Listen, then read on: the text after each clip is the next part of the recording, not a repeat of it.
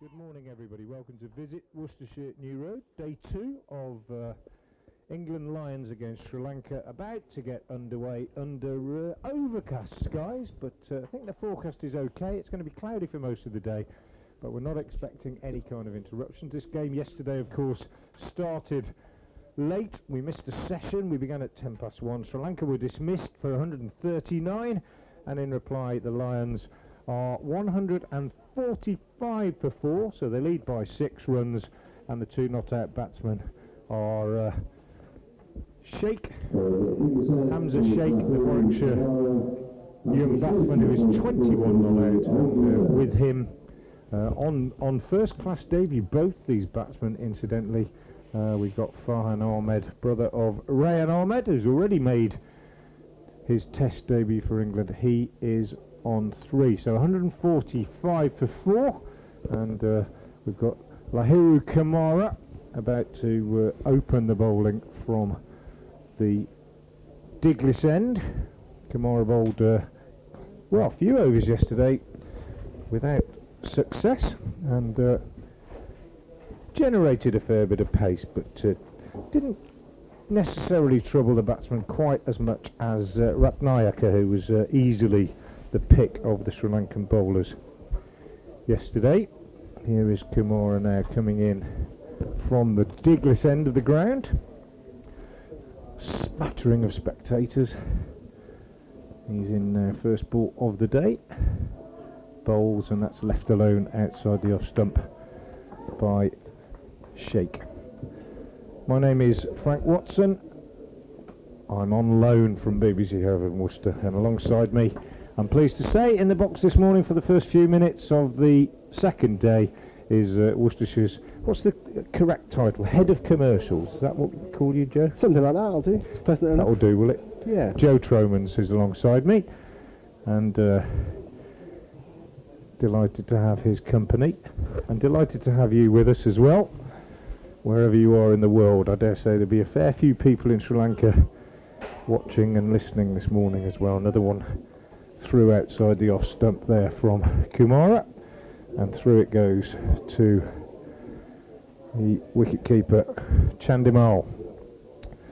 So yeah, a good day's cricket yesterday. It was a long day. We didn't start, as I say, until 1:10, but eventually we had a lengthy day.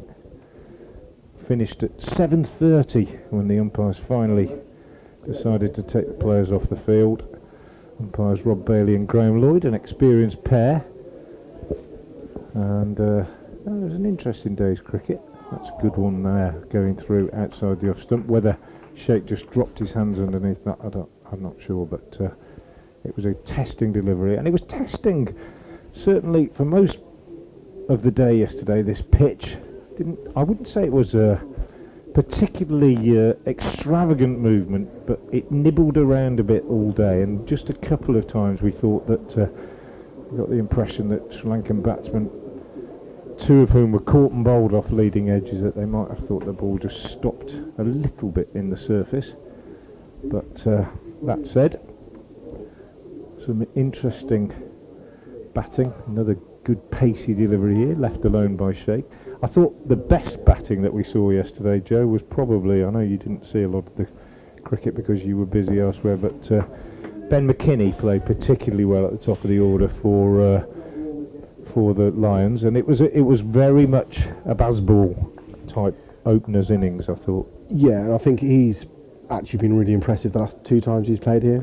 He's very good for Durham the other week as well. Yeah. And he looks a huge prospect, frankly. Yeah, he does. Tall, big reach, times the ball well, but also I think, you know, that sort of aggressive style that we've come to expect from England in the last year or two. First run of the second day here. Sheikh just tucking that off his hips down to long leg. He goes to 22, and the total to 146 for 4. Worcestershire beaten yesterday at Old Trafford, Joe, but nonetheless through to, well, it's not really a quarter-final, it's more a playoff, isn't it, tomorrow at Edgbaston? Yeah, eliminator at Edgbaston tomorrow. I think everyone's going to be delighted with the team effort, with just injury lists we've had. to get through. I think it's been a really good team performance. I think huge credit to Alan Richardson, the staff there, for what they've done to get that, what was an absolute threadbare squad, through to the knockout stages. Yeah, absolutely. I'll just take this call. Going to leave you for a minute just to chat, Joe. End of that over, because this is about tomorrow. So that's the end of the first over here, completed by Kamara there. There's just the one off it. Overcast here at Visit Worcestershire New Road today. There's a few in again. The cathedral backdrop. Putting a few more people in, and it looks like we're going to have a new bowler from the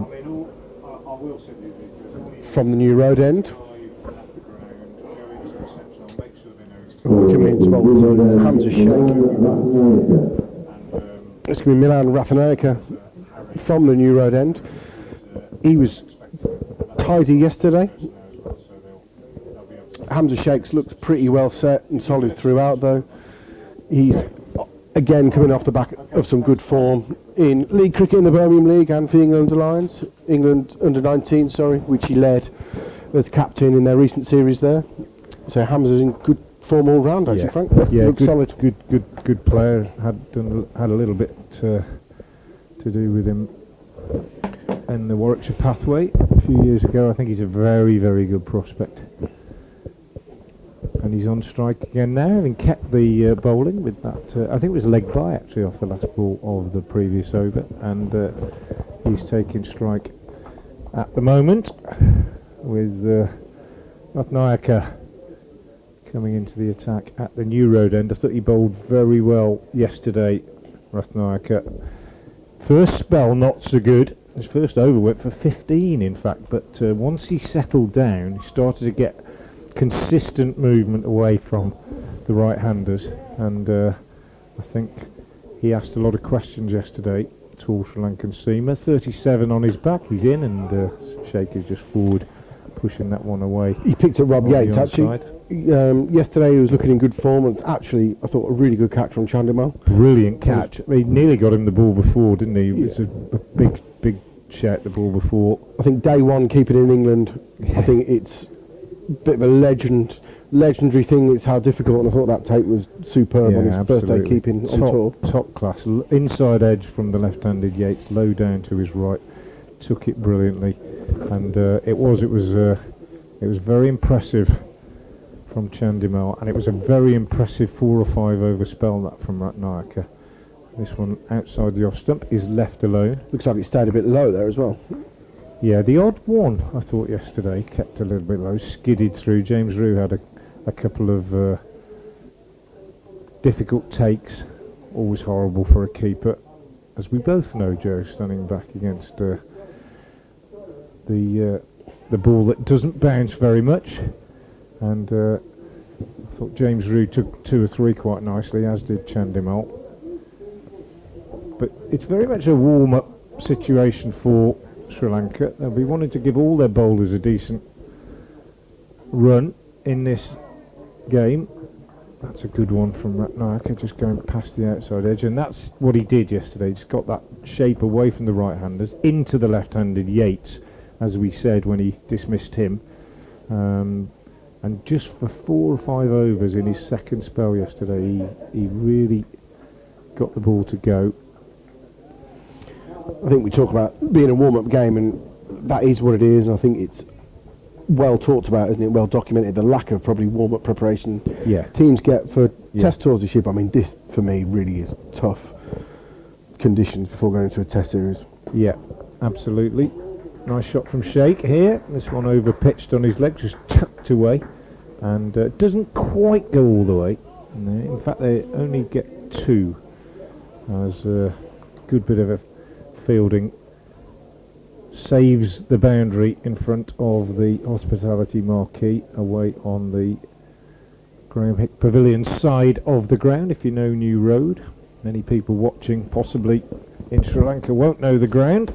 Famous old ground, great view we have as we look out across towards the cathedral, and it will be a good experience for a lot of these Sri Lankan players who won't have played here before. There'll be 1 or 2 who have, with the under-19s, perhaps. There's Ratnayaka bowls again, and that's the last ball of the second over of the day. Untroubled progress so far for the two Worcestershire batsmen at the crease. They've added 3 runs, all of them. Well, Sheikh's faced all the bowling so far, and Ahmed yet to receive a delivery. And it's 148 for 4. And yeah, just talking about these conditions, I mean, very English conditions, you would say, Joe, yesterday. I mean, a delayed start and quite moist conditions. I don't think, probably as a touring team from Sri Lanka, I'm pretty sure you can't get more difficult than this. Yeah. It's proper overcast today. It looks like the pitch is doing a bit consistently. Yeah. So in terms of warm-ups I think the heat for a start and the conditions, we're talking right into the deep end for the Sri Lankans, I think. Yeah, very much so. But quite experienced, a lot of them. Quite a few will probably, I mean, I don't know all the details, but I dare say that a few of them have played over here before in league cricket or in, certainly on an under-19 tour, etc. But yeah, but that's why they have these warm-up games. And of course, the days are gone where they had lots of them before any test cricket. Just a few days really to acclimatise before they will be facing England. Changing the field, short leg coming in now as Kumara comes in again and bowls, and that's nicely played by Farhan Ahmed, up on his toes, dropping it down on the offside.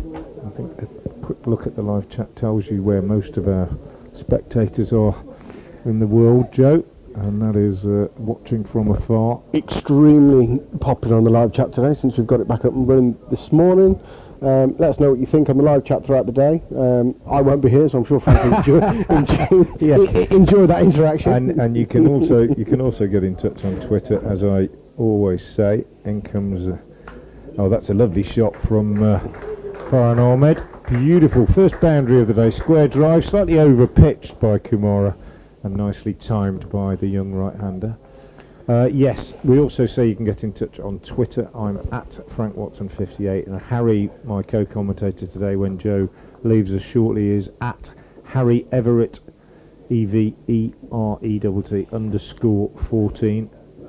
But on the live chat or on Twitter, keep it clean. That's what I always say.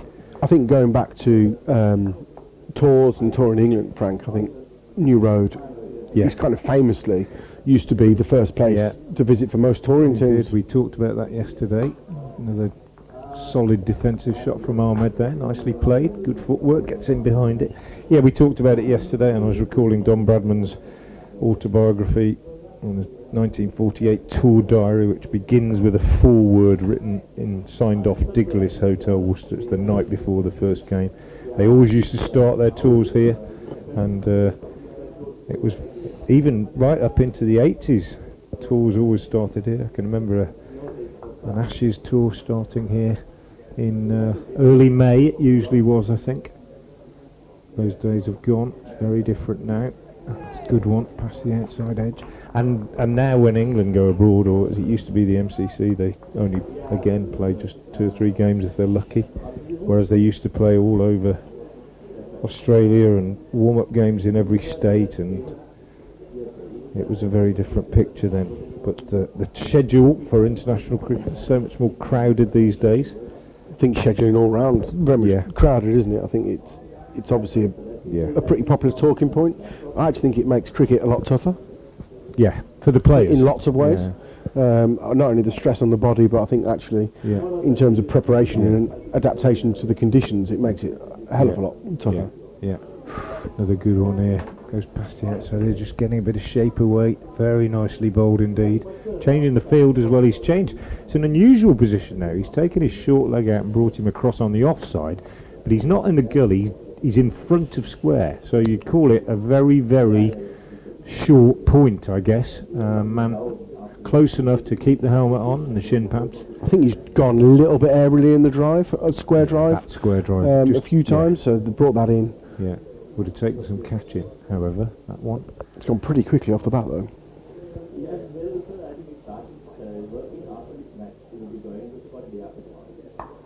Again, I think nicely played. Kamara's been pretty tidy here. I think it looks like he's doing a bit off the pitch. I think I think for Sri Lanka to do well in the Test series, I think he's going to have to be very, very good with the new ball. Yeah, I think you're right. I think he was. I got the sense yesterday, and again, I haven't seen a great deal of these Sri Lankan bowlers. I hardly see any of some of them, but I got the sense that all of the seamers were just easing into things, just taking it easy first few overs, and just getting used to the conditions, as you said. But they started, all of them, at various times to show a little bit of quality. The England Lions seamers bowled beautifully yesterday, it must be said, none better than Zaman Akhtar, who picked up 5 for 32, bowled really nicely. But Josh Hull, I thought, was also very impressive, 3 for 30 for the big left armer. Hull got the big 2 wickets, I think, yesterday as well, didn't he, in terms of Matthews and second spell. Dhananjaya, who was superb through the middle. I think, really obviously the experienced players are going to be crucial in the Test series for Sri Lanka, but I think Karunaratne, Matthews and the captain Dhananjaya are absolutely linchpins for them doing well, aren't they? Absolutely. Naika again outside the off stump, a little bit wide this time, start of the over, but yeah, you're absolutely right. I think Holt bowled particularly well. It was disappointing perhaps for Sri Lanka that nobody went on and made a decent score, 26, the highest score, but very much a day of practice for them yesterday. And Jai Sarai will be happy with his bowling. 12 overs, 2 maidens, 3 for 42 for the left arm spinner. And just easing into the tour, really. But at the same time, I'm sure their staff will be telling coaches and physios that can't really ease in that much because they haven't got enough time. They've got to ease in maybe the first day or two, but pretty soon they've got to be ready. I think they've got to very quickly build their workload up over the next two days, haven't they? Yeah, it's quite hard, isn't it? That's the challenge. Quite hard to do, I think. At the same time as not wanting to push them too hard and pick up any injuries. But it's as you say, it's just another aspect of how the game has become more difficult in some respects for cricketers. I also think that you talk about how it's become harder, and I think you get lots of people who say, they don't play as much as they used to, they don't bowl as many overs as they used to. Okay. I think the intensity is very, very different. But it's very different, and they travel more, they stay in different places, they're on flights, they're often family men who've got, families back at home who they don't see a great deal of, and there's just different stresses, I think, that modern cricketers have that others didn't have. Yeah, I think you're expected now to be, the intensity levels expected to be 100% every time you set foot on the field. Yeah. Whereas I think 15, 20 years ago, that certainly wasn't the case. Yeah, I think you're absolutely right. There's Ratnayaka again. Bowls, and nicely played again by Sheikh. Hamza Sheikh's looks plenty of time. Very solid, a lot of time on the ball every time, a lot of time to play shots every time I've seen him. He lines up really well and he looks supremely well organised. Yeah, I agree. Very good prospect.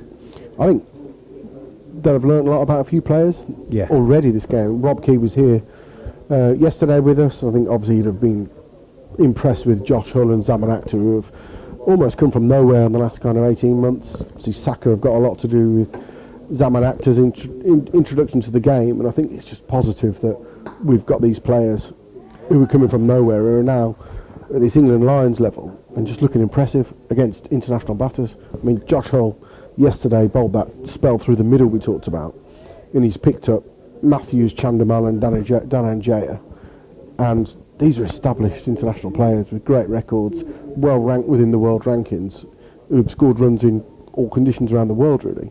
It's just impressive to see some young Lions really step up and do so well.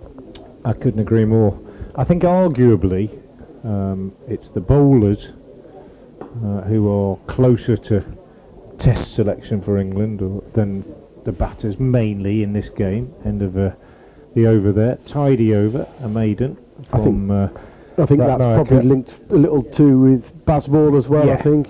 I mean, not that these guys aren't playing well, but McKinney, Yates, Price, Rue, the 4 men that are dismissed. These 2, they're young, and they've probably got some way to go before they can start to knock on the door. And given that we've stopped the likes of Jamie Smith already coming through, and Dan Lawrence has got into the side, and you know, the batting lineup for the Test side playing the sort of cricket that they want to play seems to be fairly well established, whereas one or two of the seamers probably. Yeah, I think you'd think the closest out of that group of batters is probably James Rue. He's obviously scoring boatloads of runs down at Taunton.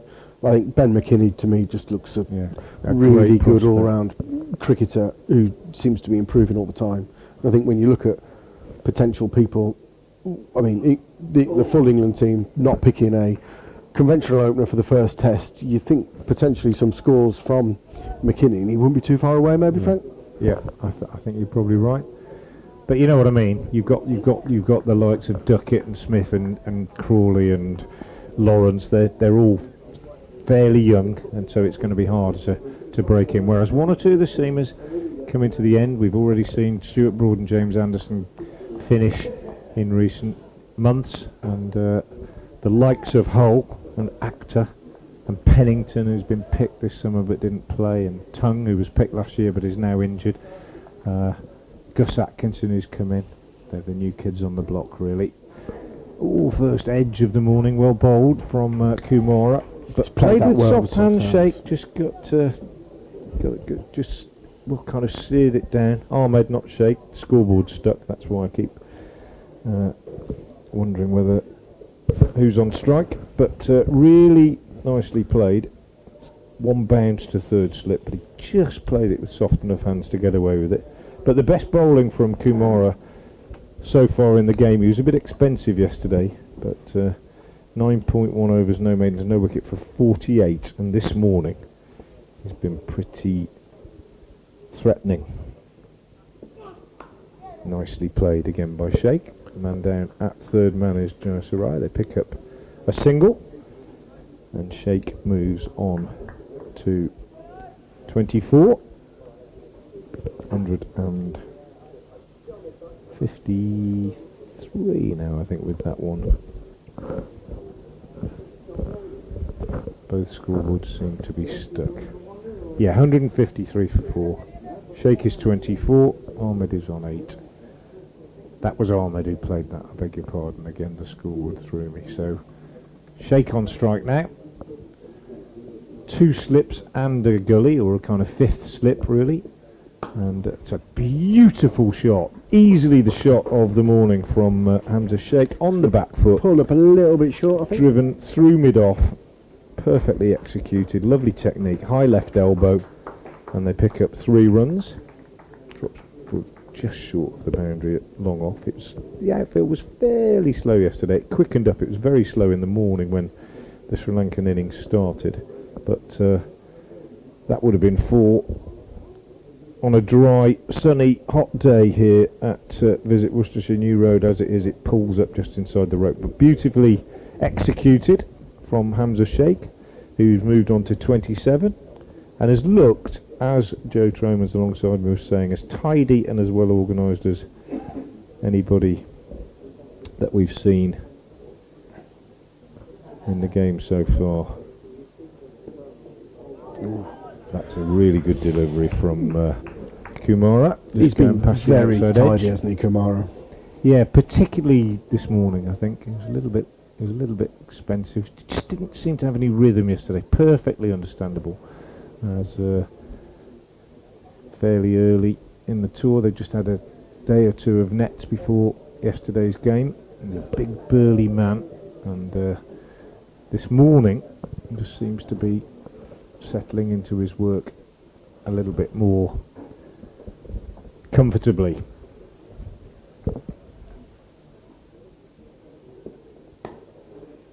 That one forcing Ahmed onto the back foot. End of the over. No wickets have gone down this morning. Worcestershire, England Lions, I should say, have added 11 runs without too much alarm, but the bat has been passed 2 or 3 times. If anything, this pitch yesterday I thought was lacking a little bit in carry and pace and bounce, but offering a little bit of sideways movement. It wasn't entirely straightforward for the batsman, but nor was it a minefield. It was testing. You had to be watchful, but I thought it was characterised by a lack of pace. There's a bit in it for both, I think. Yeah. I think if you're going to get in, be organised, get your head down and bat properly, I think there's runs to be scored. Yeah. But also there's that little bit in it for the bowler, isn't there? Which is good, isn't it? Good cricket wicket. Maybe just could do with a bit more zip and pace, but I think it'll probably get that as it dries out and the sun gets on it over the next day or two. And it might be indicative of the sort of pitch that we can expect here for the championship game next week against Kent. Ratnayaka starts a new over, left alone outside the off stump, and Sri Lankan side still searching for their first breakthrough this morning. But good tight cricket this morning from them. It's proper cricket, isn't it? Yeah, and very good experience for these two young Lions batsmen, both of whom are making their first class debuts. So it's a game they won't forget at all, ever, I would imagine. There's an edge, well, not really an edge, kind of off the face really, but steered down by Sheikh to second, third slip again, in fact, just bouncing in front of him. Little bit uncertain, just felt for that one a bit, and Ratnayaka will feel encouraged.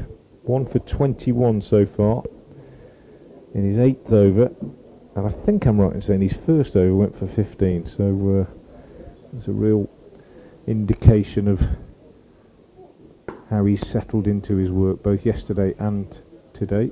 That's tidy. I think these two bowled a really good line this morning. Yeah. Been pretty consistent, really tidy. I think the batsmen, they've had to play at virtually everything. I don't think there's been a genuine leave this morning, and the bat has been passed on several occasions. If you were the Sri Lankan bowling coach, Joe, you'd be sitting back this morning watching and feeling fairly happy.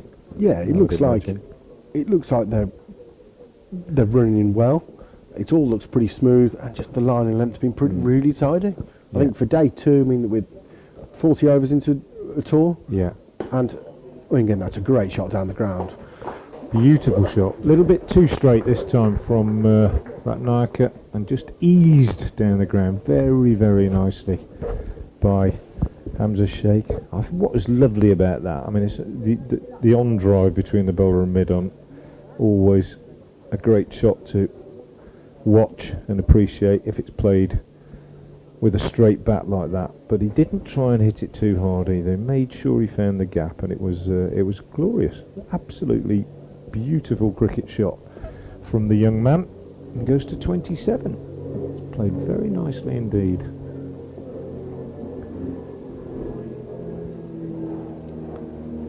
Good response from Ratnayaka, but a good leave from Hamza Sheikh.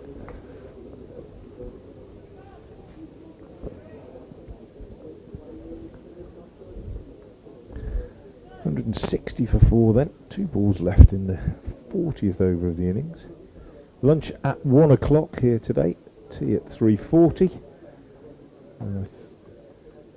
Dare say we'll finish around about 6:30, because there's no great haste in these sort of games to get the overs through.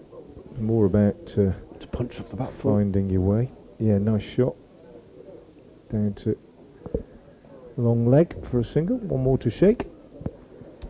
Yeah, I think end of the over, by the way, 161 for 4. I think, Joe, we talk about the over rate and so on, and it's important in county games, etc. And test matches, I certainly think I would like to see the over rate improved even these days, but I think in a game like this we can forgive the tourists particularly, and probably the Lions as well, for just taking their time about things, making sure things are right, because this game is about preparation. In one case long-term preparation, in the other case short-term. They need to be fully ready to go, don't they, in the test match next week. More good news is you've got the scoreboards back, Frank. Yeah, it is that very good news. So I know that would please you. Well, it is, because it was me who's just fixed it. Hence why I was slightly quieter the last few minutes. You fixed the scoreboard, and I've managed to get you a commentator for tomorrow as well. So we're looking good all round, but I am going to have to say goodbye now. That's all right, Joe. But it's been a pleasure joining you. I might see you a bit later. Yeah, very much. Thanks, been a pleasure to have you. Thanks, Joe. That's Joe Tromans, Head of Commercials here at Worcester, and Great to have him with us, and he's fixed the scoreboard while he was doing commentary. That's pretty good, isn't it? Multitasking Joe, as he always is, off to do lots more important work now, and I'll be joined shortly by Harry Everett, who was with me yesterday, and he'll be back in alongside me. Here he comes now. Good start by these two young batsmen this morning. Another good leave from Farhan Ahmed, who's been the junior partner out there, but so far, despite some good bowling from Kumar and Ratnayaka this morning, these two young batsmen have stood firm and occasionally, in Sheikh's case in particular, impressed with good attacking shots. None better than that drive to the long on boundary in the last over. 162 for 4. Good morning, Harry. Yeah, thoroughly enjoyed that straight drive, Frank. I just sat down in front chatting to a few of the Worcestershire members. Cracking cricket shot that. Pretty overcast conditions here. Ball doing a little bit, not loads, but the bowlers look refreshed after a bit of sleep and come back in hard this morning.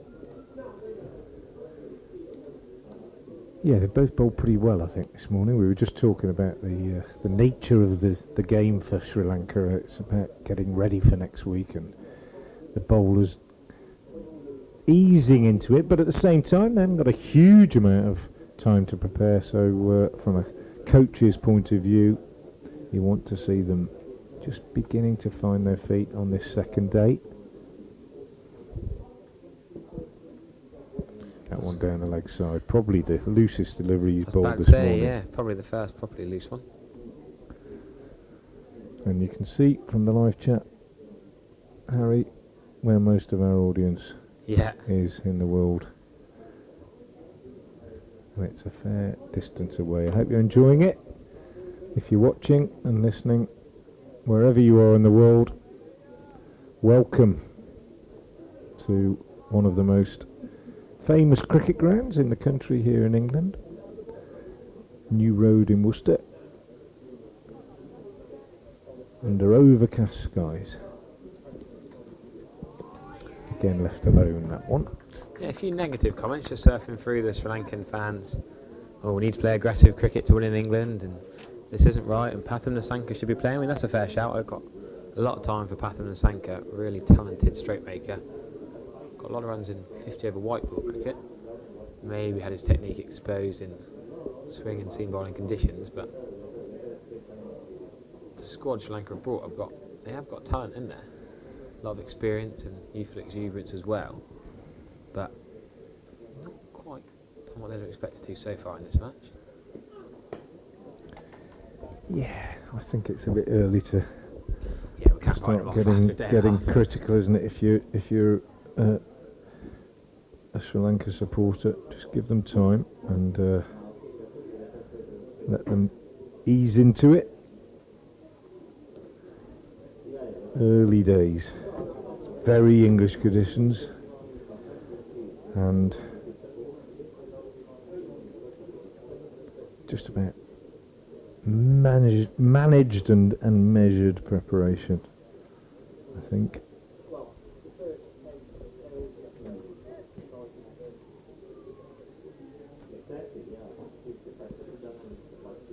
A lot of stretches going on. A lot of bowlers loosening up, warming up, but we're going to see the man from yesterday who bowled that bizarre first over 15. Yeah. Milan, not AC, not Inter, but Milan Ratnayaka. That's another lovely shot. It's not going to be 4 though.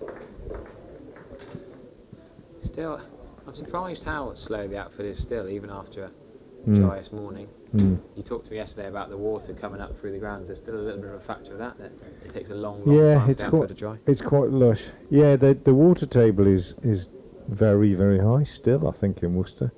I live quite close to the river, not within flooding range, but only a fairly short distance away. But it is quite uphill. But even my back garden didn't take a lot of rain for it to start to feel a bit waterlogged on the lawn, and it will take a dry year or two before that would change, I think.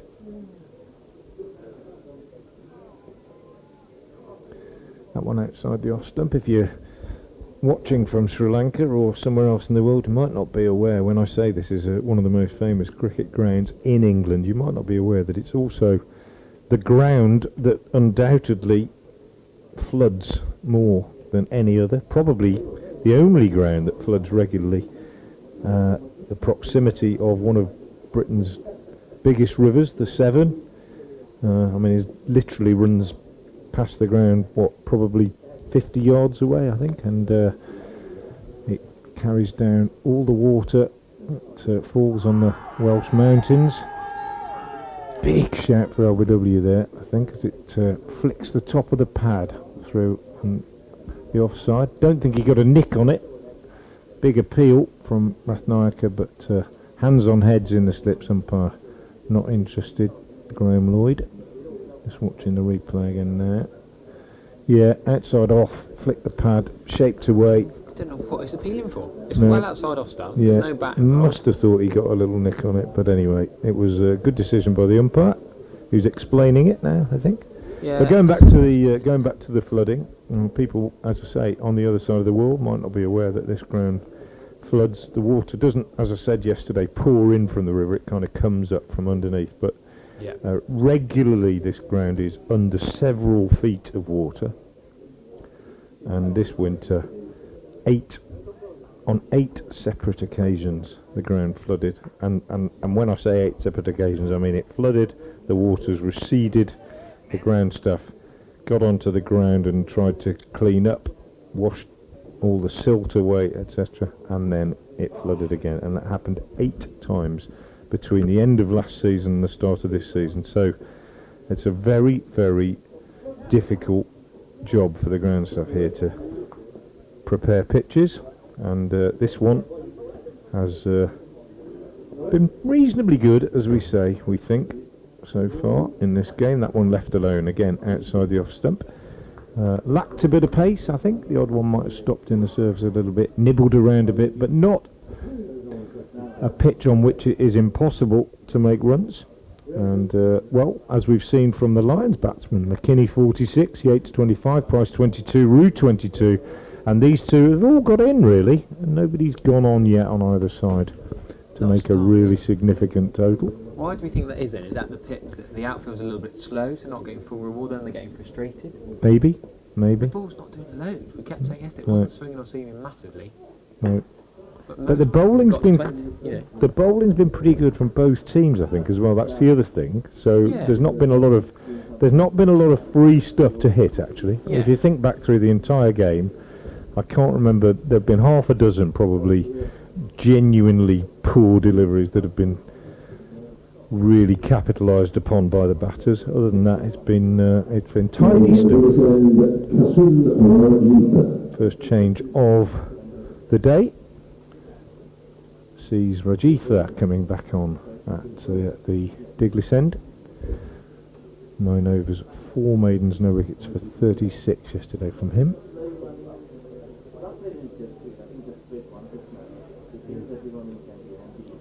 I feel like no one's bowled incredibly well. It's not been really scary pace or but just been decent areas.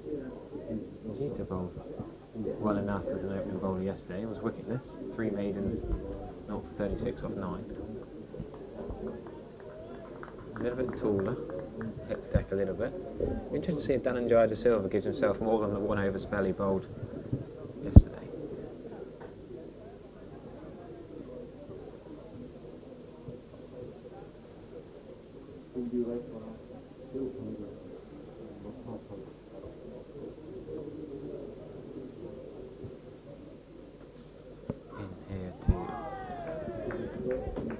With 3 slips in place. You can see 4 a couple of times for England Lions yesterday.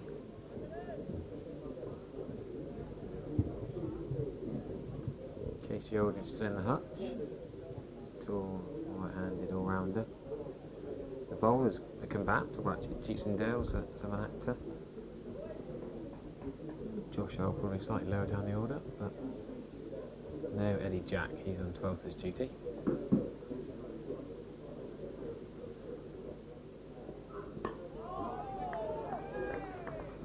We shouldn't forget Lyndon James as well. he'll be in next. I thought he might have come in before Ahmed actually. Slight surprise to see the captain back himself down below Ahmed.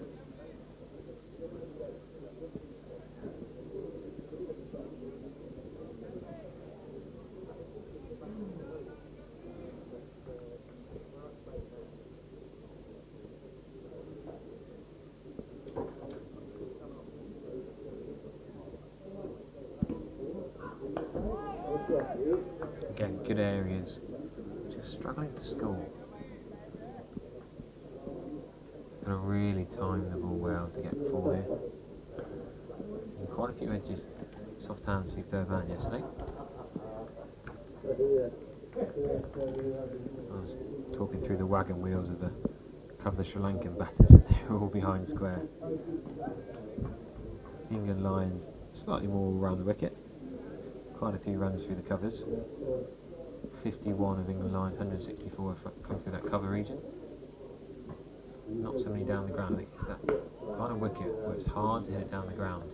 It's got coming on as well. So that hand to shake lovely on the drive deserves even more credit.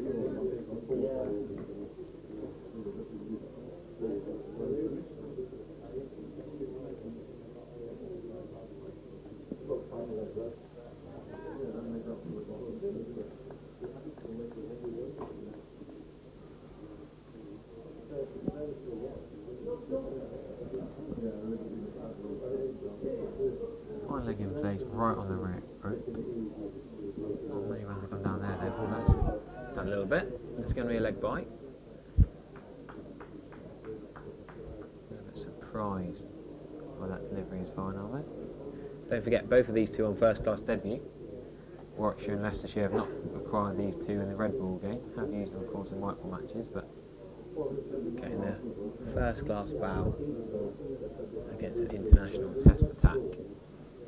Pretty special moment for their families.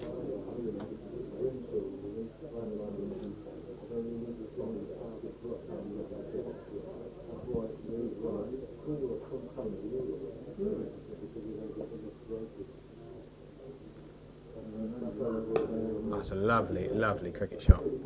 Give it a fielding. I reckon that might actually have gone for four. Talked about being hard to get fours down the ground, but brilliant bit of fielding. Give it backing up in the end. Made a little bit of a mess of it. Triply backed up. Job done. We have managed to get the live chat enabled today, so feel free to post your thoughts, any questions or things you want us to discuss. I'm at HarryEverett_14 on Twitter as well, so if you want to get in touch with myself, and we might be able to, well, we might talk about different things, different content. I should also remember, what's Frank? Frank, what's your Twitter handle? At Frank Watson 58. Go for it. Just look this way in tomorrow, Harry, because I'm sending a picture of you to the young chap who's coming to work with you tomorrow, so he knows what you look like, and he's going to get here about 10:30. And you charged with the task of looking after him. I'm sure you'll do very well. Big brother duty for you tomorrow. When I was 15 on commentary for the first time. Yeah. Richard Walsh down at Somerset looked after me. Well, you know how important it is to yeah, nurture the talent of the future. It's not just on the field; it's in the commentary box as well. And Harry tomorrow will be joined by Bertie Evans, who debuted with us a few weeks ago on the BBC, and alongside him will be Aaron Viles, who does a bit of the Warwickshire live stream and does a county championship podcast, the cricket connoisseur he's now. So good stuff. Just like my tweet as I say that, so there you go. Yeah, Look up there you go. So we're going to see the bowling bowled very well yesterday. Prabhat Jayasuriya, 3 for 42, left arm finger spin. Got James Rue out. Bowled well, didn't he? I thought yesterday, really. Got Ben McKinney out. He's just trying to run the inside edge. Going to chop through for one run. I think, you know what, been very impressive, Harry, for me about these two is that they've been unfazed by the situation, haven't they? Calm head on young shoulders. Yeah, absolutely. And even Ahmed, who's faced 31 deliveries for his 8, but he hasn't shown any sign of frustration yet, which is great, I think, because as you said, if anything, that happened to a few players yesterday, more experienced players than these two. Yeah, I mean, Barton Armour's had a decent amount of cricket for not second 11, but also the England under-19s World Cup, just the age of 15 he was named in that, but he's not had an awful lot of top-level cricket experience under his belt. He had 1 for 69 in the 50-over game against Leicestershire just a couple of weeks ago. 2 and 11 not out in Cheltenham and Wormsley in the England under-19s versus Sri Lanka under-19s youth test. But he did get 4 for 59 in the second innings of that second youth test match at Cheltenham, so that's pretty decent effort. So looking forward to seeing him bowl. He probably will get a bowl in the second innings. Didn't require a spin in the first innings. Looking down the Sri Lanka under-19 scorecard, I can't see any names that are playing in this match as opposed to Sri Lanka under-19s. Whereas England under-19s had the likes of Archie Vaughan and Hamza Sheikh and Rocky Flintoff and Harry Moore have all played the 50 over match about won the cup. Charlie Barnard as well, left arm spinner for Lanks. They've been pretty useful in the 50 over comp, but only Hamza Sheikh, Farhan Ahmed have made the cut for this Lions match. Good shot there in front of square. Could they push 2? No, just going to be 1 run.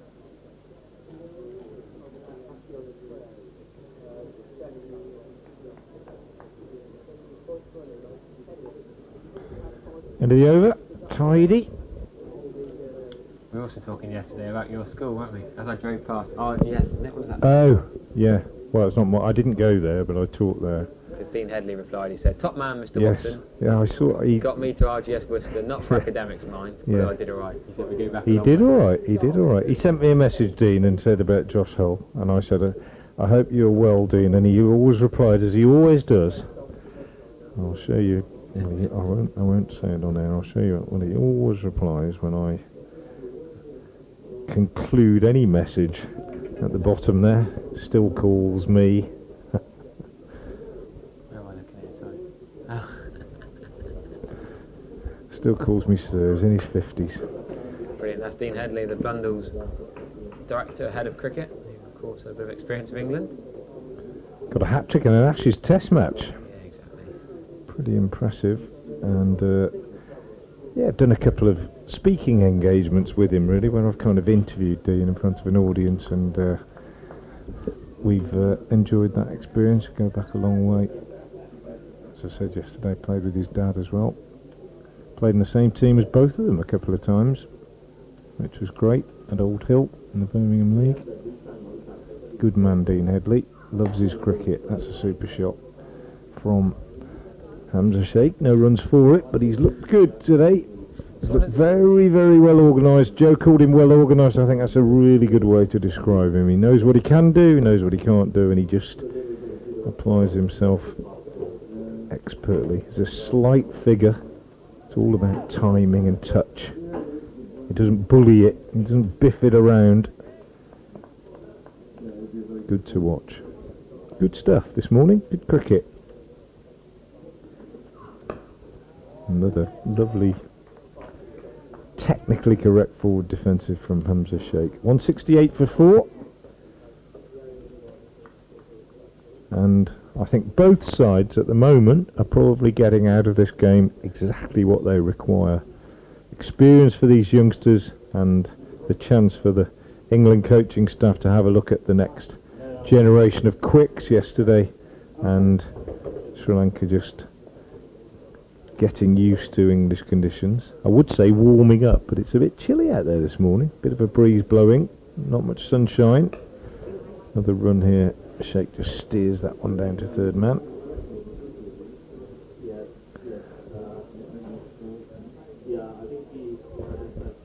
So what does RGS stand for? Royal Grammar School. Why is it Royal? There are Royal Grammar Schools in Worcester, Lancaster, Colchester, High Wycombe, Newcastle. They have a festival of a Royal Grammar Schools cricket festival at the end of term. Colchester is another one. So yeah, and Royal Grammar School and King's School, which is the one with the fields next door, which is the school centred around the cathedral. Great rivals, as you can imagine, in this city.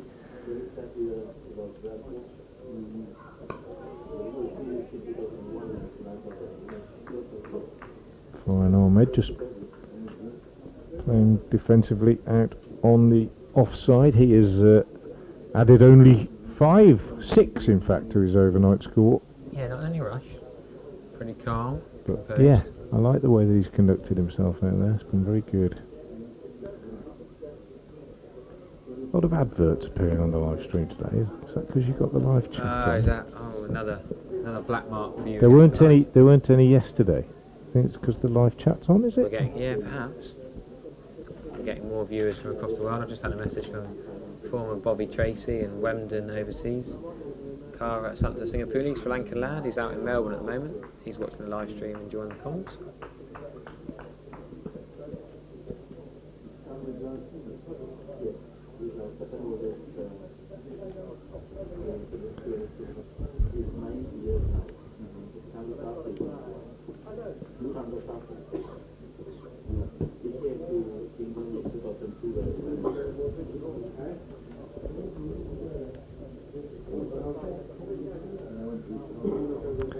A couple of big name journalists in the books here today. Sean Perry's just turned up. We won't tell him off for being 45 minutes late, shall we? Ooh, that's a good one.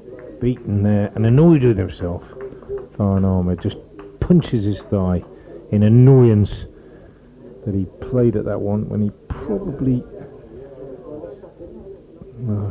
did he need to? I'll have to have a look at the replay, but certainly he played at it as a genuine...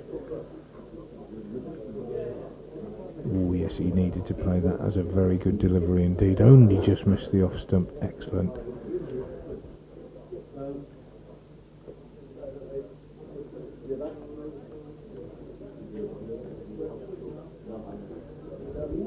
So good from Majita in that over. They've all bowled pretty well, I think, the Sri Lankan seamers on this second day. A little bit in and out, one or two of them yesterday, but they've been a lot tidier this morning.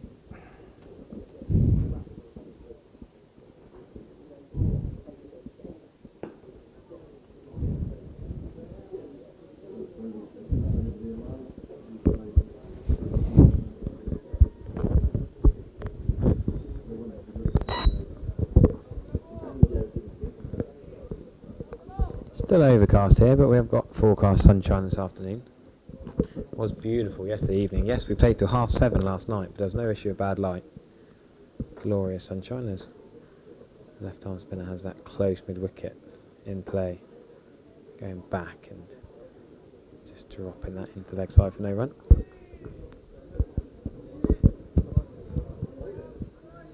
We've got someone watching from New Zealand, talking about the England conditions. Only India can play good in English conditions. I think England can. Well, his previous comment was talking about Asian teams coming over here. Right, okay. Where are you in North New Zealand, I wonder? Yeah. We were talking about the North Island yesterday, both Harry and myself, with a bit of experience of playing and coaching over there. Maybe up in Pai or Russell or Bay of Islands, one of those beautiful spots up the top above Fongrey. Lovely up there, isn't it? Absolutely.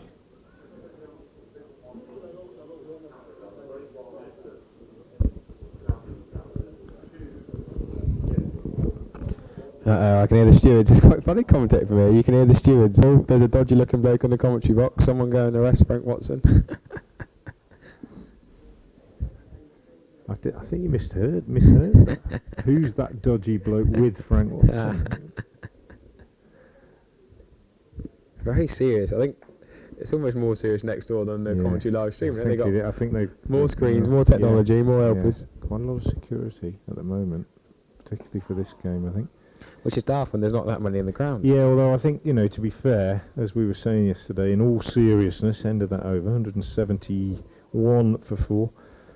Given the mood in the country when the Sri Lankan tourists arrived just a couple of weeks ago or whatever it was, or as they were preparing to get here, I heard that a story that there was some concern amongst the tourists that their safety might be compromised, and so probably slightly more emphasis on their security, even here in sleepy old Worcester, than there might have been. And remember, there is history, isn't there? Sri Lankan teams being victims of terror, so you can never be too careful. That one left alone outside the off stump. Good progress from these two this morning. They've only added 26 runs, but they've done it in untroubled fashion, and I dare say their coaching staff will be very pleased with what they're watching. Two debutants, first class debutants, and it's been impressive stuff from them. Just proper old school red ball cricket, isn't it? Yeah. Getting himself in, seeing off a decent spell. Very excitable appeals over nothing again, it seemed like there. All-rounder 80 on the live chat says Sri Lanka will get absolutely battered by the full English side if they're doing this badly against this line side. That is a fair point, but you never know in a warm-up game. They've not practiced much, have they? You never know. They're fresh off the plane, a lot of these lads. That's a question for you. Are they charging to get into the ground today? Well, I'm a commentator. Oh. I'm not on the turnstile. Yes, I would imagine they are. I don't think it's very much. I say it's fairly cheap, I thought. Yeah, I think it's free after tea. You're probably not meant to encourage that. I think it's free, yet, free after tea's alright. I think it's probably, I think it might be £10 for adults, but I think that's perfectly reasonable to watch this quality of cricket, to be honest. You don't get test match cricket for... Certainly don't. Well, if you say if half of this are test match side, which is true, yeah, then a test match ticket is a lot more than £20 if you want to look at it like that. Yeah, a lot more. Especially if you go to London for it.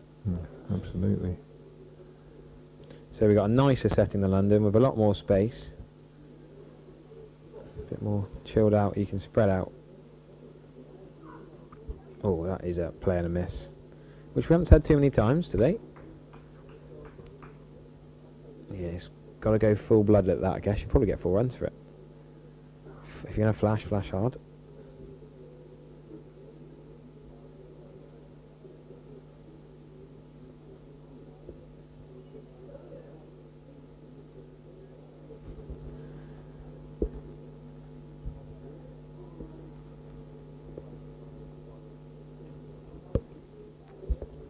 A bit quieter now. The Sri Lankan fielders were really buzzing for the first 45 minutes or so.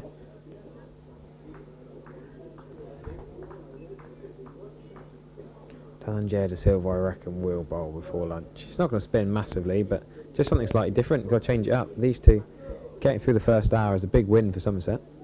For the England Lions. Yeah, there's me going into the usual habits. That's my first real blip. I thought I got away with that. Oh dear, oh dear. I should have kept that quiet, shouldn't I? I don't reckon I called you up. I don't think you did that. You didn't say Worcestershire yesterday once, did you? I don't think so, no. It's easy to do, isn't it? Yeah.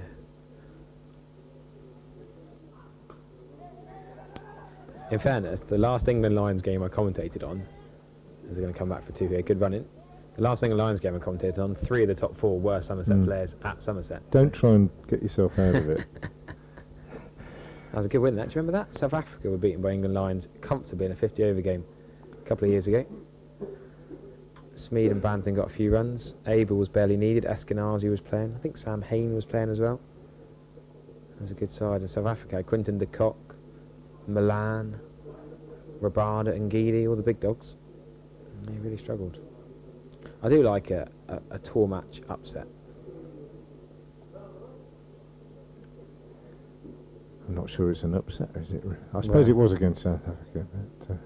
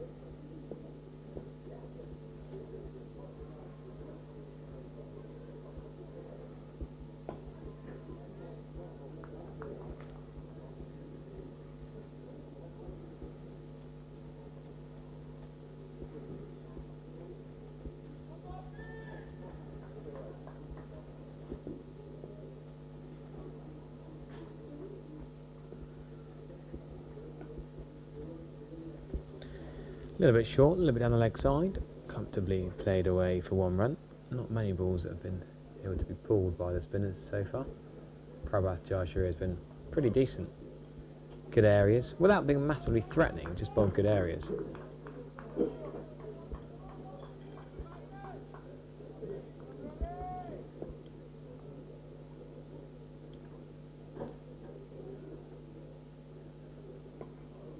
That should be a single there. Good running from these as well, really impressive.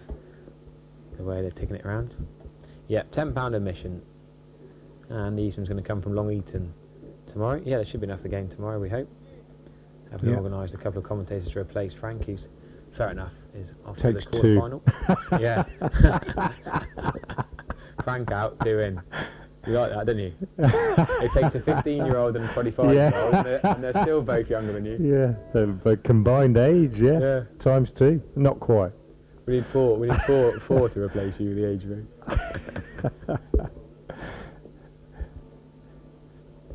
That's close mid-wicket. Anthony Matthews, well, it's a straight mid-on, really, silly mid-on. Slim pace, I do like it. Oh, well bowled. Big shout. Oh, fancied that umpire. Graham Lloyd, he's not playing ball for them this morning. He's not having the appeals, is he? No, he's not. I don't think he's hit that, to be honest with you. No. Well, we'll have a look. We'll have a look on the replay, see if we can tell. Louis J is right in the comments. These two are both on their first class debut. As drinks come out, we're just going to talk you through the replay of that ball. No, he didn't hit it. I'm pretty sure he didn't. No.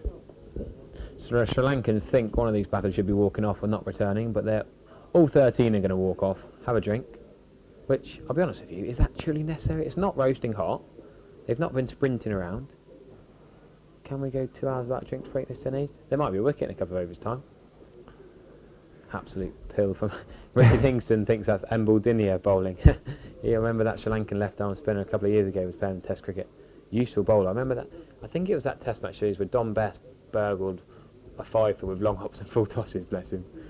Top lad is Don Best, but he'll admit that he didn't bowl his best that day. Still got a Test 5, they all count. But Embuldinia was the left-arm spinner for Sri Lanka in that series. Bowled really well. Yeah, it was a good delivery, that's for sure. But Graham Lloyd, a very calm umpire, Graham Lloyd, I think. Well, they're both these two, Bailey and Lloyd, two of the country's most experienced umpires now, to be fair. And I was quite surprised to see them on this game. But the One Day Cup has been umpired by less experienced umpires. I think there's an opportunity to give some newcomers to the list a bit of exposure. I don't know if you saw the last wicket in the game between Lancashire and Worcestershire yesterday, which was narrowly lost by 3 runs, I think, by Worcestershire. But yeah, we were watching it while on comms. Shocking decision. The last we were wicket. here. Do you remember we were watching it? Yeah. Well, I wasn't watching it. I only watched the actual LBW at home. But it was not a good decision, in my opinion. And I was too polite to criticise it. Quite a few comments on social media from people who were watching it who were not Worcestershire supporters, who were really incredulous as to that decision.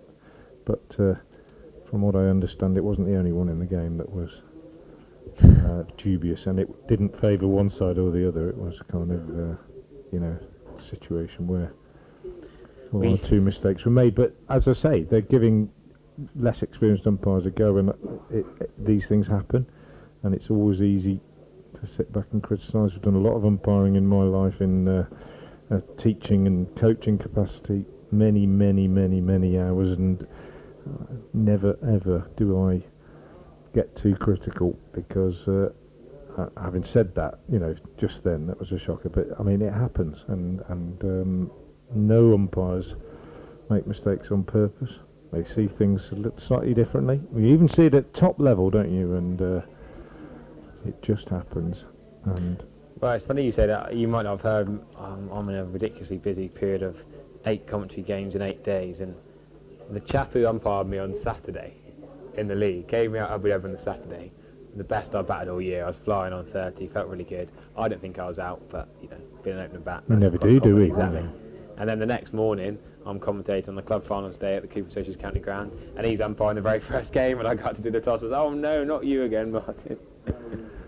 There's a few times it's happened this year. Young ladies, the youngest umpire in international cricket, at 15 years old, she umpired Burundi ladies against Burkina Faso ladies, I think, Millfield pupil. And she gave me out on the Saturday, and the next morning was in the commentary box. You can't get away from it. No, and you know, with respect to the umpires, all of them, 15 to 50 or 15 to 75, whatever they are, it's a thankless task, really, and you've got to start somewhere. You've got to learn. It's great to hear that a 15-year-old girl is umpiring, I think. We're back underway here. You haven't missed any cricket, and we're back underway with a wicket. Drinks have struck, and Farhan Ahmed, having played very, very well, just nibbles once too often at that one outside the off stump from Rajita, and the first wicket of the day goes down with the score on 175. Told you they shouldn't have taken drinks, should they? Yeah. England, did they really need a drink after an hour? They played nicely, those two. Really should credit the two first-class debutants. We cannot repeat that enough times. Hamza Sheikh and Farhan Ahmed. Inexperience, one from Notts, one from Warwickshire. But 175 for 5. Still sees the England Lions on top. But if Sri Lanka can bundle them out for under 200 here, they'll be quite happy. But I still would be surprised with that. Lyndon James and Casey Aldridge have got proper batting pedigree. And then the three big lads at 9, 10, 11 might maybe swing the willow a little bit. Be interesting to see. Lyndon James will get himself in, and that time I reckon he's just coming down the stairs now. The captain for this game. Oh, some nice medium paces. Did get Angelo Matthews with a no ball. But Lyndon James, 25 years of age, his Nottinghamshire colleague, of course, Ahmed, the two Notts lads. They're just crossing over on the stairs, but Lyndon James, first class high score, 164 not out, average of 33.5, 400s and 12 50s in first class cricket. Recent Metrobank One Day Cup scores, 361, 5, 3 and 76. So basically 2 50s and 3 failures.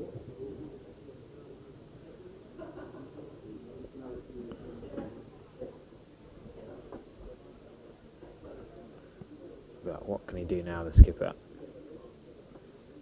Gray Nichols bat in hand. Other bats are available. Oh, we're not on the BBC. Not on the BBC. That's I thought before I said that. I thought, no, we said what we like. Yeah. He's not got his sweater on, so.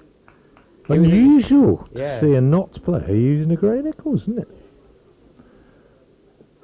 Normally all tied up by Gunn and Moore. Very unusual.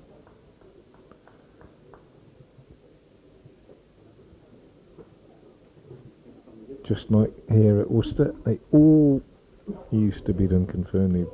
Every single player way back in the 80s.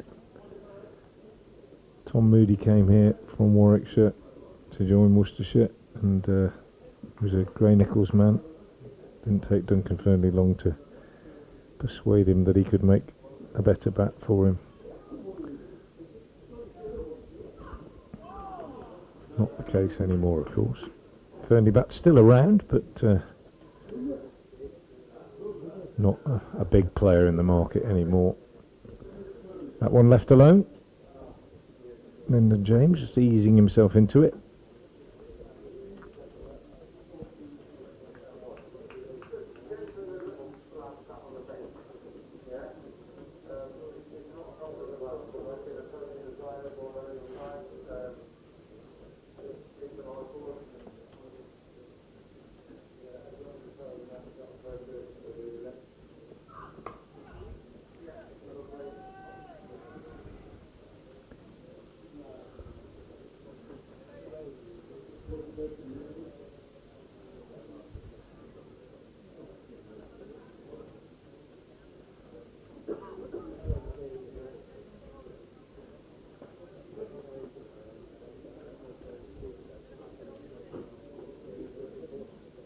What are they looking for here?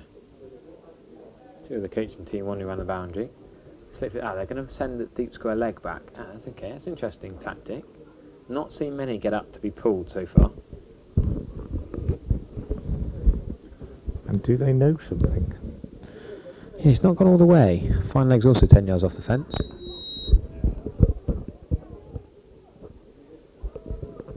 Good bit of running. The skipper calling through for a single.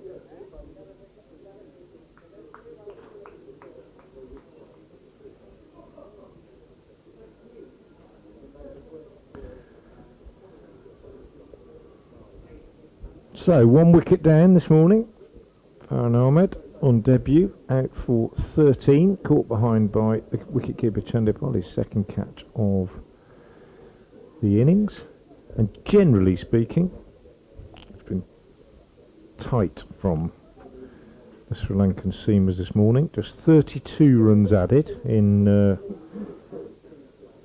coming up to 70 minutes of play. Not many spectators in the ground, it must be said. A smattering, that's probably the best way to describe it. Pretty chilly out there this morning as well, I guess. But interesting stuff nonetheless.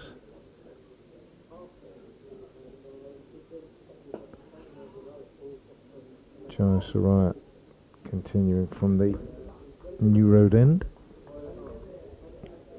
49 overs now gone in the innings.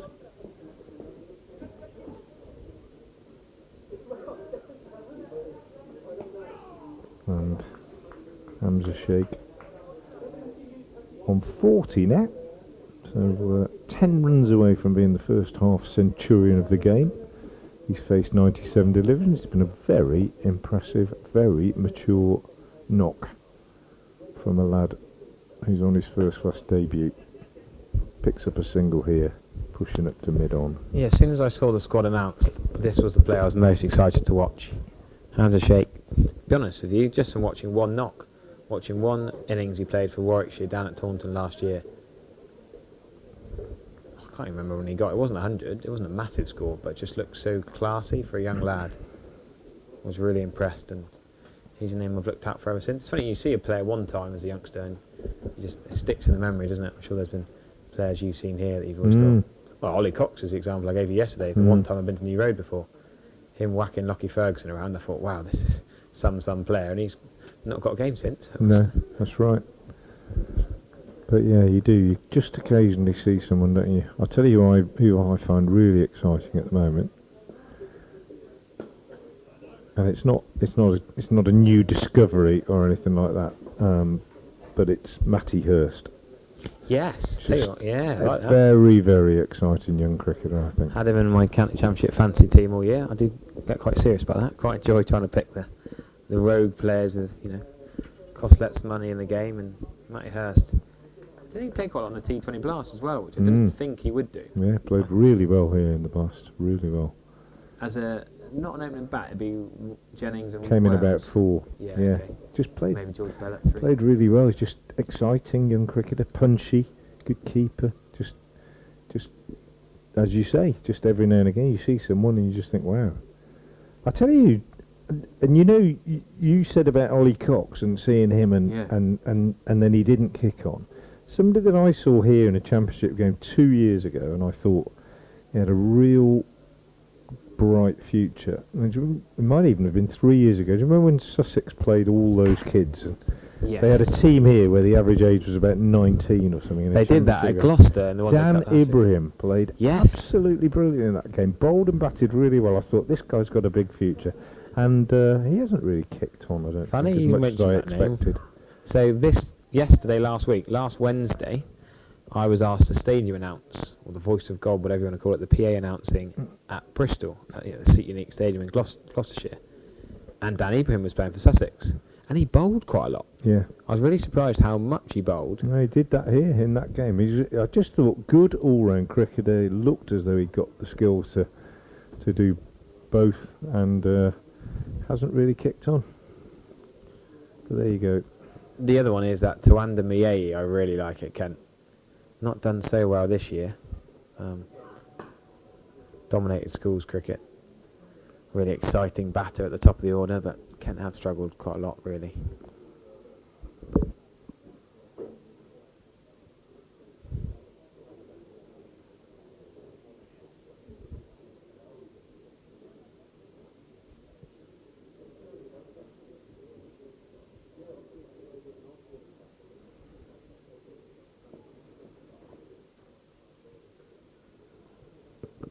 3 slips in play still. No point, which is an interesting one. It's almost like a deep backward point. That back foot punch is straight to mid-off.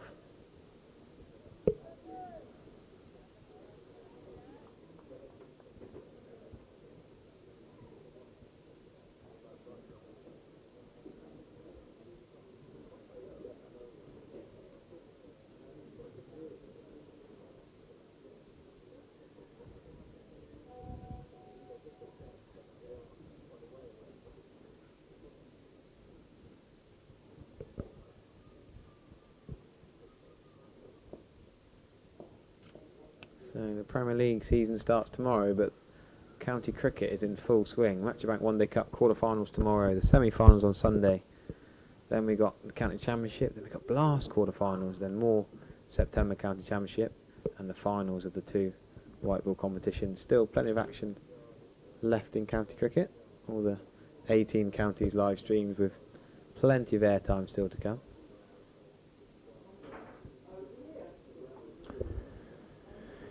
Yeah, Premier League back already.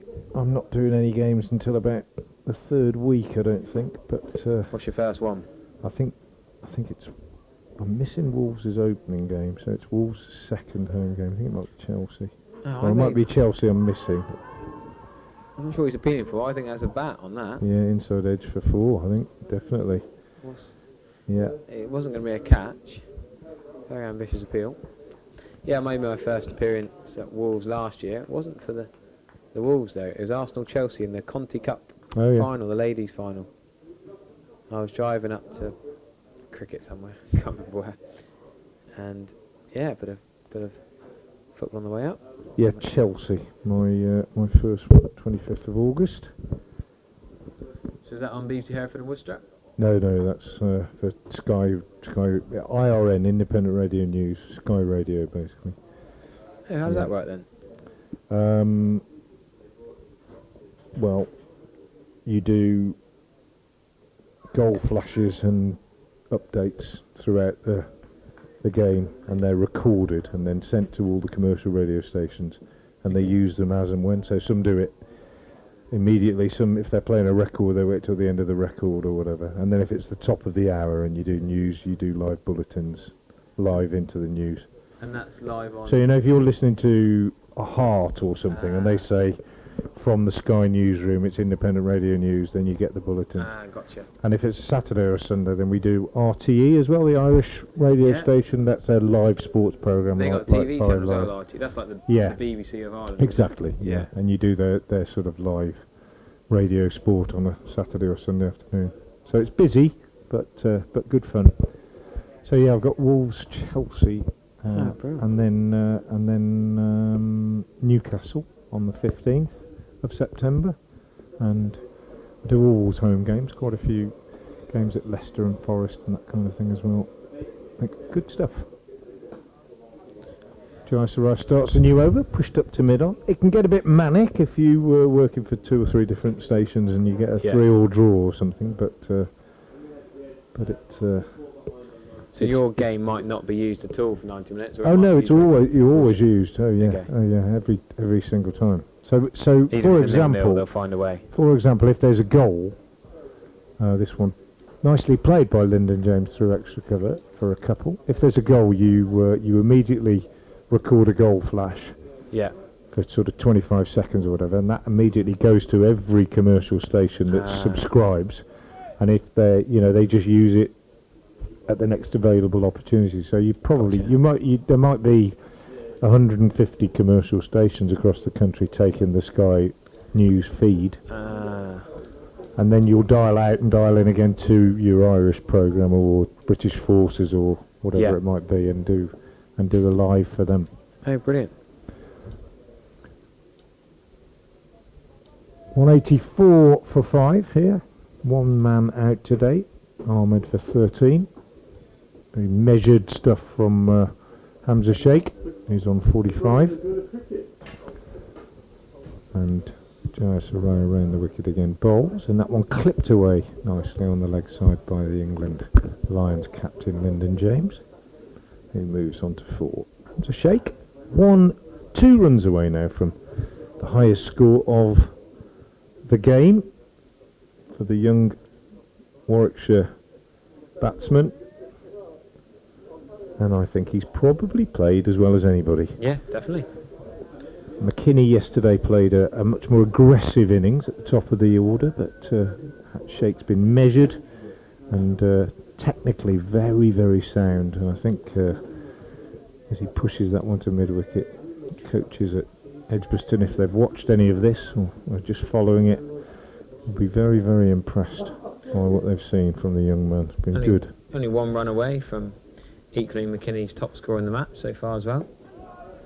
But not putting himself under any pressure whatsoever. Tidy, measured, and I think, as we called him yesterday, well organised. And I always think that's a real compliment to a professional cricketer if you say he's well organised. Might not be a dasher, might not be a big hitter, might not be super talented, but if he's well organised, he knows what he can do and he knows what he can't do, and he plays to those strengths, and that's exactly the way that Hamza Sheikh has performed in this game. So Ratnayaka coming back into the attack at the Digley End from where he bowled probably the best spell I've seen bowling for Sri Lanka in this game yesterday, when he picked up the wicket of Rob Yates via that brilliant catch by Chandimal diving to his right. But he got the ball to move away from the right-handers into the left-handers consistently, and although he bowled that bizarre first over that went for 15, thereafter, well, the fact that he's now bowled 9 and has only conceded 28 tells you everything. He's been very, very good. I feel like we can't mention his name without mentioning that 15 run No, over. well, you kind of can't really in the context of this game. The comeback is particularly impressive. Good start here as well. Just gets that shape away.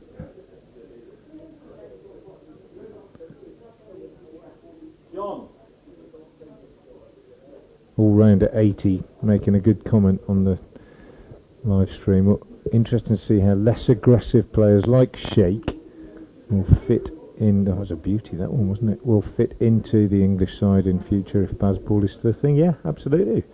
I'd agree with that. It's also interesting that Hamza Sheikh's seen as a less aggressive player. He is in this innings, but generally he's not. McKinney had the new ball. It's always easier to bat. Yeah, I don't think he's the sort of player that's going to come out and play what we might dare we term it Bazball. He's not going to come out and start whacking it all over the place, though, is he? I think he's a much more he is a much more measured player than that, I think. I mean, it's like the comment yesterday about Alistair Cook saying he wouldn't get in the England side now. We talk about Jake Libby here at Worcester, about how consistent he's been, and not even in the conversation, really. Jake Libby's no worse than Sam Robson, who got a go, or Adam Live, or Mark Stoneman, some of those players. Absolutely. I thought he would have got a go in that. Nick Gubbins is another one I thought could have had a go in that period. Yeah, Darryl Mitchell was very close at one stage, in the mid-teens, mid-2014, 2015, around there. When Live got a go, I think Mitchell, it was almost between the two of them. Many people here at Worcester say he was a tremendously consistent opening batsman over the years. Darryl Mitchell now working for the PCA full-time, of course, but he wouldn't even be in the conversation now, and he'd be the first to admit it.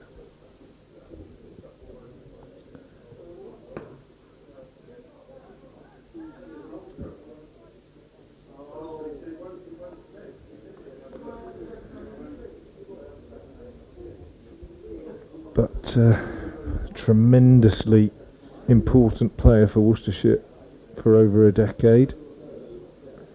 Captain for 6 years and 3800s, I think, off the top of my head. I should know. I co-wrote his autobiography 3 years ago. Did all the stats, but I haven't got a great head for remembering them all. That one is steered down to third man by Lyndon James, and it goes for 4. It's a decent effort by Joyce, sliding around the boundary. It was just inside the rope, and in attempting to keep it inside the rope and not touch the rope, he just didn't quite get it right, and it bobbled over the rope right down in front of our commentary position here. So 4 to Lyndon James, takes him on to 8. But McNair, as he did yesterday from the Digleson, just getting the shape right now, away from the right-handers. Live chat flying in, most of it in a language I can't read, as this one tucked away on the onside.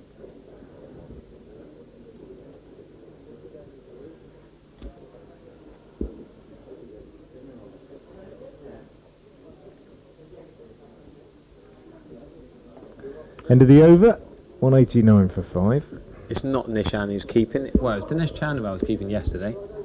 We did say there's 3 keeping options in this team. Dinesh Chandimal with 56 on his back. But yes, there's the options at the top of the order. Nishan Fernando potentially could have kept. Kusal Mendes could have kept. But no, Chandimal.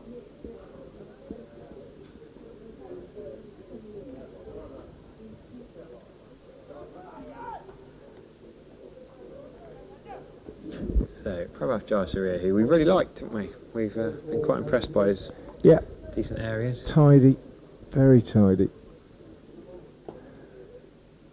Has he bowled a full toss? I do not think he has bowled a full toss, honestly.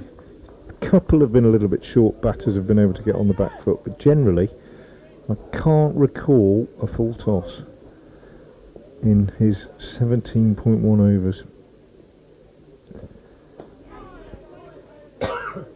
I'm still mystified as to why we had 1 over of off-spin from De Silva yesterday, and he came straight off, unless he's got a little injury that we're not aware of.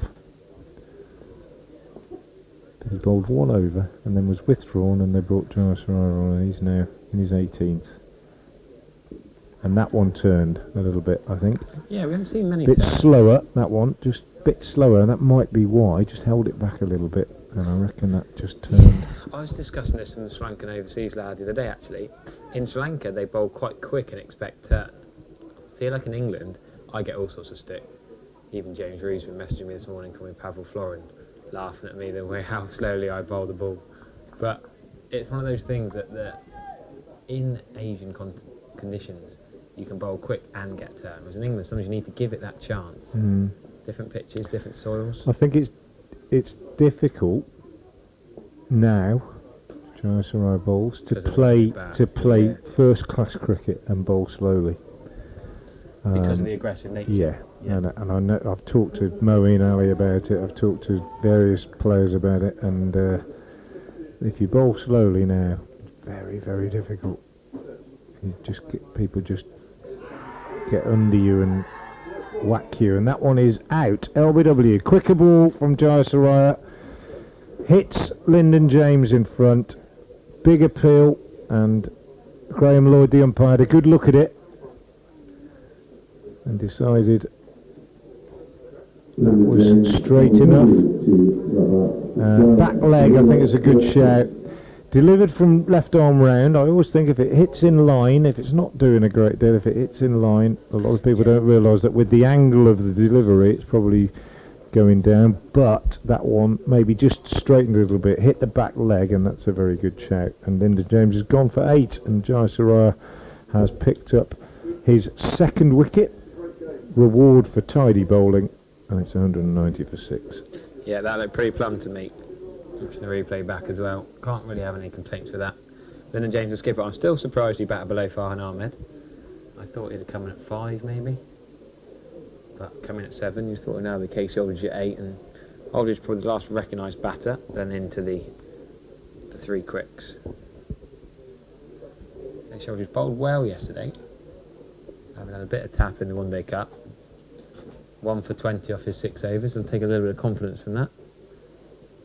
The big lad, he played a bit of club cricket at Western Supermare.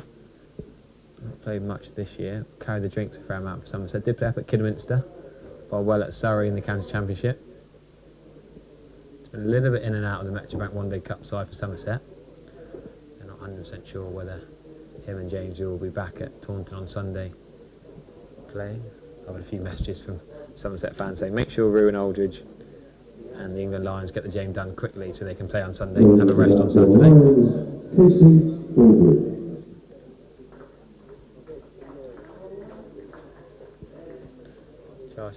with his 4th wicket, bowled really nicely. I'm really impressed with his left-arm spin. Those of you in the comments a bit confused. Jayasuriya took a few of his wickets yesterday. Last night bowled nicely.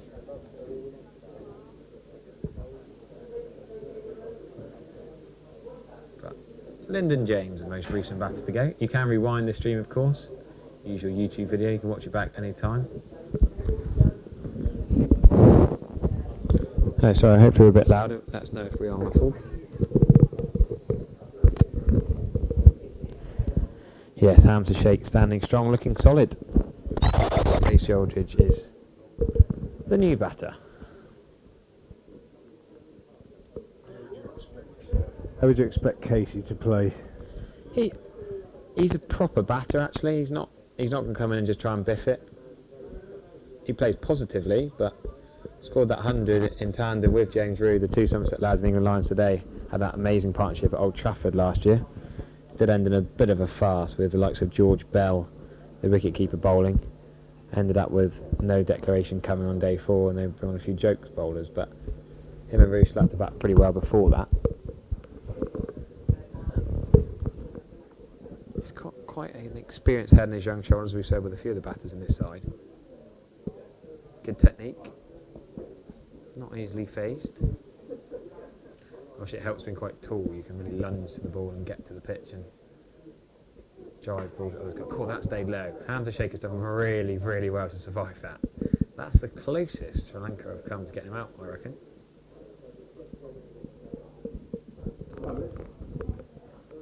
Not necessarily a good ball, just staying low.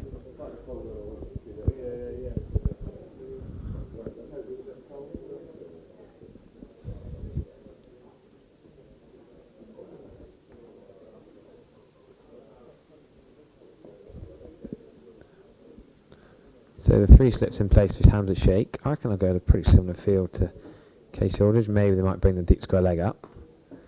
Talking of that, fielder in action for stopping just a single there. So 190 for 6 becomes 191.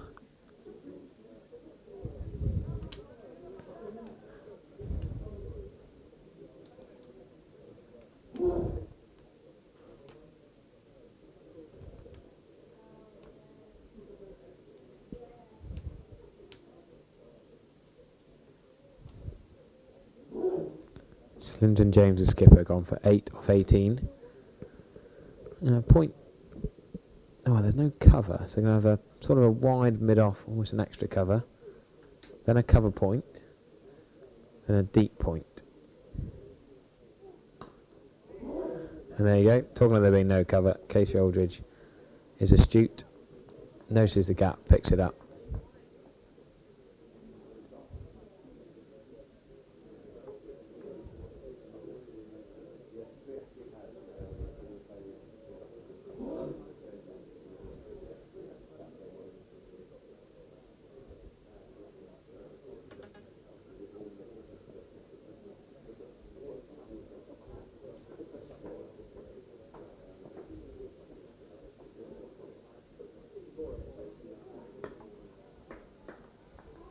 Good solid back foot punch defensive shot.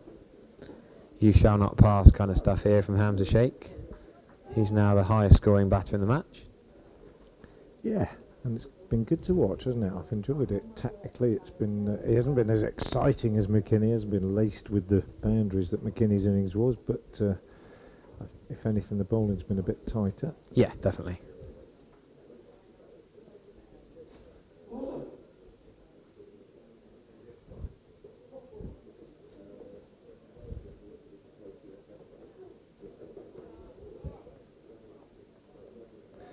Interesting, there's an unexploded bomb been discovered in Worcester, not far away from us actually. I'd say about half a mile, maybe even less, as the crow flies other side of the river, and 100-metre cordon has been placed around the area, very close to where I lived for a few years, so I'm glad it didn't go off 40 years ago.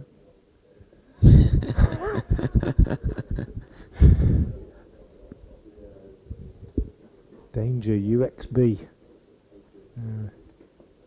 Stevenson Road, Worcester, just the other side of the racecourse. If you know your Worcester. I had a little walk around yesterday while there was a bit of rain around. Where did I go? Saw the swans. And what's the penguins all about? Yeah, it's an initiative this summer to raise money. It's called Worcester Waddles, I think it's called. Right, because penguins waddle, I guess. There's penguins all over the city. There's a lot of them, and a sort of kids' trail where they can go around and have their photos taken and sort of tick off the list. It's all to raise money for charity. I'll tell you all about it. The Great Waddle of Worcester 2024, a wild art event, all to do with St Richard's Hospice, which is a local hospice that does wonderful work for cancer-stricken patients and others, sort of end-of-life care. And it's July to September, and there are 40 penguins all over the city. Oh, right. One of them right about a mile up the towpath on the river up near where I live. So you could do a little run around, sort of Yeah. touch all the penguins, collect them off. And my grandson's done it, not all in one go, but he's done it over. Is that hide and seek? Do you have a bit of paper to? Yeah, there's a sort of chart you can thing. tick them off. Oh, Yeah, brilliant. it's a really good initiative, and I walk along the towpath of the river from my house to here on a regular basis, and I've seen loads of people doing it. So it's really to be encouraged, I think. Good from Joe Soraya. We're still getting a lot of comments saying we're sounding muffled and quiet. Both of us have got our mics right by our mouth. Yeah, maybe too close, perhaps. Just try a little bit. Take the woolen away. blanket off the microphones, the latest one. Jimmy Cricket, it would be good if somebody would tell the commenters they should take out the wooden blanket. Well, we're doing our best, Jimmy. Sorry. I listened back to quite a lot of it yesterday, and I thought it was okay. This one's swept by Casey Aldridge. Good running. Yeah, little Two top young edge. men. You'd expect the batters to be quite quick. Yeah, what's Young England Lions side, they're all fairly... trying to work out who's the oldest in the side. Could Yeah. probably guess or work it out. Lyndon James would have to be one of the older ones, I'd say. they're all fairly, He's 25. fairly quick between the wickets, aren't they? How often has a 25-year-old England Linesman captain been one of the oldest in the team? A few more fans here today, I reckon, but still not great numbers. Thought there'd be more staying in the Premier Inn, but I'll check the sound. lovely shot. There's going to be at least two through the covers. Talked about Casey Aldridge's long levers and drives it nicely.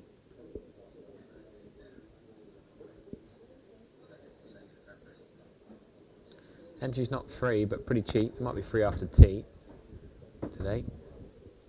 Sounds okay to me. I've had a few of you say it's too quiet today, but we're listening to it back and we can hear it. We can hear ourselves loud and clear, so maybe just turn your volume up. Nearly over pitched that. Almost a low full toss. How do we think Sri Lanka is faring with these new conditions? Well, I suppose it's new road and they're new to some of them, but the likes of Chandimal, Matthews, Mendes, Karunaratne, loads of experience in this Sri Lankan side. A lot of them have batted in England quite a lot before. Casey Aldridge, there we go. There's the aggression. It's not going to go for 6. Tell you what, might actually plug. It's just going to trickle for 4. It's not a big boundary here. Casey Aldridge is a big man. Can hit a long, clean ball. He's towed that one, and he's examining the toe there. But he's run down, hit the left arm spinner. Not over his head, but wide mid-on. Almost dragged round to cow corner for 4 runs. He's a big man, as you say, and that possibly giving Jayasuriya the first challenge that he's had really in bowling at this England Lions side since McKinney was in, which is you've got somebody whose reach makes it a little bit more of a challenge to him to get his length absolutely right. He'd settled into a nice rhythm bowling at right-handers who have a similar sort of reach, Ahmed and Singh, and they weren't using their feet against him. Nobody have really attempted to use their feet against him until Casey Aldridge got that big stride in, so it might be an interesting little contest in the next few minutes. The 200 is up for the Lions. 200 for 6. Lovely back foot punch, but no run. I guess the difference for the spinner is that Case Shoulders can get to the pitch of the ball with a longer, bigger stride. So it makes the length that Joyce is trying to bowl slightly different.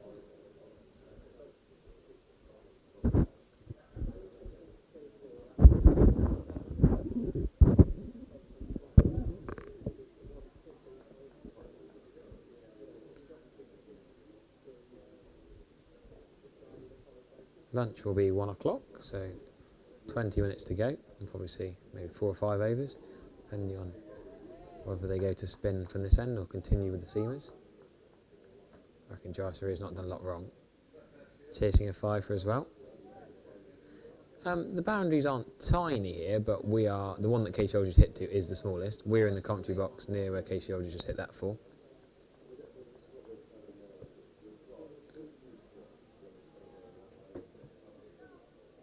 It's interesting you talk about the size of boundaries these days, isn't it? Because this ground was never considered particularly small. They did used to play right up to the edge, of course, in the days before the ropes were always moved in for health and safety reasons. You'd have the fence as the boundary quite often. Yeah, I don't like that. That's blinking dangerous nowadays with the fielding. Those were the days. But it is now quite a way in, and it's becoming regarded as one of the grounds with a smaller boundary, particularly straight, but boundary sizes are being tested all over the world. I think we talked about Pukekohe Park yesterday. That's smaller than this. I can remember when first class cricket was played, or list A cricket was played at Old Hill where I used to play, which is a tiny ground really. Short, negotiated by Sheikh, who's been a model of concentration so far this morning. South-north in Gosforth, where Durham play, quite a small ground where they play list A cricket. Repton School, where they play county second team cricket, and Derbyshire, I think, interested in playing some list A cricket there. They're all smaller than this, but the way that bats are these days and the way people play, I think the grounds are being tested in many ways. That one short, top edge, swinging around, and rare full shot from Hamza Sheikh, but it brings him his 50, top edge over the keeper's head. First 50 of the game for the young man on first class debut, and he deserves the warm applause that he's getting from the spectators and the staff and his teammates. It just seems slightly ironic that he's faced 119 balls, barely played a false shot, and he gets the biggest round of applause after the most false shot of the lot. The top edge 4 to get him to 50, which gets him the big round of applause, but wasn't in control. It won't bother him. 51 of 119 balls. It's been a proper red ball, numerous day match innings. Not a test match here, of course. 4 days, not 5, but this innings is... cheeky single there. This innings makes it more likely to be a 3 or 4 day, whereas it could have been a 2-day match if something had quickly gone this morning, if they lost a few wickets. Will it mean that you can't play on Saturday if it goes to the 4th day? I'm afraid I'm contracted as a player coach to my club side in the Weppel, so I'll have to, yes. Are you back here on Saturday? I am, yeah. If needed. To be honest with you, I don't think it's going there. No, I've had to. We've got a big game, Wemden, Bridgewater, local rivals. We're still top of the league. We're playing one of the strongest sides. So if we win the next 3 games, we'll be going up to Weppel Prem 2 next year. So having missed training this week, I can't be in too much trouble.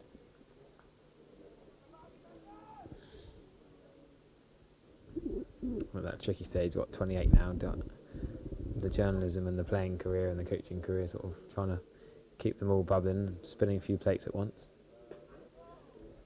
Yeah, it's hard, isn't it, when you're freelancing, because it's hard to say no, isn't it? Yeah. When work is offered. I know that feeling very well from the days gone by. It's not so much the case for me now, as I am semi-retired, but it's difficult to say no, I think, because you worry that the phone won't ring the next time. Yeah, I don't like saying no's or anything. Freelance, I think. Yeah. No, I think I'm commentating on 8 games in 8 days at the moment. Don't like saying no, and I do love it. You know, you don't want to stop doing things you love, but sometimes you just get knackered. And Yeah. a bit of driving around as well. Yeah.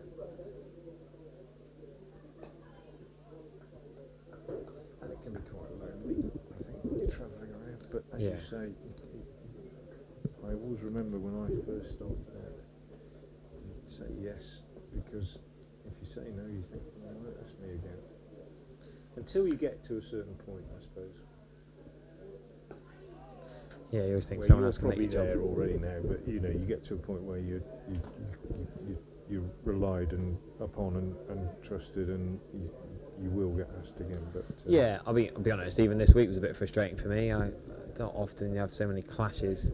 I was asked to be at Gloucestershire yesterday, and at Gloucestershire again tomorrow for commentary on their one-day cup games. They just happened to clash with this, and I thought, well, you got to commit to something, and I don't like missing out. But and then suddenly the winter's a long old time. I do a bit of football work. I don't mind doing football work, but I'd rather be commentating on cricket. I'd rather have summer all year round. Nicely worked away that one by Hamza Sheikh. What's impressed me most about him, end of the over, we've got 75 left in the day, so 58 gone. That means we've had 24 today in an hour and 45 minutes. Not great over rate considering that Giants has bowled quite a few of them. But I was going to say, what's really impressed me about Sheikh, notwithstanding the fact that he reached his 50 with that full shot, is the fact that he has been unflappable, it would appear to me, very calm, and he's playing that against players who are much more experienced than him. First class debut, just been very measured, looks pretty phlegmatic. I always like to see that in a young player. Oh, we should say, if you ask on the live stream, myself, Harry Everett, and Frank Watson, the two commentators. Some referring to commentator 1 and commentator 2. I'm not sure who's which. But, yeah. With you all day today and yesterday.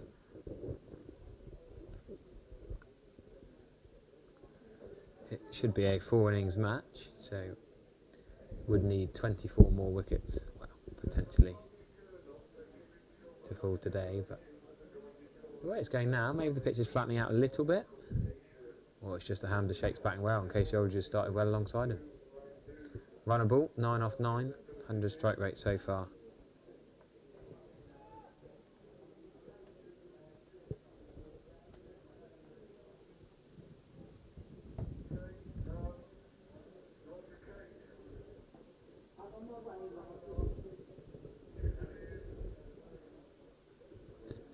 I'm enjoying the lively box next door.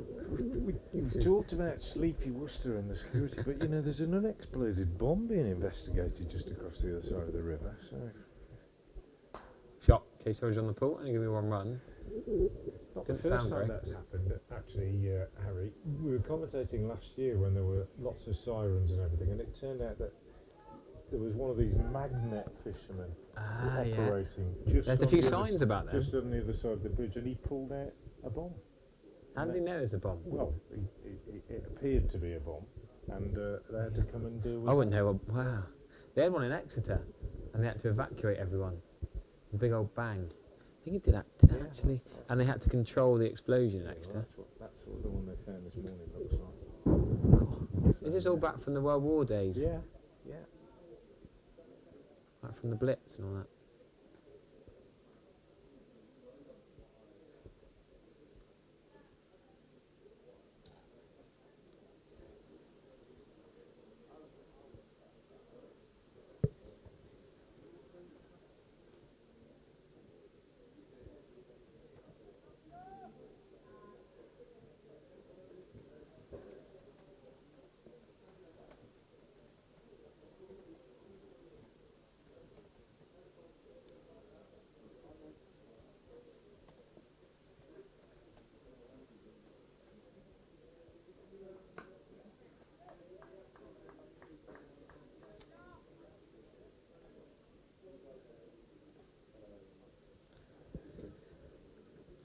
A lot of chat about the This is the one that makes me laugh. Frank Watson is brother of Shane Watson. How do they know that?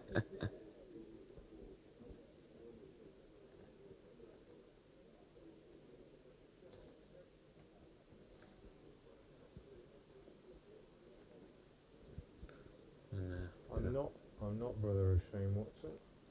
And someone's trying to say in the chat that Prasanna Jawwarner is related to Mahela, but they're not.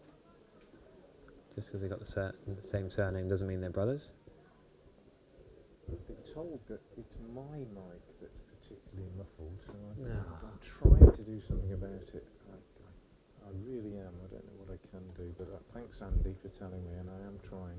But I think most of what's causing the problem is beyond our control. So yeah, I'm not the brother of Shane Watson, but You'll take it. I do have a now deceased, and yet not that long ago, a very, very famous cousin, first cousin, relative of mine. A first cousin, genuinely. My dad's sister's son died about 4 or 5 years ago and was very, very famous. Go on. Have you ever watched Frasier? No. Years? Well, if you had, I mean, we're talking about a show that was watched by millions and millions of people, particularly popular in America. But my cousin, One of these sitcoms. an actor called John Mahoney, had been in many a movie as well. Emigrated when he was a young lad from Manchester, which is where I was born and my family originated.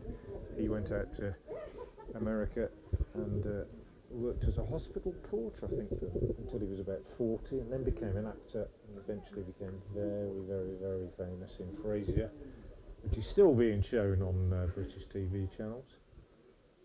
And he was my first cousin. People find it very hard to believe. When I was teaching, I used to have a picture of him in the room with a signed picture saying to my cousin Frank, because people didn't believe me. Hugely famous. And there you go, we'll call you Cousin in Frank. America. Cousin Yeah. Frank. Yeah. I've been called worse. 206 for 6. That's right. Bowls. Casey Aldridge goes big, high up in the air, straight down the ground. It's One just... bounce. I think it's bounced. No, it bounced just over the inside. rope. Did it bounce over? Just It over was the rope. Absolutely by the rope. 6 signal. Cleared the rope by about 2 or 3 inches. Being pursued by fielder at long on, who was very, very interested. It's the highest one we've had by a long way in the game, I think. Yeah. But it has cleared the rope. It was Karen Ratner who was chasing it back, and he was really interested. But Casey Aldridge goes to 16. Second 6 of the innings. And that's Ryan Bowles, and he's on the back foot. Nice footwork from Aldridge. So first 6 of the innings was hit by McKinney yesterday. Magnificent shot over mid-wicket. But actually that's the third, because James Rew hit one as well. And that was the highest. Certainly the highest. Good cricket. Taking the strike around. Not going to be 2 there, just 1. Good partnership this. One of the better partnership matches already, actually. There was 34 put on by Farhan Ahmed and Sheikh. Of course, that first wicket pair we talked about, the 2 left-handers, they put on 72. Gone nicely to plan for the Lions, I think, hasn't it? Yeah, already 23 these two without being together for very long. Oh, there's a run there. That could be cheeky. A direct hit. Oh, good diving slide. It's a good run. I think it needed the slide. I think if he had stayed on his feet with the bat sliding in, it might have been shy. But fielder couldn't hit anyway. And Karuna Ratner in the action again.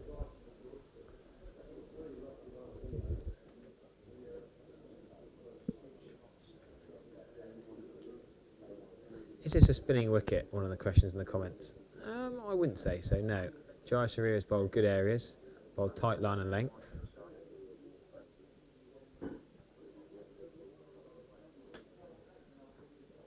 So we're going to see Raf Naika from the... James Rew's come up to the commentary box. We might have a little special guest. Get him in. Get him in. Okay.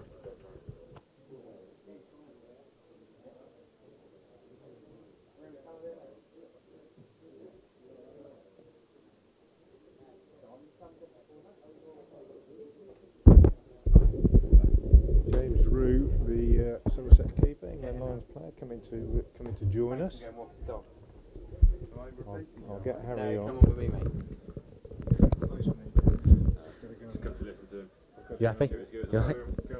You happy? I am a very Frank Watson's just going to go and walk his dog, and James Rue's going to come and do a little stint of commentary with me. He's timed it pretty poorly just before the lunch break, but the fans in the YouTube chat asking about whether the pitch is turning. We'll get James in for a little stint. Frank's just waxing lyrical about James Rue's cover drive.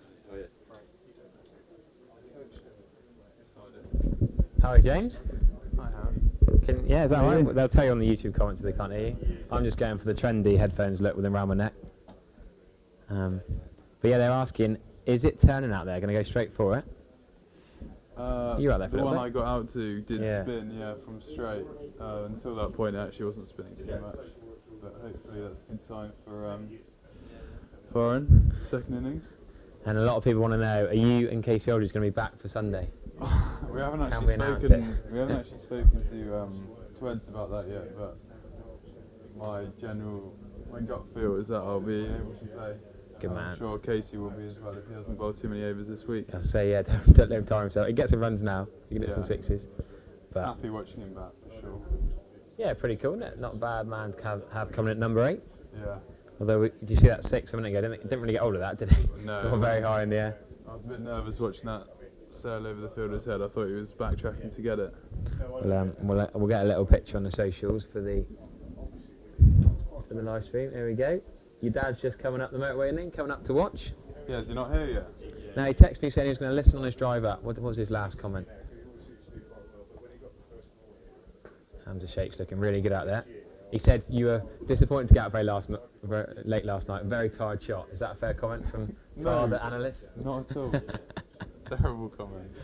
What was the reasoning for you getting out then? Come back to your dad. Just trying to put a bit of pressure on the spinner. What has he bowled? 21 overs now, so... So obviously he's got so much control. Yeah.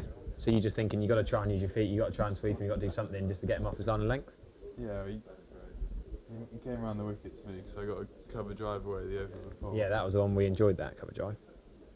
Very nicely timed. But then you went back to that one, just trying to make room through the covers, just trying to back foot punch it? Yeah, I thought it was just going to skid across me and it just spun quite sharply, and especially on day one. Didn't really expect that. What about keeping out there? Easy enough to keep out there? Yeah, it's a nice attack to keep to actually. Some good tall seamers which got quite a nice carry throughout the day. So yeah, especially Zoom bowled lovely. Had it swinging and nice to see him get 5. Yeah, I was really impressed with the way he bowled. Didn't bowl many bad balls. Who was the quicker bowler to keep to yesterday? We saw a few different lads you've probably not kept to before, the likes of Hull, Akhtar, Jeet Singh Dale. Who's hitting the gloves hardest? I reckon Aj probably hit the gloves the hardest, but Zoom's like a bit bouncier, gets a bit more carry. Yeah. Nice swing bowler as well. So it's probably quite maybe a little bit nice to keep to, whereas Aj is like skiddy, like stays quite low. Have you kept to him before? Trying to work out if... No, haven't kept to either of those three. Played 19s. I've kept to Lyndon before. Yeah. And faced him quite a bit as well. He's captain for this game. Decent captain. Quite happy with him. Yeah, did a great job yesterday rotating the seamers and can't argue that. Yeah. What we've seen here, slight delay, a ball change I think. Not quite sure what that's all about. How many overs have we got? Over 60, 60.5 overs. Going to see a new ball, not quite sure if the ball's gone out of shape. We are using Duke's balls, aren't we? That was one of the questions on the comments. Yeah. Yeah. We're trying to work out if it's doing massively with the grey cloud cover. Is it 10 minutes longer this session? You'll probably know better than I do. Well, what, making up for overs missed yesterday? Well, I think we're playing... So we might go to 10 There might be a past couple one. of extra overs in the day. So Nice. Good night. We haven't got Polly Rose to text here. I don't know the Worcestershire score, just to get a bit of inside info. Yeah. Where's the score box here? The scorebox, I think, is just to our right, where they announce in between the where you're getting changed. What do they call it? What do they call the pavilion you're in? There's a lift. Is it? First time ever? Yeah. So you played at Kidderminster? Yeah, we played at Kidderminster early in the year in a 4-day.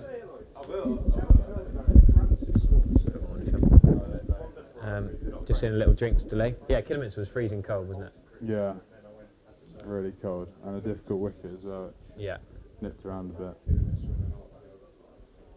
So what do you reckon is a good score? I know Sri Lanka didn't get very many. They were under par with 139 all out in the first innings. If you were to judge this. We spoke this morning a little bit. I think Goffey said that you reckon 210 was a decent first innings score, but I think the wicket's got a little bit better. Decent pace and carrying it, probably a bit better to bat on. So maybe a few more than that. Yeah, okay. Not doing loads, but the ball has swung quite a lot this game. Yeah. Lots of overheads. Is that you?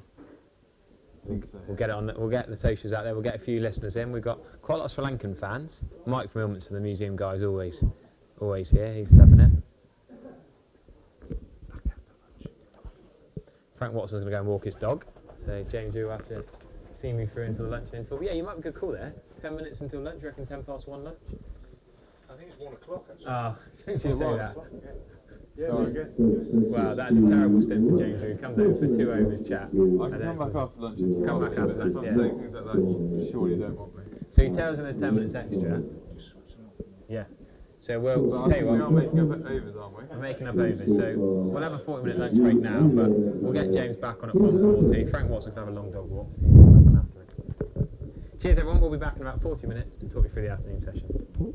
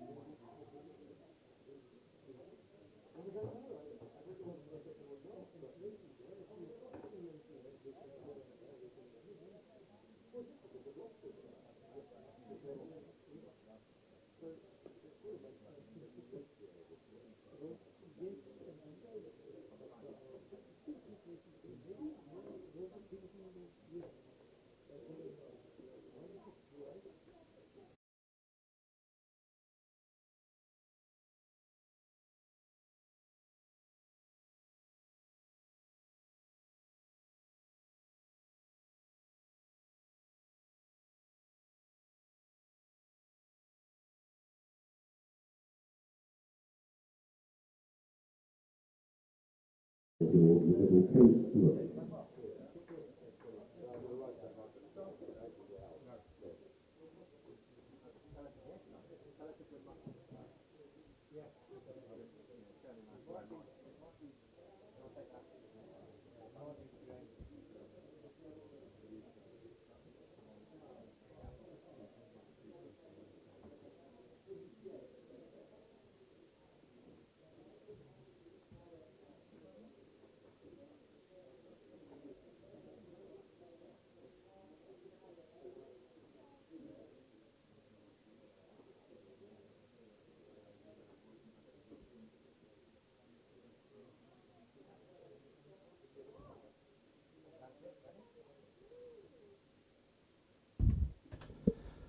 everyone and welcome back to day 2 of this fixture at Worcestershire. I'm James here and I'm joined by Harry Everett in the comms box. Brilliant to have you, James. That was a lovely welcome, that was. I hope people are listening and they're not 2 minutes late coming back from lunch. They might have missed that. You know, I might have to do it again in a minute just to get everyone enjoying it. What was Casey saying at lunchtime then? Well, I told him I was going back on comms and he said, "What were you saying about me then?" You're getting a bit nervous? No, he's just asking if I said any bad things about him, but no, I was complimentary, wasn't I? And what about Hamza Sheikh? Did you chat to him? How's he finding it? I was actually back with him last night and he said he was struggling with their swing bowlers. Yeah. But this morning he said he's finding it a bit easier out there. Yeah, at lunch he was pretty happy with how it's been going out there, and yeah, he's a very chill guy, actually. Really calm, really. I think he's a really good player. Do you know Elias, his coach chap? He came in for a bit of a chat at lunchtime, talking about throwing ping pong balls at him as a kid. I don't know if that's been... No, that hasn't been brought up in the change room. You'll have to mention that to him when you get back. Yeah, I'll ask him. How's your ping pong? Bit of table tennis in the change rooms? Maybe that's your next challenge. I'll give you a game one day.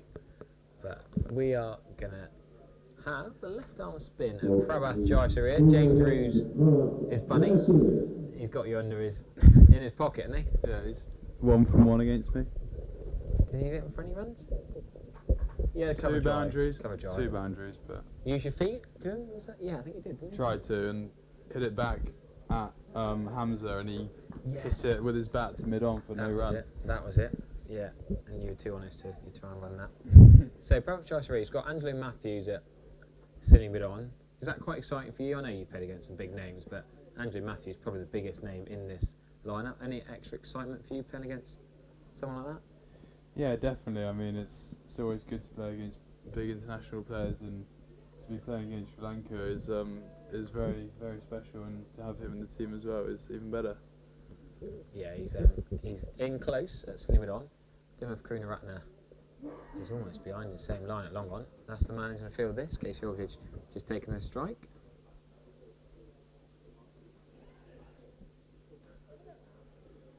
They didn't have a long on before lunch, did they? No, I think that shot, the skied 6, has prompted that. Yeah. And they're not going to have it for Hamza Sheikh, slightly different field. Angelo Matthews is going to go across to short extra cover. So have you had a hit today, been in the grass net? I haven't today, actually. Just a chill day for you, rest day, is it? Yeah. You might have to keep later on, but... Yeah, we're hoping to get a nice lead and then hopefully take a few wickets this evening, which would be nice. You're not going to be able to bowl your left arm spin, you're going to be stuck behind the sticks for the whole game. Well, I'm the only keeper. I was going to say, who's the next keeper? If you get injured, I'm hoping that doesn't happen, because I'd like to play on Sunday. Yeah. Indeed, there's been quite a few Somerset fans in the comments saying, Harry, you make sure James and Casey have a restful couple of days. Don't let him bowl too many overs, don't let you bat for too long. They're probably enjoying hearing your voice on the comms. Oh, there's been a few, mate. I did want to, will admit, say Somerset instead of England Lions. Well done, easily done, but Hamza Sheikh just ticking the ball around here quite nicely. Looks really calm and composed. I've been saying to Frank all day, do you remember that one day cup game last year when Hamza came down, batted really well? Was that at Taunton? Yeah. Yeah. Do you remember that one? I can't remember when he got, but I just remember he looked really good. Did play well. He's got quite a few runs against me in the past. Who was it he pulled? It might have been Ned Leonard. He might have pulled for 6 a couple of times, and I just thought he looked class. It was a different white ball and a flatter, harder deck. Very different challenge to today. But I was just really impressed with the way he played. More aggressive then, of course, and just digging in a bit now. But he's got runs against you in 19s cricket, I suppose, is it, or second stuff? Yeah, a bit of second team. I think he scored a few in the under-18s once or twice. Yeah. A few T20s. Yeah, I've played against him quite a few times. Pretty much the same age, I guess, growing up together. Yeah, I think he's a year or two younger than me actually. Yeah. But Good enough to play in the same age group, so. yeah, definitely. Your brother would have played against him a fair amount Yeah, as I well. think so. Where's he today? Have they got an 18s game? Yeah, playing a 3-dayer against Worcester actually. I think. Oh, where's that? I think it's at At Taunton Vale, Vale. Yeah. Great stuff. So mum and dad are stuck between that. Yeah, I think Dad watched there yesterday and he's up here today. He's made it, has he? Ben Church got a big 100. I think Is he's that just been dismissed. Dylan Ben Church's Church. not No, related? they're not related. Not brothers, no. That's for Somerset 18s, whereas Dylan Church played a bit of Somerset 2s, doesn't he? Yeah. So Laru Kamara is going to come on from the Diglis end. Bit of pace. One of the quicker bowlers of the team, I reckon. Yeah, I think he is. More of a seam bowler, hits the deck quite hard. Not as much swing as the others. Trying to work out, did you face all of them? You faced Vajita, Kamara, Rafanika, and you definitely faced Pravachar, who we've already mentioned. Of the three right-arm seamers, were they posing different challenges? Yeah. Is this Kamara? This is Kamara ball Yeah. now, yeah. He, like I said, he hit the pitch a little bit harder. Yeah. He's got a couple to nip, whereas the other two that I faced were more swing bowlers. That's a decent ball, just being the outside edge of Hamza Sheikh's bat. Not many times he's played and missed today. Let's have a look at the replay of this. Not a massive amount of shape, but just balls that good enough area. Couple of balls behind on the. Sorry, I'll click it live. Yeah, sorry, I was. There you go. Now I'll get up with it. Replay's a few seconds behind. Still 3 slips in place. You like that Lyndon James he had 4 in at one time, didn't he? I think it was a man Yeah. had 4 in. Did you ever say any of that? Not really. I kept my mouth shut. You're not official. Who is the vice? Is there an official vice? There isn't one actually. And if you or Rob Yates might sort of be two of the slightly senior lads and have a chat. Yeah, I think a few people kind of offered some advice, but Lyndon didn't really need much help. He did a good job and kept quite attacking fields in all day, and it kind of paid off. Helps when your bowlers are bowling really well, like we did yesterday, and yeah, managed to find quite a few edges. We actually had quite a few nicks for 4 yesterday as well, didn't we? Yeah, I tell you what, you like this. I went for the MV play wagon wheel. Cool. Most of them through deep third. You love a bit of MV play, don't you? Yeah. Look at this. Sri Lankan wagon wheel. Wow. 38 through third. Have you not got an analyst up there? Do you need me to come in as England Lions analyst? What do you want us to do? Have 7 slips? Well, would you have a deep third maybe? Would you have 3 slips and a deep third? Could have saved a few runs. But then you look at the England Lions innings, still 23 through there, but that's 23 out of 218 now. Sri Lanka, look at the percentages. More runs out of a lower total. I was then looking at the left-hander, wasn't it? Rathnaika. He had a few through deep third. Yeah. It was mainly the lower order players. Yeah. That's in front of the square. That's not going to add to our deep third man column. Trying to get some engagements on the Twitter post. A few Somerset fans enjoying the During our selfie. nice little pitch on the Twitter sphere. So what are the boys doing up there when they're watching? Is there much any games going on, or just sat watching, chatting away? No, the talk of the morning's been FPL actually. Yeah, I've made a few different transfers, kind of trying to get my head around it. Struggling at the moment, as you are, I think, aren't you? Yeah, you're making me worry about my team. I've changed it Premier League back in tomorrow evening. Now I'm on Championship duty tomorrow night. Commentating here to 6:30, and then straight BBC Sport 7 to 11. I need it. I have to find a service station to do that on the way home, I think. Oh wow. Slightly double booked myself this week. I'm in a bit of Gloucestershire commentating tomorrow as well. Busy period. Enjoying it there? Yeah, love the cricket season, mate. It's too short, isn't it? Got to make the most of Yeah. it. You done much at Worcester in your time? No, I'll tell you what, I was saying that earlier actually. The only time I've ever been in before this week was, you seen Ollie Cox play? Yeah. Really good player. He whacked Yeah. Lockie Ferguson and the Kiwis around in a tour game here last year. Oh yeah. That I was do remember something. seeing the highlights of that actually. That was a proper night. I'm trying to remember, maybe Blair Tickner was playing. Mitch Santner, I think. maybe Cougar line, but yeah, Lockie Ferguson probably the main man to hit that pace everywhere. I thought it was pretty cool. Yeah, I've played against Ollie a few times over the years. What would that be in? Two stuff? School cricket. Yeah. Where's he at school? Malvern. Malvern, that's it. Is that where TKC went? Yeah. I'm going to come on Malvern College a few years before that, but yeah, and then a few Worcester age group games. He actually spent a winter in Australia as well while I was over there. nice. So you got plans for this winter yet? No, not yet. Haven't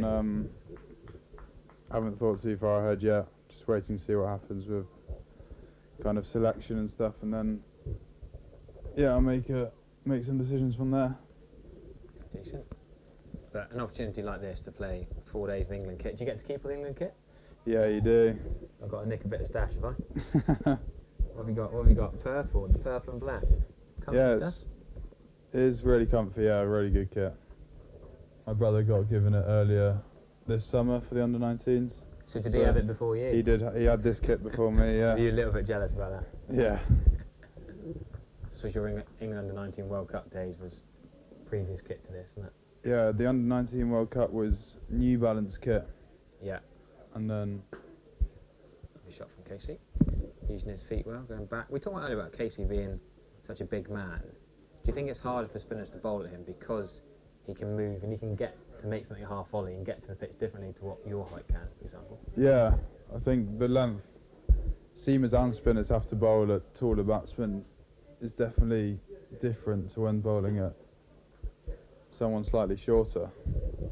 And Casey does use his height well when he bats. He's good on the pull shot, Yeah. obviously being taller, and yeah, he does manage to get down to balls that I probably wouldn't be able to get down to. And maybe you might sweep more, for example, than he would.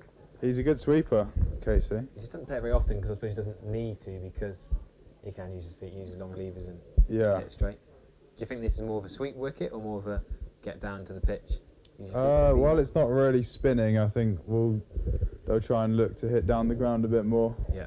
And then maybe second innings, if it starts to spin more, it could be more sweeps. But you saw Ollie Price yesterday play lots of sweeps. That's obviously his strengths. I was really impressed with that. To sweep and reverse sweep, he found good value in those shots, but unfortunately he came to his downfall on the reverse, didn't it? It's a bit of premeditated this week, wasn't it? It almost looked like wherever it was going to go. Do you think he's done it on line or length or just confident that's his shot? Yeah, I think more of the confidence that wherever they bowl it, if you're in a good position, you can back yourself to hit it. So we're going to see the pace of Kamara continuing from the Diglis end. You in the Basil D'Oliveira stand watching behind. Casey Aldridge busy, knocking it around. Healthy strike rate, Casey Aldridge, right up by 100. Different to hand to shake, different kind of innings this. There's no different game plan for the batters coming in now, is it? Just bat as long as you can. Yeah, it's bat big, hopefully bat once Bat and once, have yeah. obviously that might not happen, but that's the mindset you want to have to try and get as big a lead as possible and bowl them out behind us. Get the game done tomorrow and then have a day off Saturday. Well, there's talk about whether you'd have to play a little 40 over game or something, would you? Who said that? I haven't Some of heard the that. yeah, I have to say, some of the fans are saying, oh, well, even if they win in 3 days, they'll have to play Sri Lanka on the Saturday. That should be a good push for 2 here. Maybe even 3. Angelo Matthews is not the quickest chasing it. Is it going to trickle away? No, Angelo Matthews does get there. Pulls it in for 3. Don't think that was that shot. He's done really well to pull that. Back foot punch that. 3 mid wicket.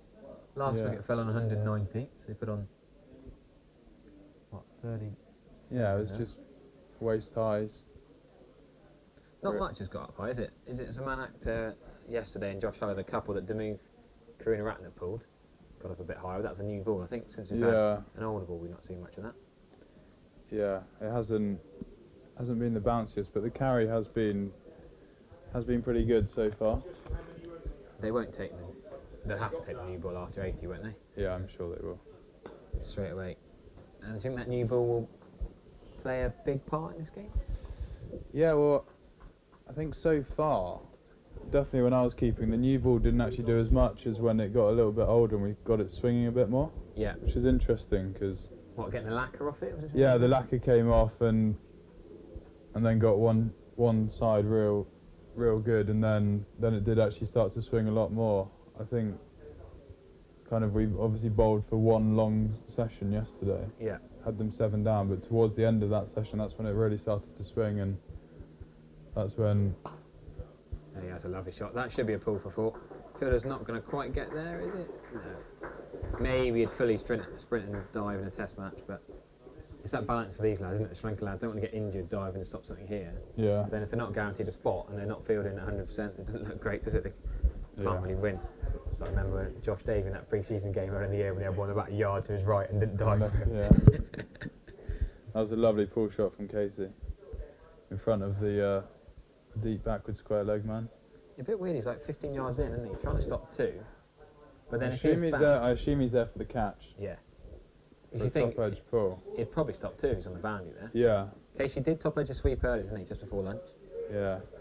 Got away with it into a gap for 2. Over 100 strike rate for that ball as well, Casey Aldridge, which is not easy doing. McKinney and Rob Yates batted really well at the top of the order. What Yates had 25 off 39 and McKinney 46 off 41. He scores very quickly, Ben McKinney. Played a lot with and against him? Yeah, I did a couple of under-19 tours with him. Played against him a few times as well, but he's so tall. He's one of those players that can just stand on top of the bounce and play a lot off the front foot. Who's taller, him or Casey?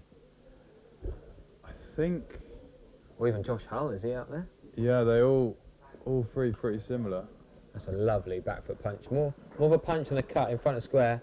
Could that be 4? They're going to give it benefit of doubt for 2. Do you know what? That's a little bit of a pet peeve of mine. Anytime someone dives on the boundary, they give them benefit of doubt to the fielder. Yeah. There's no camera to prove it, but so many times their legs are on the rope. I think that could have been 4. We've got a good view of that from here. Yeah, it sounds like we've been a bit harsh, but I just think we'll see if we can see it on the camera. Where we've not got all the angles here and all the different cameras, but hopefully the cameraman's picked this one up. Just in the corner. I think it was his first touch of the ball. I think he had his foot near the rope. No one's brave enough to call it. It was right in front of. Is that Eddie Jack there on England? No, that's Seth, a young Worcester lad, going to Super 4s next week. What's his surname then? Seth S&I, I think. You played with him against him before? No, he's Thomas's age. I think they've played a lot against each other. But yeah, he's telling me that he's going to the Super 4s festival at Loughborough. Nice. Oh, that's where Thomas's going. Yeah. Isn't it? Yeah. That's quite a big gig, isn't it? For the teenage lads, that's a big chance. Good opportunity to plan some good pitches at Loughborough as well. So would that be 2 pitches next door to the lovely shot, no run? Yeah, there's one pitch just in front of the ECB centre. Yes. And the other one's kind of the other side of the road. Yeah, I went to interview the England ladies team. They had a good chat with Tammy Beaumont and Sarah Taylor a few years ago. That was now. Cracking facilities they got there. Yeah, really good. Go to Loughborough Uni just to get the facilities, really. Yeah, it's a really good university, isn't it? It's quite nice games like this where you get to do your 12 first duty. The local young lad gets his chance. The closest I got was Angelo Matthews top edging a pull shot by my car as I parked up this morning. When I picked it up for him, there you go, Angelo. He's very grateful. I did chuckle. He had a massive net to hit into, and he's just top edged it over the net. Nearly hit the ambulance over there. I thought about nicking it or getting it signed. I thought, don't be an unprofessional 12-year-old about this. So any socialising with Sri Lankan lads at all after play last night? No. What were you boys Finished late last night, didn't we? What was that? 7? Had a bite to eat in the dining room up there, and then headed straight back to the hotel. Early night, was it? Yeah, getting ready for today. There you go. Always professional, you. Are you in this hotel right next to the ground as well? Almost part of the ground. No, we're oh Shot. wow. Casey Aldridge, and that has gone a long way. He's got hold of that one. He hit that 6 earlier on, straight down the ground, which actually went very, very high. This is a clean connection from Casey Aldridge. Sounded like it hit a roof very hard. Yeah, we've not seen it bounce back either. Who's that down there trying to work out with the ball? That's Charlie Charlie Binns, the nutritionist, has got the ball and he's waving at someone. I think someone's been hit on the head actually. Doesn't look good over there. Worrying. Charlie Binns doesn't look a little bit concerned, doesn't he? Yeah, I assume he was waving at the medics. Here comes the ECB doctor. I thought that'd be his job to come and deal with someone in the stand. He's having out his seat. She's a bit concerned for the press box. A few people waving over. Oh, it's all systems go. So the team doctors now have to deal with potential emergency in the stand. I thought it went above them. We can't see from here. Sounded like it hit a roof. Keith Shorter's just going to carry on cool. Going back to that, that's a bit risky, isn't it? Going back to that one quite full. That looked a bit fuller, didn't it? We saw one earlier that Hamza Sheikh had to really keep out that stayed low. Just dropped on him. There was a bit of concern from the players, but they've continued. We'll keep you updated on the health. You say Charlie Binns, the nutritionist, he's walking round now. He's done a few laps, right?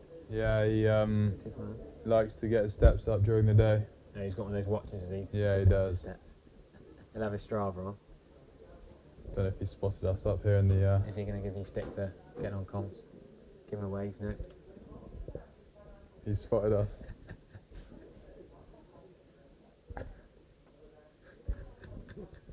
He's enjoying that. He didn't seem too worried about the bloke's head. We don't know for sure what's actually happened. There aren't that many fans in here today. But Keith Shorter just whacked the ball into the stands that time after earlier six just crept over the rope. Lovely shot for Hamza Sheikh, no run. So did you have any input in the batting order, or was that completely Lyndon James and the coaching staff? I think that was more the coaching staff just got told as we got to the game where we'd be batting. Just trying to work out. I thought Lyndon James batted a little bit lower than he perhaps could have done. I thought he might have come in ahead of Farn Ahmed, for example. He was a night watchman. Last night, yeah, of course he would. So yeah. Generally he would have been in one spot higher. Yeah, so Lyndon was yeah. meant to be batting at 6. Yeah, one. Casey at 7. Yeah. And then we've got Zoom. Trying to work out Zoom, Ajit Singh and Josh Howell, 3 are pretty genuine tail enders, aren't they? I think Zoom's a good batter from what I've heard. He looked good in the nets as well the other day, but I haven't really seen much of him bat. So he might come in before. So he'll be in next, and then yeah. I haven't seen much of the other 2, but I've heard they're probably more lower order batters. It's one of those games where my scorecard's got so many crossing out and pencils, you can't read my scorecard, can you? Because I've had to annotate and edit it so many times where I can't bat. You were down at 3 on the scorecard. I don't think you were ever going to bat 3, were you? No, I think 5 far was too high up for me. Especially Prefer hiding in the middle order, especially with the gloves on. Yeah, I've noticed. Same with the one-day cut. 4's about as high as you'll get. Wouldn't have minded going a little bit higher in that. You'd have happily gone 3 or open? Yeah, kept for 50. but I think our batting orders work well. Yeah. George and Andrew up top done a really good job for us. How many of those lads will be watching the England Lions Sri Lanka stream there? Any of the Somerset boys will text you about how you and Casey are getting on? Yeah, we've had a few messages, but I can't imagine they'll be watching the stream. Get in the group chat, turn and watch your commentary, that's more important than you're playing. So Casey Aldridge looking well set on 36 off 31 balls. Scoring quickly. Yeah, that's why this partnership's working really well. Hamza Sheikh's not generally a slow scoring player. I've seen him before, but he can do that shot. What a shot that is. That is glorious. And it's actually, he's timed it so well, it's gone for 4. So many times you've seen a straight drive that's just been held up for 2. Outfield not rapid here at New Road. Could be shot of the day for mine, that. Yep, definitely up. I gave him one for an earlier push down the ground, that was even nicer. That did race the rope as well. The outfield's a bit slower this week. Yeah. I don't think they got a chance to cut it too short on day 1, obviously with that rain yesterday. Yeah, so rain yesterday morning was a bit of a stitch up, wasn't it? When did we start? 1:10 was it? Didn't start till 1:10 Yeah. So yeah, I think me that's leaving why. home at the crack of dawn to get up here for just after 10. Didn't need to, did I? When did you come up here? Tuesday? Yeah, I got up here Monday night actually. Yeah, right. So quite a few nights in the hotel up here. Yeah, Monday night, had training Tuesday morning for a couple of hours, and then managed to get out on the golf course Tuesday afternoon before the game. Where's the local course then? So we're staying 20 minutes away at Tewkesbury. Oh, okay. Puckrup Hotel. Right. It's got a golf course at the hotel, so I'll have to let that out. That looks nice, does it? yeah, it was a nice course actually. So partnered with Casey, and we took down Neil Killeen and Goffey. Did ya? Yeah, How's Goffey's golf? yeah, he's a handy golfer, plays off 10. So how did you sort the partnerships out for that? Well, when we were out in India this winter, Killer was keen to try and play us, but we never actually got round to it. Obviously, me and Casey being the Somerset pairing. You know each other's games fairly well, I suppose. Yeah, we've played together quite a lot, so yeah. Lovely course. Fair few bunkers, mind. You didn't find that? I've had a few of them. Did you? Yeah, God, that's a tough hole, that one. That's the 4th, par 4. You can either lay up in front of the water with a short iron or go for the green. It's only 300 yards, but you went for it, did you? yeah, I ended up just near these trees on the left. Got real lucky. Look at that. The joys of Google Satellite. There's Dad. There he is. Does he realise you're up here? Yeah, he's just giving me a wave. Oh, there, look, I can see him watching the stream, look. Yeah, he's got the stream on his phone. There's no earpieces up here, sadly. No earpieces, so you can't actually listen to the commentary as you're sat on the ground like you can down at Taunton. But so he's watching us 30 seconds behind, probably, via the satellite with the 4G to the internet, round and then listen to us. Off and on. Okay, shoulders down the track again. 4 runs. Decent diving effort from mid-off. I don't think he's ever quite going to get there. I better get rid of the golf course and get the live stream back up for some replays. That was a lovely strike again. I think he was trying to hit that over the top, but looked like he got a little bit too close to the ball. Just did well. So once he's come down there, he's realised it's not there to go straight, so I think he's adapted last minute, just controlled the cover drive. Yeah. He's not worried about short extra cover, he's hit it hard enough. No, I think he's just backing his swing to try and hit that through the field. And he's pushed mid off back, and he's taken a single. Very good cricket. Coaches will be happy with that. Yes, Darren Goff's here coaching. Who else have you got here coaching this week? Stephen Croft from Lancashire. Yes. Recently, you've probably played against him, haven't you? Yeah, I've played against him quite a few times. Neil Killeen's the bowling coach.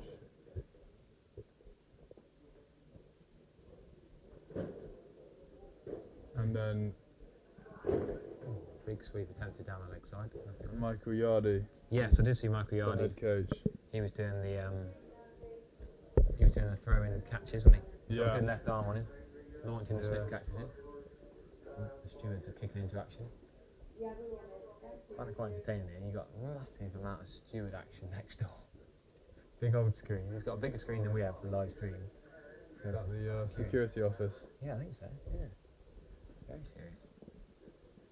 How's the shake?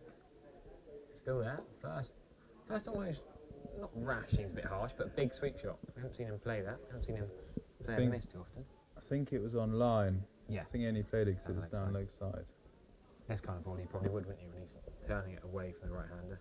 Yeah, you have to wait for him to miss down leg. Bit easier for left-handers like you to play, except, oh wait. Right. I don't have to be on comms. I'll leave. We've got to be nice to you to keep you on comms away. No, we see a few of the other. Who's that wandering around? Got my binoculars. Where have they gone? Wandering around the boundary. A few of your lads going for a bit of a bat. Nice grass nets over by the river and the cathedral, aren't they? Yeah, they are nice actually. I think that's Ollie Price. He had a hit yesterday. He's keen to hit a few more balls. How do you adjust that? Oh, here we go. So they're not as big binoculars as your dad's down below us. We'll have to ask him to bring them up. I'll have Joyce here with another. Yeah, Ollie Price. And Crofty. So Croft, I suppose, is on slinger duty a lot, I think. Yeah, he's sidearming.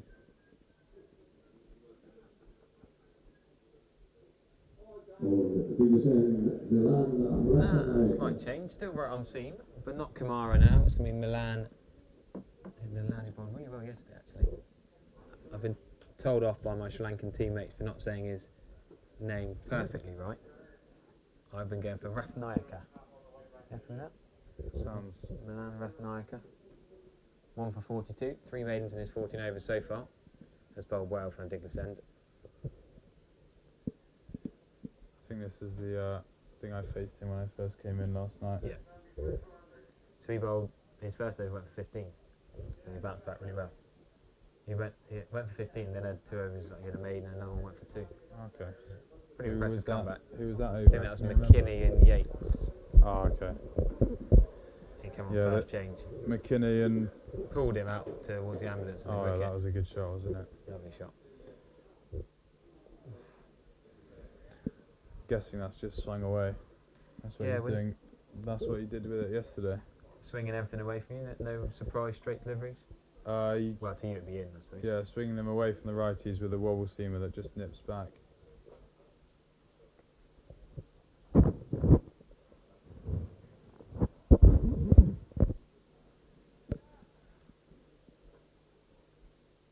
So there's still 3 slips in place. So if you give it a away swing, then it might give the slips a bit of a chance. Not seen many though. Pretty impressed with your England Lions lot fielding. Just a lovely shot from Keishore. It should be 2. Bunch well in front of square, the deep point. I was saying earlier as well though, why do you think they got a deep point? Why not a deep cover? He's not that quick to have to play it behind square that often for a deep point. I think he's there to try and cover the most amount of ground possible. I think if you have him in front of square, he leaves a big space behind square here with only a 3rd slip and no point. You think he's almost trying to do deep cover, deep point and deep cover man in one? Quite a general fielding position that a lot of teams use. You can cover an outside edge past 3rd slip and a push drive just in front of square. On an outfield that's a bit slower here, I guess, whereas on a quicker outfield you might not. On a quicker outfield you might need a 3rd man and a deep cover. Yeah. It's getting a little bit quicker as the sun's coming out this afternoon. It's a little bit windy. Windier than yesterday.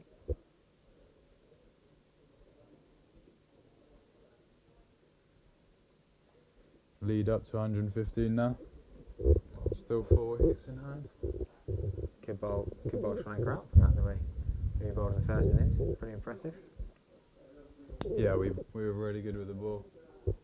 As I said, no drop catches I can remember. Took a wicket off a no ball. Yes, that was the only one. Matthews, wasn't it? Lyndon James. Yeah. The skipper not setting an example there. Did you get a bit of stick for that? No, I can't say anything. Being a keeper, you can't really. No. Can't say anything to your seam bowlers. Even. Don't know what it's like to steam in. No, fair enough. Me neither. With your loopy leggies. That's it. Can't have bowled many front foot no balls in your time. Never, I don't think. Ever. If I did, it'd be the biggest fine of the season, wouldn't it? Yeah, definitely. Should have been playing in the League Cup final against your brother on Monday night, really. Still annoyed about that. Shouldn't have lost in the earlier rounds. Yeah. Should have had him a chance. Still not played on any county ground yet. Never played. No. Sure, it will come. Got a Charity game one year, maybe. What, your testimonial to get me in? You pledge that now. 10 years time, right? Well, not even 10 years time, is it? Give it another 7 years.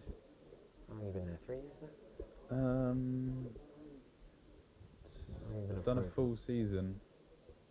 This is my 2nd full season, but I played half a year. There you go. So when you have your testimonial game, you've got to pick me to get a chance to play in county cricket. Bought some leggies. There you go. Shorter. Well played, Keith Shortage. Lovely shot. Only with 1 run. The middle of the bat. I can't remember him not middling one for it once. Didn't bounce up that high, did it? None of them have really. Say that new ball. A few came into dinner for you when you were keeping. Karina Ratner, quality opening bat. One of the best test openers of recent years, actually. Dimove Karina Ratner played a couple of pull shots off Josh Hull, I think it was. Yeah. Played them really nicely. The case is almost It was of short, but diagonal. only got up to thigh height, didn't it? Almost like a jab rather than a pull. Short arm jab. So have you played against any of these Sri Lankan lads before? Yeah, I have. I played against Sadira. Yes. Samaramawik, remember? Samal Wikrama. I think he pronounced. That's I'm alright. not Thank you very sure. much for your Sri I think he Lankan.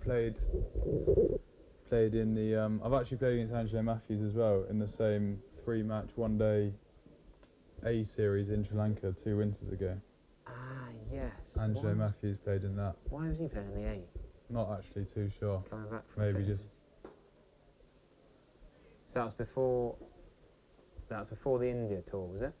that was the year before. Yeah. So winter. Yeah. Well, Sri Lanka sort of more springtime, isn't it? Yeah, it January was to March, in something like it was the end of February. that. Yeah. Surprised to see Debutants de Silva, the off spinner, not bowling himself again. Bowled 1 over from this end. Thought he might bring himself back on from the Diglis end, but no.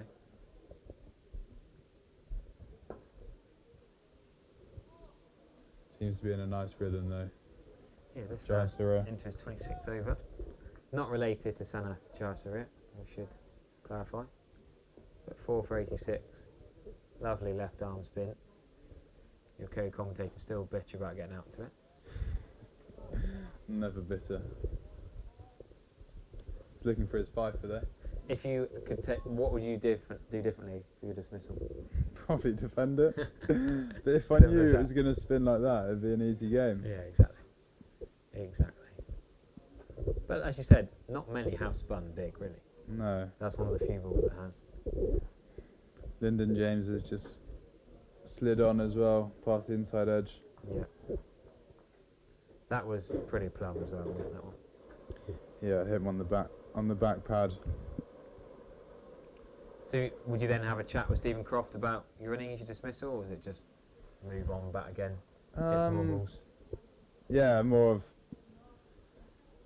just hit a couple more balls tomorrow morning probably. Yeah. There's nothing too much to say. Maybe if I wasn't sure what kind of tempo to go out there with, if I wasn't sure about the mindset, the way to go about it, then I'd have a chat. But the way it went, I was quite happy with the start I got, and nothing you can do sometimes. There you go, there's a sweep on line.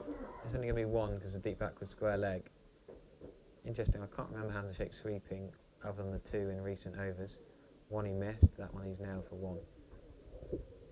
Gets his head down low, lovely technique. If you're coaching the sweep shot, watch this shot. Yeah, it's just sliding down leg. That's what I said to the umpire on Saturday, but he'd already given me out. Who was that against? Temple Cloud. Oh yeah. He played to play out near Bath. Really enjoyed it actually there. Lovely deck to bat on. And bowl on actually. Come on. Did you get many? Yeah, quite nice. Oh, 30 odd. Good 30. They said it's the best they've seen me bat and bowl on a Wemden shirt, so I'll take that. Only 1 for 30 odd and only got 30 odd, but I think that's a good game. that's it, yeah. We're 80 off first 10 overs, creaming it. Pretty quick going by my normal slow standards. Yeah. I'll take a 30. Good Anyway. looking 30. I don't normally get a good looking 30 either. Oh, that stayed a bit low. It's not looking promising to, as a keeper, you don't like to see Yeah. that. So you're going to have to stand up a little bit more than you're going to want to, I reckon, in that Yeah. phase of this game. Lyndon James, would you stand up to? Probably not up to the stumps, no. Not the start, but maybe. He still gets it through. It probably Yeah. doesn't look as quick as the other lads, but he Okay. still gets it through. He put a nice swing on it yesterday. All 5 bowlers in the first innings had you stood back, so I guess Foreign Armour's got a ball at some point. Yeah. Rob Yates, Sure, I'll get- twice maybe as well. Yeah, obviously they're both off spinners as well, so we'll turn to Farhan Ahmed first. But yeah, I'm sure he'll play a crucial role in the second innings. Do you see anyone else bowling, or would the 3 off spinners be the only other options? The 5 seamers and Yeah, potential 3 off spinners? yeah, wanna- probably. You want to have someone who bowls slightly different, really, but Don't really have too no, many other options. no chance of Ben McKinney or Hamza Sheikh having the bowl. Ben McKinney does bowl some part-time leg spin occasionally. No, yeah, how More of a white ball bowler. I think he's working on it. I don't think he'd. Not sure how confident he'd be to bring it out in this Right. game. I think Hamza bowls some off spin as well occasionally. God, too many off Again. spinners in the world, aren't there? Work in progress. Not enough leg spinners. It's because it's a tough art to master. Indeed. People try and bowl too quick, don't they? Yeah, you just give it some flight. Not many revs, but just enough. That's it, just enough. We were actually saying that. I mean, you played in Sri Lanka. Not many people I know have actually. Not many English lads go out to play in Sri Lanka unless they get international call-ups. But that's a shot for probably 2. He's not got hold of it. He's not absolutely nailed that. The Handshake's going to run fairly hard with Casey Aldridge. Good chase, just two. Do you think you need to bowl a different pace in Sri Lanka on those turning wickets than you would here, for example? That you look here, and I was trying to say earlier, if you bowl slower, does it turn more on a wicket like this? Whereas in Sri Lanka, you might try and bowl cricket? Yeah, generally, I think English wickets will turn more on the whole if you bowl it slightly slower. Yeah. The one thing their spinners do well is they mix up their pace a lot, so they will get a lot of natural variation in Sri Lanka. One thing I remember is that all it takes for them is one ball to spin past the edge, and then they've got you. All they have to do then is just slide 3 straight on, and they hit you on the pad. So they rely on one to spin, and then the majority of the ball's just sliding on, but that one plays in your mind, and you're always thinking about that ball.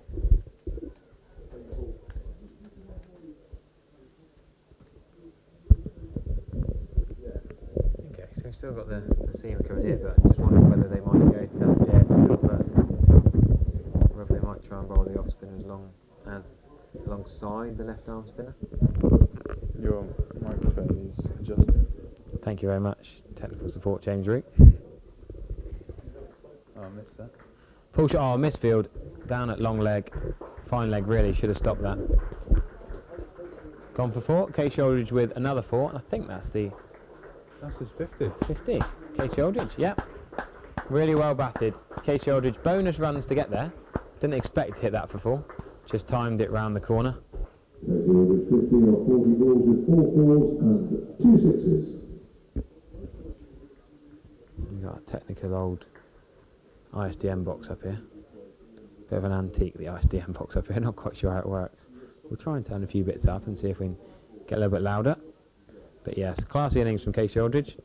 Scored quickly, 51 or 40 balls, couple of sixes. Some touch shots and nailed a couple of pull shots as well. Yes, Pete Woodman, do agree. Very poor fielding. Bit of a generous donation from the Sri Lankan fielder there, but They're always nice to get.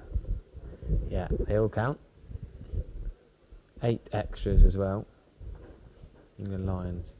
2, 6, 7 for 6. Myself, Harry Everett, and James Rue on comms with me. The American Somerset fan, Michael, says Casey Aldridge. That's a great way to start the day in Colorado. He's got a fan club of England and Somerset cricket fans out in Colorado. Oh, he's just deleted his comment, but he came into reception the other day, asked for me in the reception, and I thought the office staff were winding me up, and they said, "Oh, Harry Everett, the fan wants to meet you." And then went and got Will Smead's autograph, and they've now got a whole family of set up. You happy? Yeah. We just Can't we turn back? Can you do anything on here? We're getting more comments. Can we turn up? We can't do anything. The only thing we can probably do, we might be able to I don't think you can do much. I had 6 comments in about a space of 10 a minute ago, but Probably James rather than you, because I think it's that headset. I don't know what. Just do your best. I'll have another listen. Angelo Matthews in at silly mid on to Casey Aldridge again. Good stop. I thought he wasn't going to get there then. He's taken a bit of a while getting up in instalments. Got the 2 straight fielders back on the boundary now to Casey. Yeah, the mid off is what, 15 yards off. Yeah. Interesting one if it's over his head for 4. I think he's kind of encouraging the shot over the top, but he's back there in case we miss it. So what, talking about technique here then, watching Casey Aldridge off the back foot, he clears that front leg out the way. Oh, he's not going to do it now. Yes, he does. Yeah. Is that the way that he's deliberately, the ploy to get off the back foot and just time it around the ground? Yeah, I guess it's generally how you see most people go about it, isn't it? I think it's just a natural instinct. I think that's what I do, definitely. Because you coach to a seamer to go back and across, don't you? Get that right foot as a right-hander, say. Let's say you're right-handed for the sake of this, to get your right foot back and across outside off stump. But to a spinner, it's almost the opposite, to clear that front leg out the way and then time it around off the back foot. Yeah, and often as well, bring your back foot back and away as well to create room through the offside. Yeah. Or if you're going through the leg side, then you generally go back and across as well. But I always think that's a little bit risky when it's staying low. Yeah, definitely. And on a pitch, this pitch has actually had a few scoot along. So I can't think of a dismissal where it stayed low, but Hamza Sheikh's had to suddenly dig out a couple off the back foot. Casey suddenly dropped the bat. Does that make you think, actually, do I try and be slightly different on the back foot? You don't expose your stumps. Well, I did, and I got bowled. I'm not just picking on you, promise. Hamza Sheikh anyway, 73 of 173 balls. Proper innings this. Oh, there is a player miss. I was about to say, he's not made many mistakes. He's not played a miss much.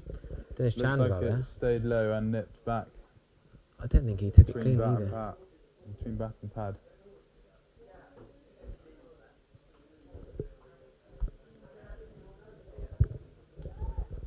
Thanks for all the comments on the YouTube live stream. Yeah, good ball that. Stayed a bit low.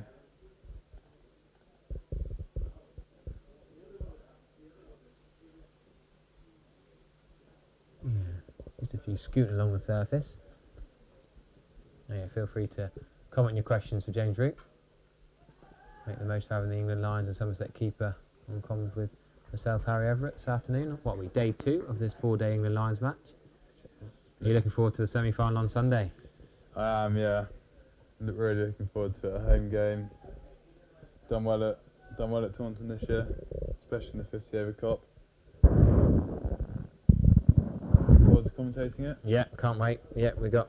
Who have you got in the box? I think we're going to have football. Sam Dallin's toying with having a baby, but we got myself, Vic Marks, and Pete Trigo definitely confirmed. Lovely. Yeah, all the people. Sophie Luft's been a bit busy last few weeks. Oh, Lovely wow. shot. Hamza Sheikh. Is that better than the straight drive? That's up there. That's 2 shots of the day for I think me. it's nearly as good, if not better. On top of the bounce. Yeah. It wasn't a half volley there. I'm tempted to go the straight drive, but they're both right up there. I always towards straight drive. I love a straight drive. Yeah, you can't. Well, I don't think you can beat a straight drive, but that is very. That is not a half You're volley. right. It's not half volley. Definitely. Yeah. That's the ball that actually could have stayed low and gotten in trouble. It's a bit of a risk, you could say, playing that shot. He's got his eye in there. Yeah. So he's now on to 77, Hamza Sheikh. And, yeah, well, England Lions, supposedly England reserve team, and they're making the Sri Lankan Test tourists really struggle here in the field. What can they do with the ball in hand? Does Dhananjaya De Silva give himself a bowl, I'd have thought. But still no. They haven't bowled many bowlers, actually. The 3 right-arm seamers, 1 over for the off-spinner, and a few overs to the left-arm spinner. Oh, here we go. You got a comment here, James Rue. Why do you get squared up when the ball is moving away from you, mate? I wish I knew. I think he's seen 1 dismissal and he's absolutely rinsed you for that. There you go. Wow. You got an answer for that? Don't know. It's natural.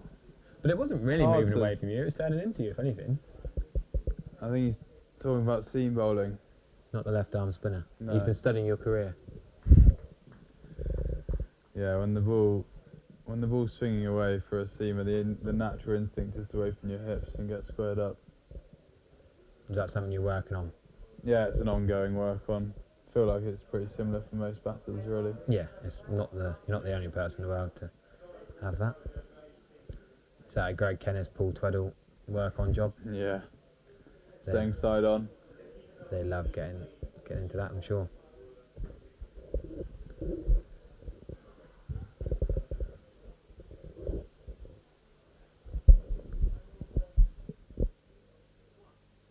Decent ball that, just outside the off stump. Rathnaiker allowing Keith to leave that ball, but it's not bounced particularly high. Just gesturing that little bit of nip. I'll show you the replay of this one. That Rathnaiker bowling a decent spell outside the off stump. A little bit of a way swing. Good leave. Comfortable. 3 keeping options for Sri Lanka. Dinesh Chandamal has got the gloves, but could also have Kusal Mendis or Nishan Madushka. They've not done a lot wrong, have they? From a keeping perspective. Looks like he's kept nicely today. He's not. He's still keeping the Prabhav Jayasuriya into his 28th over. Marathon spell. We've not even had 80 overs, and he's bowled nearly 30 of them. So you reckon we're 7 overs away from a new ball as well? Maybe he'll just keep going until... Yeah. Is that Charlie Binns with another lap? Yeah. 2 laps in no time. He's non-stop. What's he doing when he's not the England Lions nutritionist then?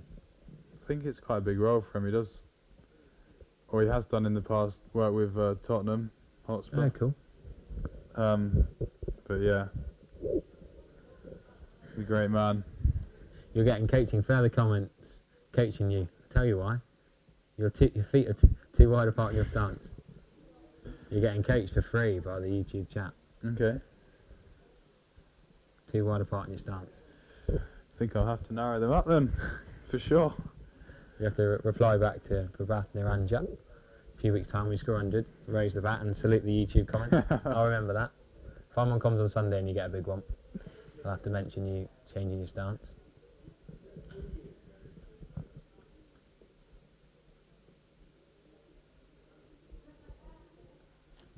Left arm spinner's coming over the wicket here, which is quite unorthodox. Yeah, I'm trying to work out why. What's the thinking here?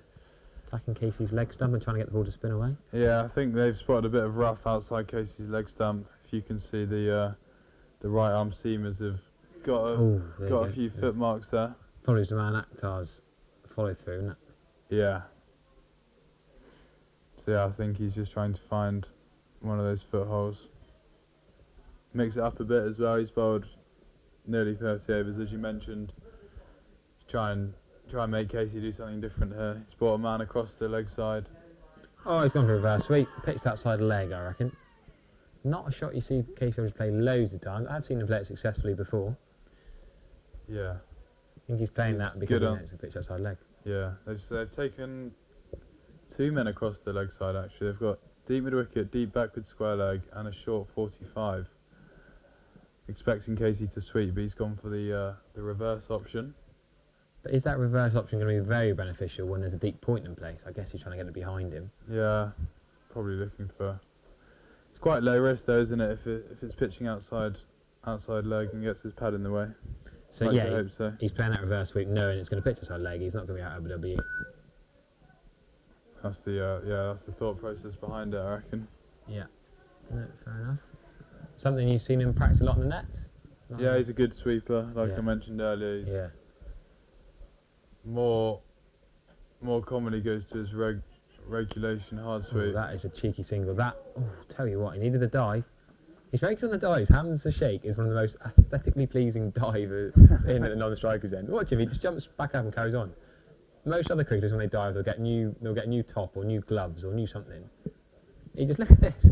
He dives full length. I mean, anyone else, you think that's a risky single. But he's like, if I dive, I get a bonus run. He was in with a dive, yeah. I think he could have been, yeah. Without the dive, probably not, but all-rounders asking, has the pitch died down a lot since the Sri Lanka innings? I think the Sri Lankans did just bat really badly, to be honest with you. The Lions bowled well and batted well, don't get me wrong, but I think the Sri Lankans played some poor shots. Yeah. Started off quite slow as well. It did. Yeah. It got a bit quicker as day one went on. They had a couple of leading edges caught in the ring. First few dismissals. A couple of caught and bowls, weren't there? Yeah.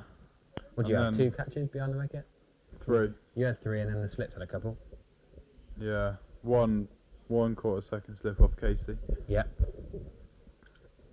That was Yates, wasn't it? Yeah. And Hamza Sheikh had one at point that popped up off Hull. That could be a look for 2 here. It's not going to go for 4. Could be 3. You reckon? Yeah, the fielder's not running particularly quickly, is he? Yeah, good running. Casey Aldridge turns and goes to the 3rd. He'll take the strike off Hamza Sheikh.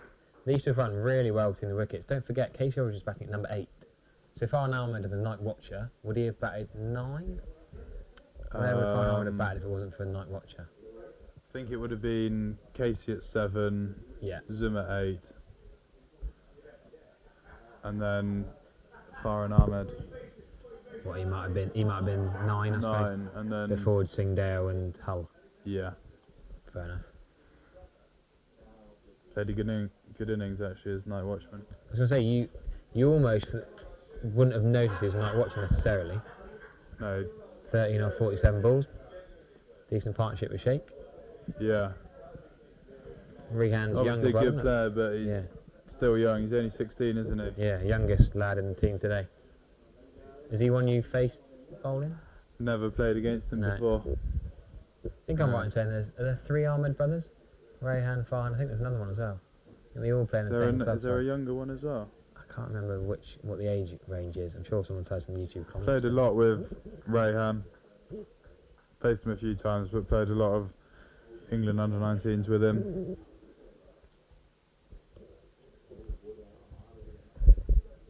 Here's a good question for you. Who's the most enjoyable to spend the day in the field with? One person. Yeah, I think that's what they want. You can name a few, but we're actually talking about this earlier. It's nice being a wicket keeper, isn't it? 'Cause you get to talk to your slips all day. got some mates, yeah. Except in the one day cut when suddenly they all disappear to the boundary. Yeah, it's quite sad. Nice later figure, yeah. I think you can't look past the Somerset cordon really. Casey, Lammers, Tommy Abel, Craig. Yeah, you mentioned Tom Abel. I might have to get you to do a video at some point. This is tribute to his 10 years ago when his debut, didn't he? You seen that? Yeah, list day was it? Sorry, first class Debut. I think he debut opened for alongside Somerset. Tres Gothic, I think. Funny photo of him actually. Did you Yes, see that? yeah, on the Facebook on the Twitter, yeah. Has he got a bit of stick for that in the chat? He actually hasn't. Not yet. But I can imagine if there's. You could start that. Yeah. Yeah, just at lunchtime, a little minute's tribute to Tom Abel. You got to think of it, your favourite memory, special moment for him. 10 years first class cricketer. 150 this year against At Warwickshire. the Oval. Oh, Warwick, yes. Well, that run chase was. The 409 run chase. Yeah, I was on comms for day 4. That was a cracker, wasn't it? That was a very, very good innings. Pleasure to bat with him actually at the end of that game. Yeah, they were trying to hide you down the order, weren't they? Trying to put in the big hitters. Yeah. Pretorius came in ahead of you, didn't he? Yeah. Thought you couldn't score quick enough. You did alright when you come in. Yeah, just tried to get Abe's back on strike. Watched him do the hard work.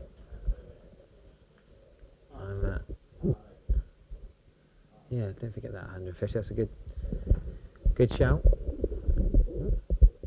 Yeah, your coach, probably have now said, is Taunton still a dust bowl? No, is probably the short answer. And Raheem Ahmed, that's the one. Oh, no, that's one I've forgotten about. Thank you, Simon Bennett.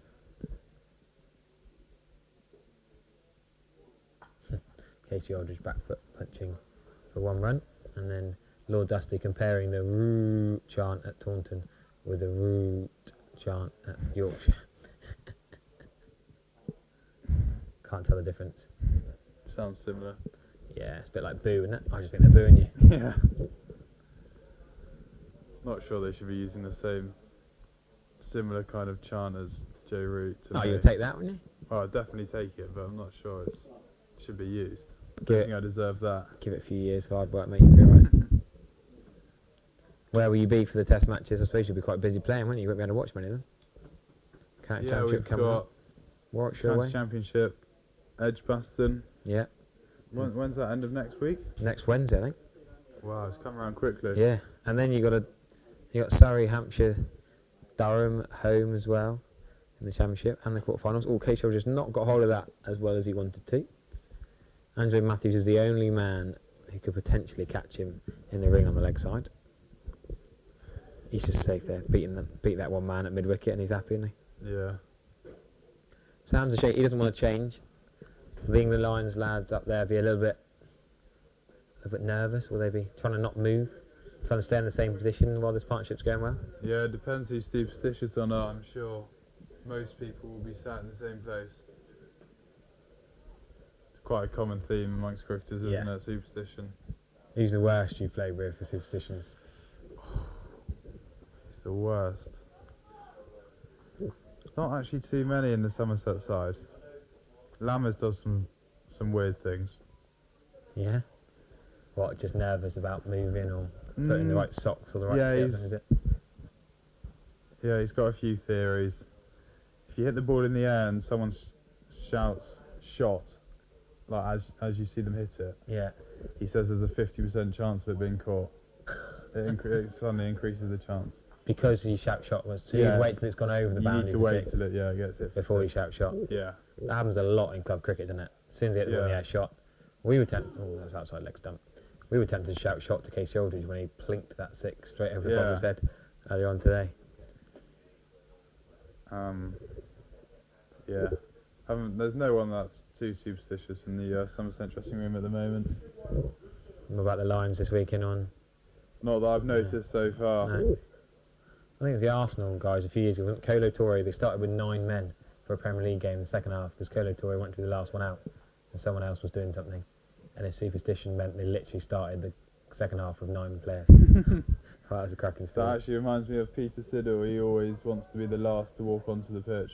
Or whatever situation, whatever's going on. Yeah, when you I think every time the team walks onto the pitch to field, he always makes sure he's the last one on. Oh wow! You've never upset him by being late and him having to go before you then? Oh, he'd go and warm up, would he? Then run off the field and then go back on again? Yeah, I guess so. Yeah, have I a just banana. remember walking onto the pitch in one game at Taunton and being stood next to him at the back of the group, and he waited until I walked on before he did. Another question for you. Who's the fastest bowler in the county circuit, in your opinion? I guess it's probably one you face would make it easier. You've probably faced most of them by now.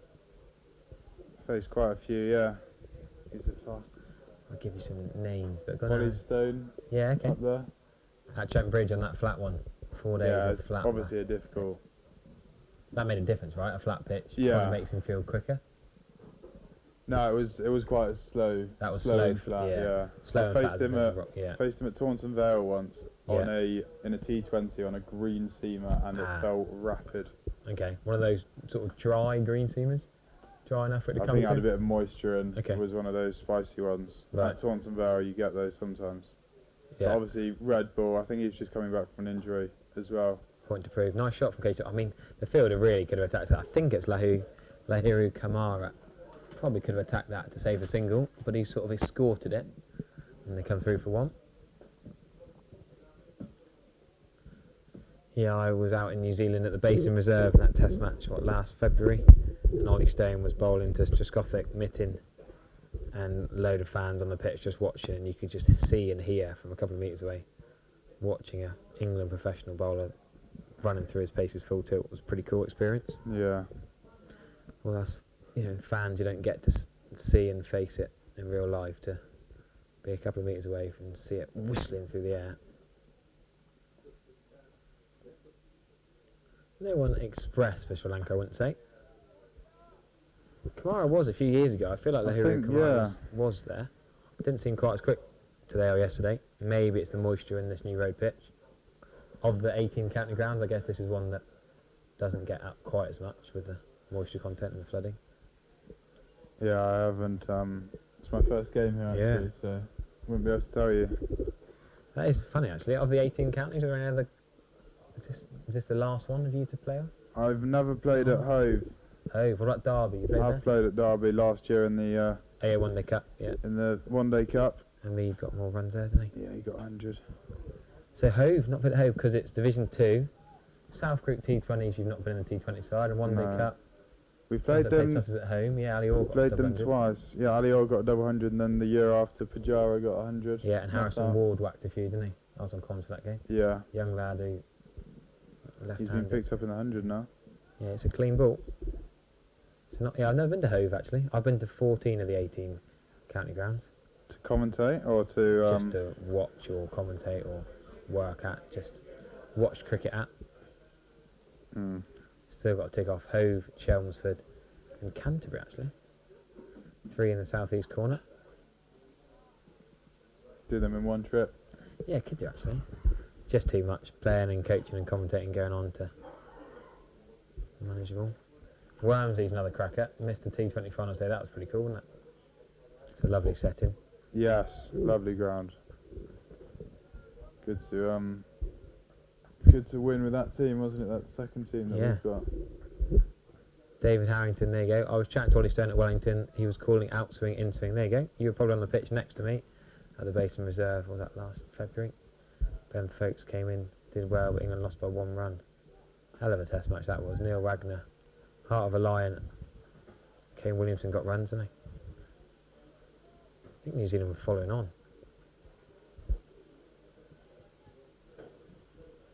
Are you doing any comms out there, or are you just... Not got the overseas nod yet. You have to mention me to the England department. Tell Darren Goff, oh, this really good commentator. Sky Sports your next gig? Well, I'd love to, but not got the call yet. Have to try and impress with the Lions and then work your way up. Yeah. Just nick some of your free kit and then... Are there any private. commentating scouts? There must be a few. Oh, that's a good question. Not heard of any. Here's a question.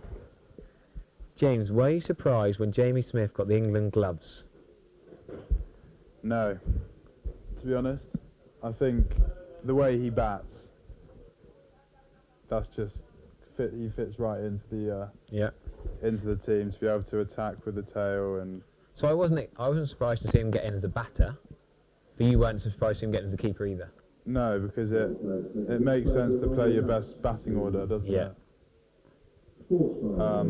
And his keeping is good, really good. I think he's up there with one of the best keepers in the country, definitely. So yourself and Ollie Robinson, and people have mentioned in names, or Ollie Robinson, you've got a lot of runs for Durham as well. Yeah, but probably not quite the mould of Jamie Smith. I don't think he's too far off. Yeah, Jamie Smith's just a really hard hitter, powerful player, good white ball player.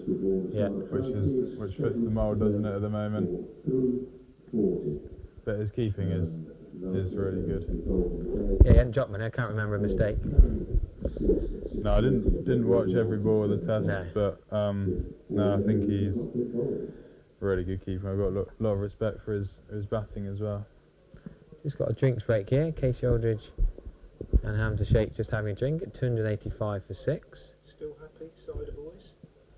Yeah. Happy if you want. Do you want me still in? No, you can stay if you like. As long as you want to stay, Joe.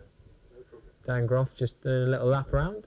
He's good value in the coaching department, isn't he? Yeah, he's a lovely guy. It's the first time meeting him this week. Oh, I thought you played on the golf course. Or was that not with? Yeah, that was with him, but that was yesterday. Tuesday. Yeah. There you go.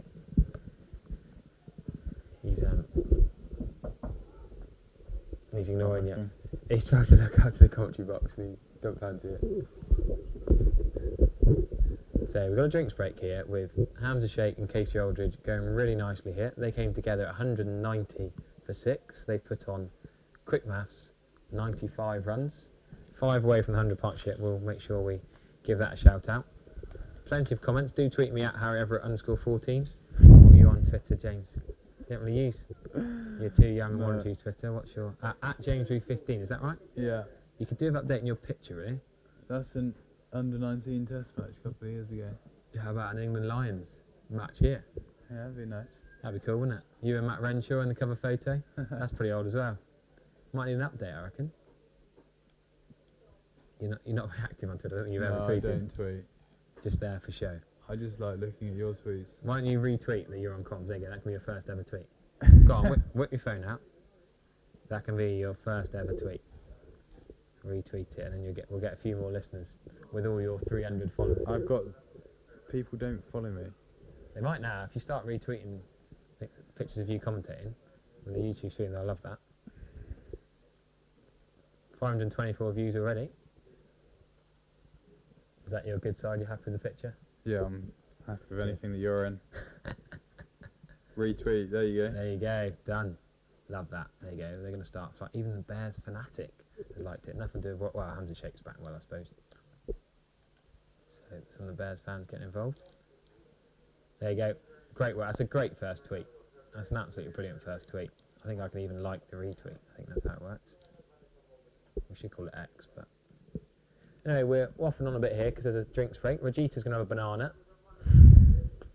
Is that Charlie Binns just having a chat with Casey Aldridge? Will he be talking about nutrition? What's he giving Casey? He's giving Casey a banana. He's had a banana as well, yeah. Are you a fan of banana when you're batting? Yeah, I wouldn't mind it. What about sweets and gels? You into all that? Again, no preference really. If it's given to me by the nutritionist, probably should have it. You just trust it. You'd always eat. You're happy eating and drinking when you're batting. I know some people don't like to change anything. They're just I'm quite chilled. I'm quite chilled with that. Casey with his little fingerless inner gloves. Interesting that some do like to go down the inners route, some don't. Guess it's just all about how thick you want the handle to feel in your hands. Yeah, is Casey a double gripper? Yeah, he's got big hands, double gripper, fingerless inners, makes everything feel bigger. And quite a heavy bat as well, isn't he? Don't think it's too heavy. He gets sent some nice ones from GM. Nice. Yeah, we're not on BBC. We can mention sponsors as much as we like. Is that a rule on BBC? Is it? I think, yeah, you're not supposed to say you went to other bats are available. But here we can say what we like. See what? M&H are obviously my sponsor. Your brother's sponsor. changed, hasn't he? Your brother's. Yeah, Thomas has gone to Grey Nichols. What's that all about? No, just a good opportunity. They offered him some kit, and he's Can't say no to Grey Nicks, can you? no, couldn't say no. Well, in case you've been GM's a bit rogue, a lot of the lads are kudos for M&H down at Taunton, aren't they? Been a Somerset lad through and through from the academy. I'm surprised he's not. I think he's used them for a while, since kind of under 19 days. He's upgraded to GM, is he? Well, maybe not an upgrade. That's a matter of opinion. And a shake. Still steady Eddie, not changing gear, which is good cricket. You don't need anything different from him here, do you? No. While Casey's there. Keep playing at the same tempo. And he probably wants Casey Aldridge to stay there with him. Yeah, definitely. I always feel for someone when they're, not far away from a first 100 with an England badge on. You don't want a tail ender coming in. You want Casey Aldridge. There's a good single there. Mid wicket should have attacked that with his left hand, really. I think that's a poor bit of fielding from Kusal Mendes. So he attacks that with his left hand. There's no single, but he let it go past him. One to wide mid on. Prabhat Jayasuriya still going here. Big field changes to Casey. He's over the wicket. Yeah, 3 men out on the leg side. 2 on the off as well. Not many for company. There's a reverse. A reverse paddle. Yeah, he's just going to get 1 for it. I think he was looking for 2. He's trying to get it finer of that deep point field and try and get 2, I think. But take the 1. As you say, if it's not that risky a shot, he doesn't mind playing it for 1. No, exactly. I think it's something I've got to bring into my game, really. Playing against spin, I'm just a bit boring. Whereas this day and age, you guys have got all these dabs and scoops and paddles. Yeah. I feel like in club cricket, though, as soon as you go to a reverse, the umpire wants to put his finger up. Yeah, definitely. That's just what scares me. Whereas at the professional level, it's so common now. The umpires are better than that. The umpires realise actually if he's not hit, it's not hit. A lot of club umpires give sweeps out on the shot. Yeah. Don't they? It's not a very. I feel like umpires generally don't like batsmen sweeping. Yeah, it really winds you up. It's one of my better shots, and I can get it right. Pete Cheeger was telling me the other day on comms that he wants to bat with no pads on because he keeps being given that LBW. It's an interesting way to go about it. Yeah, I'm not sure that's the best technique. But here's a question from Telly Tone Monkey. Who has the biggest bat collection in the Somerset or England Lions dressing room? Tom Banton. Yeah. Lewis Gregory. Just like having 5 or 6 options if one breaks, though. Yeah, they've got a few.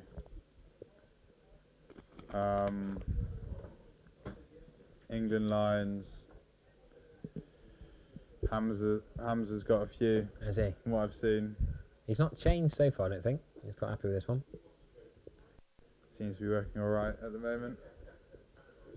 So, and who have you played with other than Casey Aldridge, of course? We're going to see. Yes, we're going to see Danjay De Silva, the off spinner. I said earlier, he's only bowled 1 over. He's captain. Well, with 2 overs going to the new ball, he's going to bowl potentially the last over from the far end. You've played a fair amount with Casey. Who have you played with the most after that in this Lions side, then I guess? Probably Ben McKinney, under 19 days. Yeah. Fair enough, as Casey Aldridge easily takes a single first ball down to long on. Naveen Herath, if you're related to Rangana Herath, makes a good point. Jai Sharia trying to break Maharaj's record for the most consecutive overs this year. Yeah, Maharaj does love a marathon spell. Jai Sharia's bowled 30 overs now. They all on the bounce? I'm not sure if they're all on the bounce, but he's bowled at least 20 today, I reckon. He didn't start this morning, did he? Bowled a bit yesterday. Bowled last night. Yeah, then the 2 seamers started this morning, so no. But he must have bowled 20 on the trot over lunch as well. Well, he didn't stay out there bowling over lunch, but there you go. Now you've retweeted that. We're getting random fans from Warwickshire now. Who's this player? I'll give him a follow. John from Warwickshire. Hashtag you bears. There you go. There's a few of them Hamza Sheikh. They're enjoying Hamza Sheikh's batting. Good bit of fielding there. Keep the live stream replays on. Dan and Jay Silva, the off spinner. Trying to remember who he bowled his one over at yesterday. Was it the two openers? Yeah. The four you got in there? Yeah, it was at the two left-handed opening batsmen. I guess when you're batting at what 5, is your policy is probably you got to watch every ball before you have to bat, right? No, I don't. You're not that fussy. Not until we're 2 down, probably. So you're pretty chill while the openers are going about it. Yeah. You don't want to be switched on for the whole time, because if there's knackered, yeah. If there's a 2-hour opening partnership and you're still not in for 3 wickets, then you mentally drain yourself, don't you? So you're trying to chill out and get a massive chill out for the first couple of wickets, and then start to switch on when you're in next. Yeah. I haven't batted much at 5 actually in that's a good point. in my professional career. What, 6 and 7 more, I suppose, yeah. Yeah, and then 4 in one-day cricket. Yeah, good point. Yeah, fair enough. And even twos, the odd T20 you played, you probably won't be at 5, no. No. Open and 3 in the twos. Yeah. So yeah, of the top 7, 5 is probably your least batted at number. Yeah. There's the cameras on Darren Goff having a chat. That's the Sri Lankan staff. Plenty of stewards here. Talk about the steward XQ next to it. So that's our mate, is it? That's Seth, the young 12ers, taking the is that the umpire's floppy hat? Did he just swap the umpire? I think he has. I've not seen that before. Changed hat. Is that umpire Graham Lloyds brings 2 hats to a game, unless he's borrowed it off someone else? This one's not got the black tape around it.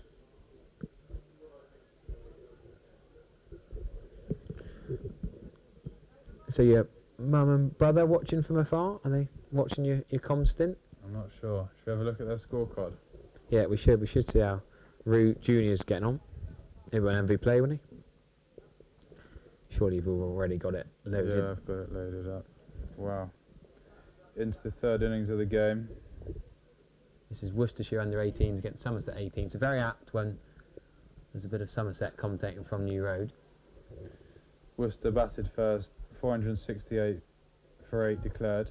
Go on, here's a highlight. Give us some batting highlights of that. D.H. Latigan. Not seen that name before. Goodman, not related to Dom Goodman. Not sure. I don't recognise many of these names. Somerset under 18s responded with 588 for 7 declared. There's going to be 4 runs here through the leg side. We'll just applaud another cracking shot from Hamza Sheikh. Hamza Sheikh into the 90s now. Top knot this, lovely shot that is. Ben Church, like I mentioned, 164. And 126 not out from Ben Mason, Taunton Andrews Cricket Club, my own club. James Thiedham not getting a bat.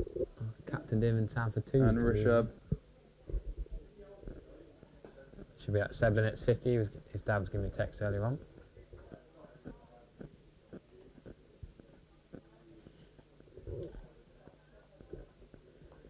And Worcester are now 1 down, trailing by 79 on the final day of that 3-day game. That's what we're so that's Worcestershire under 18s against Somerset under 18s. There might be a dodgy little sight screen camera there, mightn't there? Don't seem to be scores on the MV play. Let me have a look at play cricket.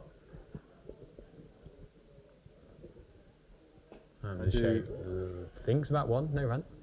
I do enjoy looking through the videos and MV plays. Do you ever find yourself doing that? Yeah, of course I do. Of course I do. Yeah, a lot of the press staff do actually. People who just chat in the press, there's quite a few here who, some international press, they'll have a lot of chatting going on and some of them miss a wicket. Load up MV play, does it easily. Yeah, here we go. A few of my games have been live streamed this year, but not on MV play, see. I've not been watching. Oh, we do have videos there. Here you go, Jimmy Thiedham, Sanford's finest, getting a wicket for Somerset 18s against Worcestershire. Caught down the leg side. So yeah, I captained him. We were chasing 445 overs, and I batted him down at 5, and he came in about 2 overs to go and whacked it everywhere. And I thought, if I batted him a bit higher, we might chase 400. I was stranded, 120 odd not out, and I thought, actually, Jimmy Thiedham could have been there to get us a fair. Sticking out. New ball has been taken. Ah, here we go. The new ball. Thomas not even playing in this game. Why is your brother not playing in this game? I think he was training with the Metro Bank squad. So you're giving us false information. Sorry. On the airways, James Reeves just lying about his brother's antics. But it's still Summers under 18s. Yeah, against Worcestershire, so very nice. Right, we are going to see the new ball. This is quite an important passage of play in the game, I reckon. How will this affect Hamza Sheikh on 91, Casey Aldridge on 58 of 64 balls? They're probably going to go to the two right-arm seamers, Rajita. From this end, it could be Kamara, could be Rathanaika. Rajita, first of all. So I'm missing my training last night and tonight, so I was thinking what I'm going to do. Do I just gate crash your nets? I got my kit in the car. Do I borrow one of your bats? I'll sidearm at you in a minute if you There you want. go, ideal. Get you in the grass nets after the game. Got to have a hit, we got a big top of the table clash. So what are you doing after we finish comms tonight? 6:30, you're in the nets, sidearming at me. Oh, wow. Gently does it though. But you can't be hurting me before a big game Saturday. Yeah, they were a bit spicy when I batted on Oh, were they? the day before the game. Bit of juice in them from the, was it Wednesday morning rain? There we go, the new ball, Casey Aldridge full on leg stump, tickles it straight to the fielder for no run.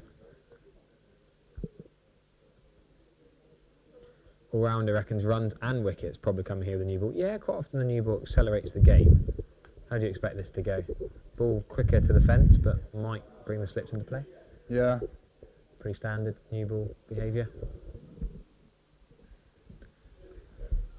None of these Sri Lankan seamers have moved the ball massively in the day and a half we've had so far.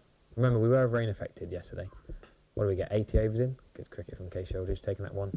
Deep point is a bit negative here, isn't it? You've got a new ball. Yeah. If I'm the Sri Lankan captain or one of the fielders here, I'd be frustrated, but I understand the fine leg, fair enough. You might even want to have a deep third, but there are 3 slips in place. Fair enough, but deep point just seems odd. You're not going to try and bang it in short outside off stump. You're not looking for a cut shot. Yeah, it's And a back foot punch might bring the slips into play. So you don't mind them playing a back foot punch. easy to rotate the strike as well with no point. Surely you bring point up and then they might flash harder to try and beat the offside ring fielders. Guess because you've already got quite a healthy lead, they're trying to reduce the damage. But also this is a warm-up game, so it's not, the result isn't massively important. It's more just about rhythm and getting your bowlers overs in the legs ready for next week. I guess. But maybe they're thinking about playing against the test team who are going to be. Yeah, that's not a bad more point aggressive. actually. To Zach Crawley, you probably want a deep. Yeah, you're probably going to have men out on the boundary quite early, aren't you? Or whoever it is, whether it's Dan Lawrence or Jordan Cox, they're all going to play pretty aggressively. Yeah, so maybe that. Yeah, maybe that's a good point. Maybe that will come into it.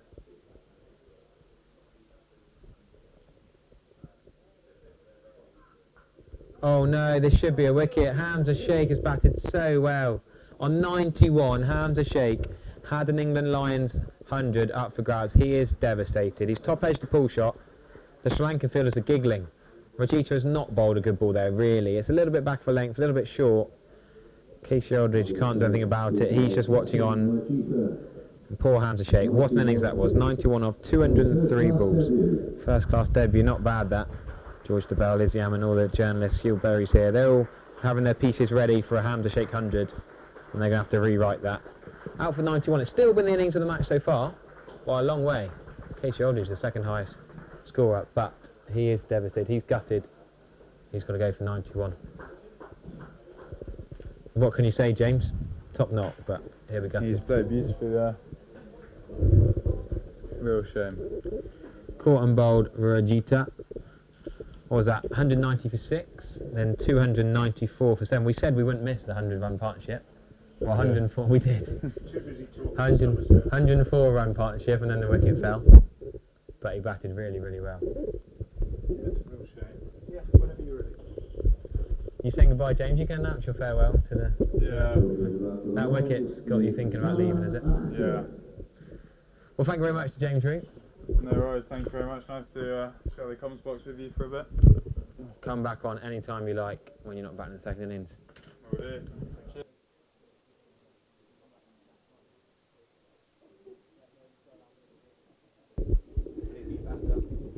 Well, that was a real shame. That was a real shame, wasn't it? Because I thought Hamza Sheikh deserved 100.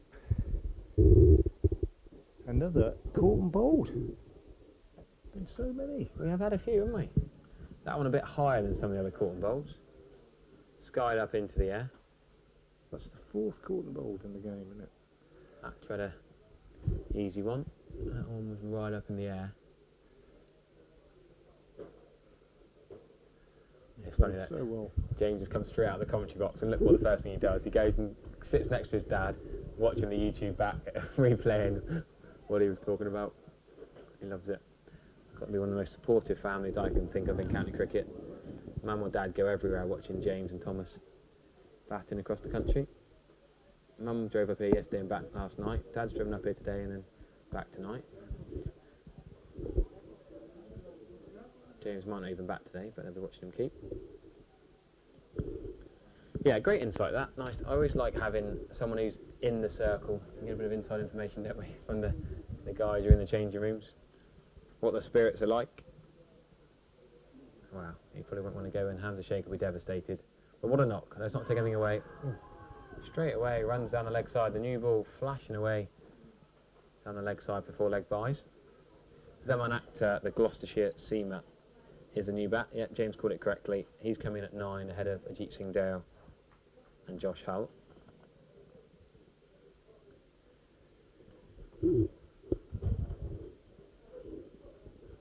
Yeah, I think we'll see what happens now.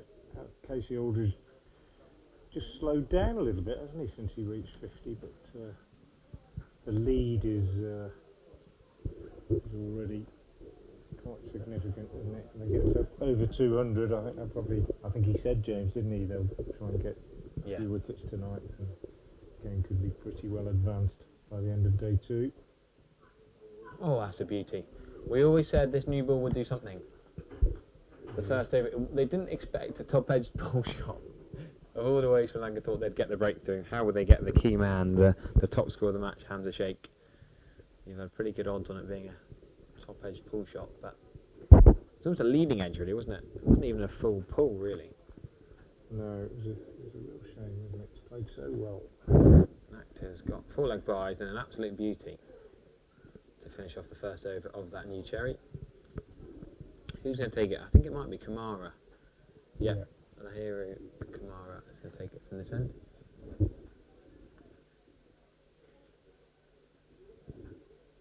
Skiing 3 slips. Angelo Matthews just taking a few catches at mid-off, allowing Kamara to warm up. Well, I thought that was a super innings from Hamza Sheikh. First class debut to play with that level of confidence and hardly put a foot wrong. Probably his only full shot was the one where he reached 50 up until that dismissal. Played beautifully.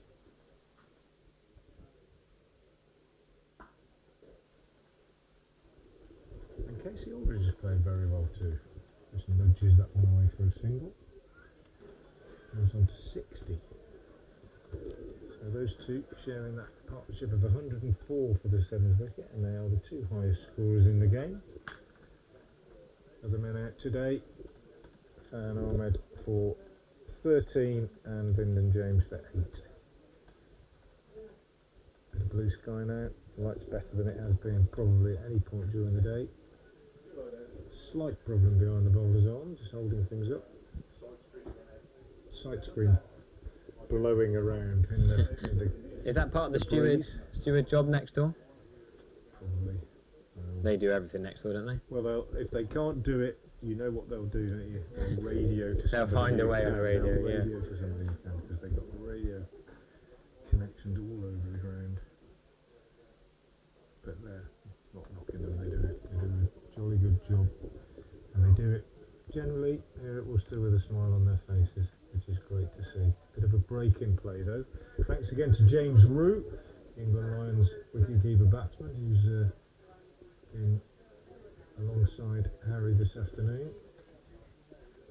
And he, as we say, always good to get a player to give a good insight. He gave plenty of insight.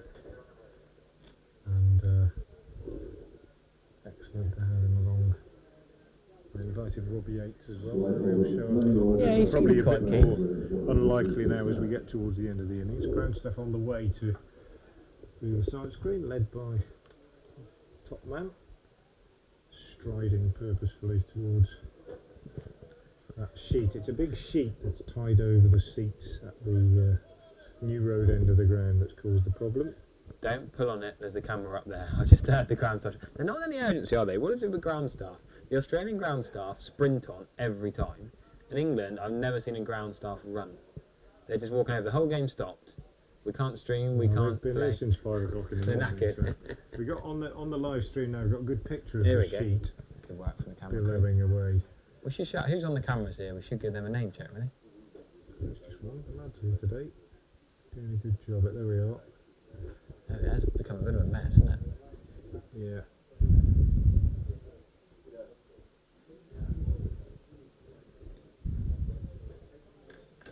It's from this end, so we can't do anything. I think we'll take another drinks break or just stop and have a chat. You might be just joining us, you might not know what's happened in the game, I expect you do, but Sri Lanka all out for 139 yesterday after being invited to bat, and Ramanatha taking 5 for 32, Josh Hole 3 for 30. In reply overnight, the Lions were 145 for 4. Hamza Sheikh was on 21, and Ahmed was on 3. 34 overs had gone, and with men out yesterday in this Lions innings, McKinney for a beautiful 46, Robbie Yates for 25, Ollie Price for 22, and James Rue, from who you've just been hearing, also made 22. 3 wickets have gone down today, but the Lions have progressed very nicely on to 299 for 7, so they lead by 160. I think they'll probably be looking to try and get that lead up to around about 200 or so, maybe even a little bit more, and then try and make inroads into the Sri Lanka second innings tonight.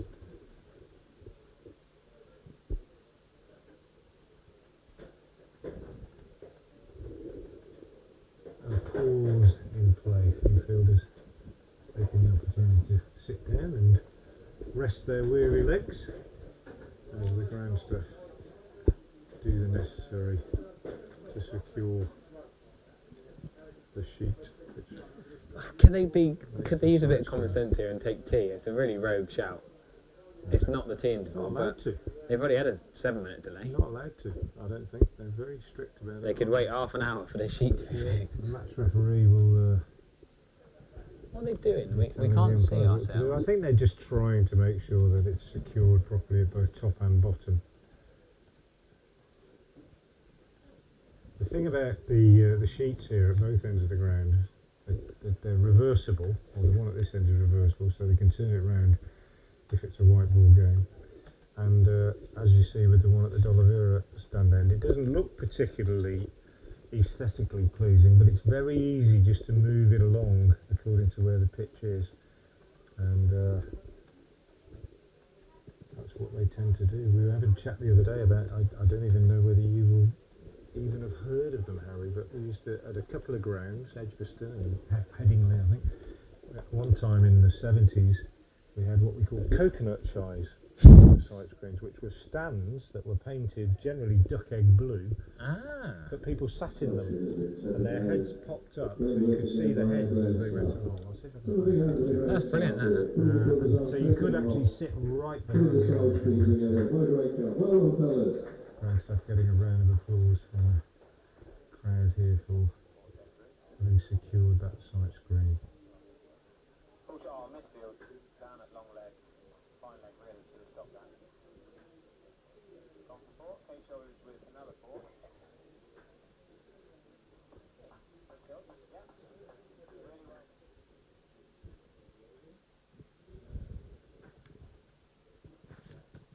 Here we go, we are back underway at last. Apologies for that delay. Just the sight screen sorting out. Oh wow, Frank's showing me a brilliant picture of the duck egg blue sight screen painted behind the Rosam. That's cool. That's called a The coconut coconut shag, because all the heads just look like coconuts waiting to be knocked off. Brilliant, absolutely brilliant. And they were quite popular for a while. Headingley had one, definitely, and Edgbaston as well, I think, at one stage.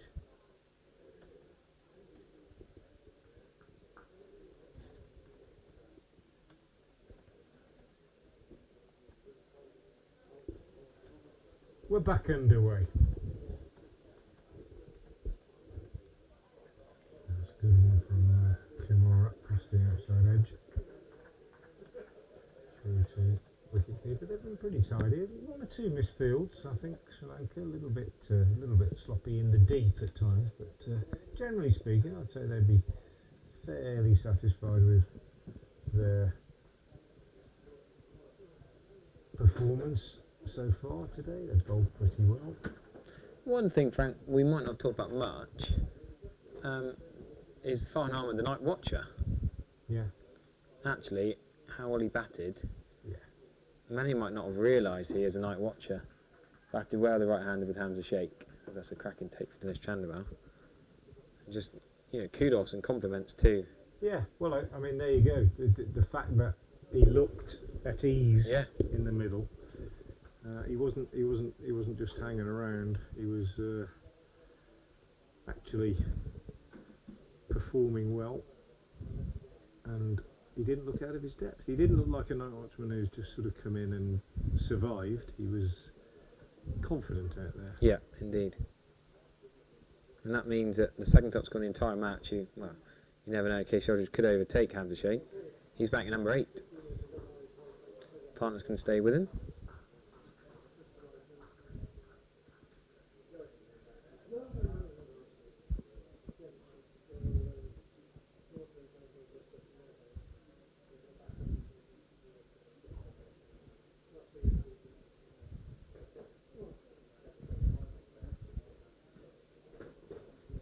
Bit windy today. It wasn't at all windy yesterday. We were saying how the trees were barely moving, but a bit of a rustle.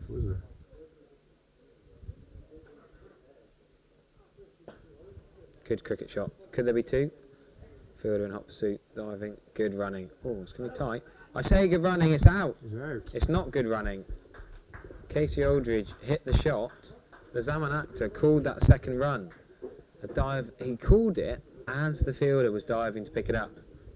75 on his back, the Sri Lankan fielder, Dhananjaya De Silva, the skipper, running him out. The throw was decent, slid, picked up and threw well, and Kumara comfortably knocked off the bails. Unnecessary that. Casey Aldridge might be frustrated. He was trying to keep the strike. I mean, he's not a tail-ender actor, so he can bat. Number 9, he's yet to go off the mark. You see it on the screens now. The slide, the pick-up, the nice one-bounce throw, perfect. And he knew he was out straight away. He continued his run off to the pavilion, but it was a lovely, lovely bit of fielding. Didn't need to take that risk, really. No. England just trying to score quickly, trying to take a few risks. I think they want, maybe not before tea, but this evening England want to bowl at Sri Lanka, but there's no rush. There's plenty of time left in this match.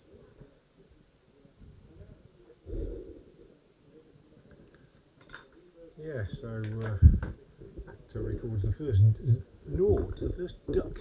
The entire match? The entire match. Is she talking about, what was it? Duck egg blue or something? What do you call it? Yeah. Ajit Singh Dale. Can't find any more pictures of the old coconut shy side screens, but there'll be some people watching who are as old as me who probably remember them. Surely not. And they were okay. They were quite effective, I think. I don't remember their bit in particular. I mean, if somebody stood up in the middle of an over, then obviously you have a problem, but you'd have that anyway, wouldn't you?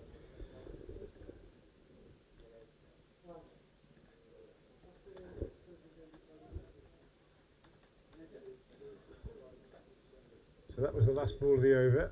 Singhdale is therefore on strike. 301 for 8. 1 run of the 2 counted. So Casey Aldridge has gone up to 61.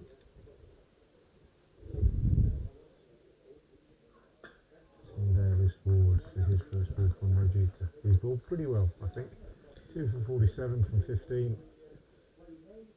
If you take that first one off, what you keep talking about, if you said 14 overs, 4 maidens, 2 for 32, then you'd think that was highly impressive bowling. And I think he's probably been the best of the bowlers. He's certainly got the ball to shape away from the right-handers. And now with the new ball in his hand, tourists will be happy they can wrap this up fairly quickly. Just got a bat for Casey Aldridge here, haven't they? Ajit Singh Dale, and when it comes to it, Josh Hull. Just got a bat for Casey Aldridge. He's looking even more comfortable than Hamza Sheikh did, which he needs to get a bit more of the strike, I think, Casey Aldridge. He's just got to be calmed a little bit. Which is probably why he took on that too, although Zaman Akhtar did call it. Yeah. Trying to get back on strike. It could have been a little bit quicker, but sometimes you can credit the fielders. Could he have pulled that? I think Aldridge, nicely played. Yeah. I think somebody else might have pulled it, but he's only just come in. Second ball, not going to take a risk. Tailender played it well, really. That did really get up though. We're not seeing. I reckon that's the highest I've seen the ball get up. Not a lot of pace in this pitch, is there really? No, there's not a massive amount of pace in Vegeta's action either. Kamara's known for getting it through at 140 clicks and above, but he's not found much in this.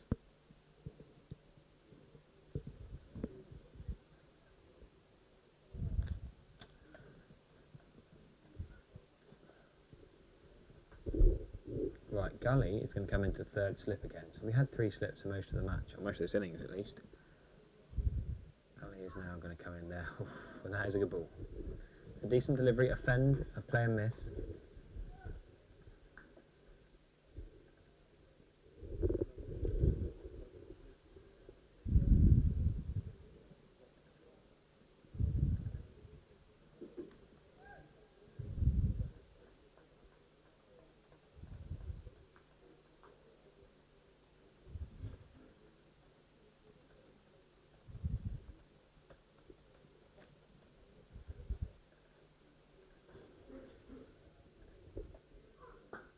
Oh, he's got away with it. He's got his pitching wedge out. Over the bowler's head.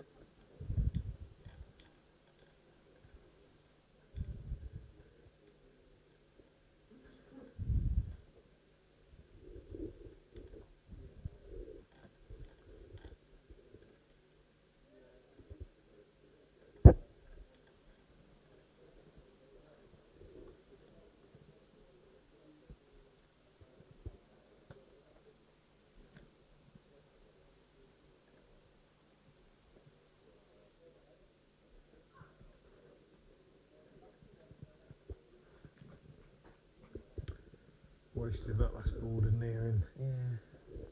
Got them in a bit of trouble. But Casey Aldridge has lost the strike again. His 50 came off. Let's have a look now.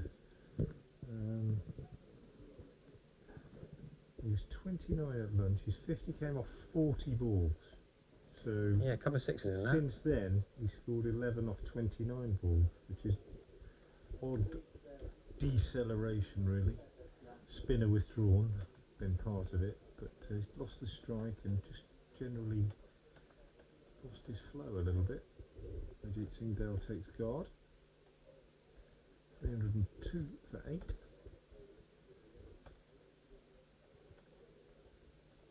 And what are we? We're 20 minutes away from tea.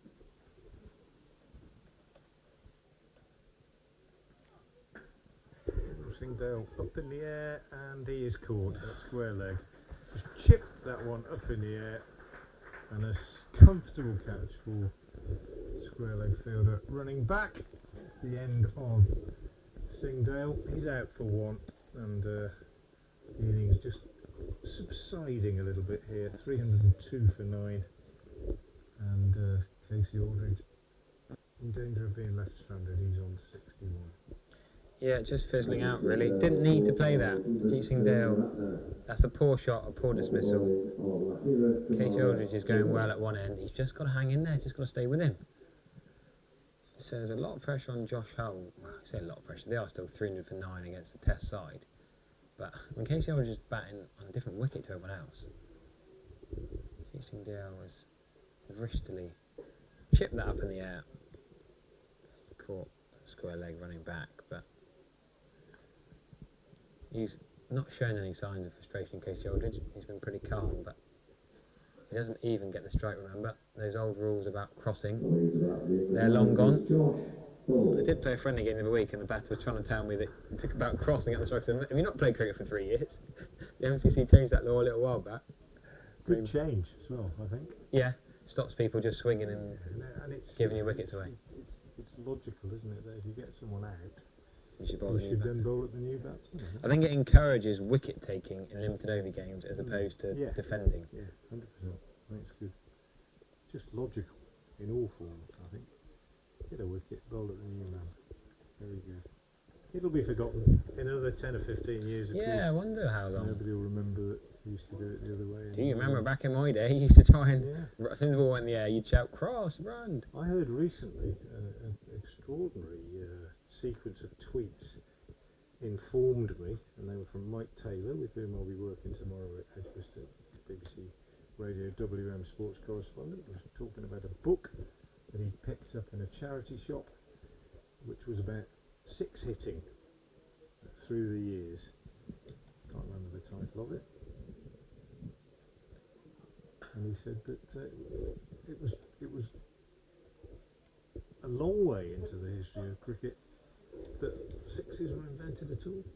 And that They used to just run, didn't they? that famous six that was hit over the pavilion at Lord's in the 19th century, which some say is still the biggest hit there's ever been, only counted for four. Because you didn't have any sixes. People at Malvern College up the road would like that, because you can't hit sixes at Malvern. The local rule, whoever plays there. But yeah, extraordinary. What's that local rule then? Well, you can't, no sixes at Malvern. Square drive for four. Is it going to go? I think it might, you know. Just holding up. Good chase. Really good chase, actually. Going to be 3 runs, which is really important here because it gives Casey Aldridge the strike. Yeah, no sixes at Malvern. You can hit the ball 30 yards over the boundary, you still only get 4. There's a little place called Malden down in Torquay. I was playing Sunday friendlies and I never hit sixes. I was trying to hit the ball on the carpet and my boy opening bat. But at one blinking time I hit a couple of sixes. Yeah, same rule. Didn't count. Didn't count. Well, at Malvern, and they've produced many, many fine first-class cricketers over the years, even quite recently. The likes of Jack Haynes and Tom Kohler-Cadmore and various others. Who's the other lad? Who's the lad in this game? Can't hit sixes in school cricket at Malvern. Who's the lad in this game? Yeah, he went to Malvern College. James and I were just talking about it on comms about half an hour ago before you came back in. Okay. Can't remember who it is. Oh, Casey Aldridge. That's over mid-on. It's not going to go for 6, but it is going to go for 4. 1 bounce 4. He's going to tee off a bit now. A new ball. Fine players, Casey Aldridge. Much better than number 8 on the scorecard suggests. Heave would be harsh. It's a clean shot over mid-on there, but he's going to open up his levers. He's going to take down Lahiri Kumara now.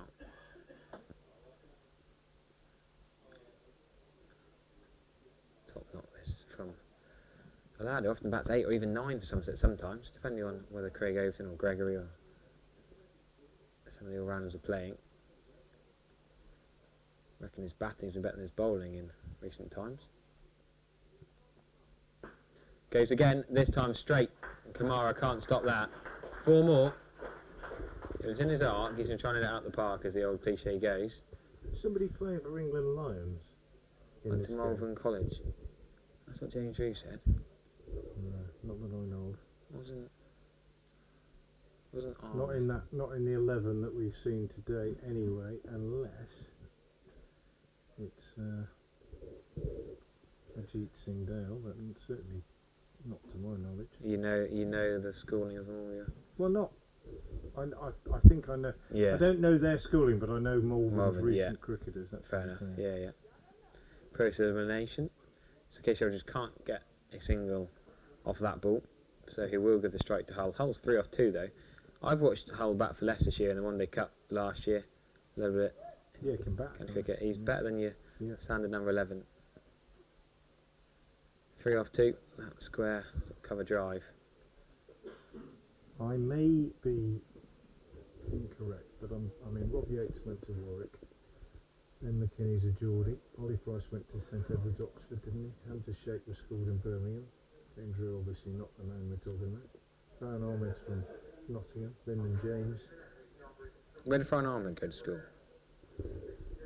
Well, I think he went, as far as I'm aware, he was educated in Nottingham.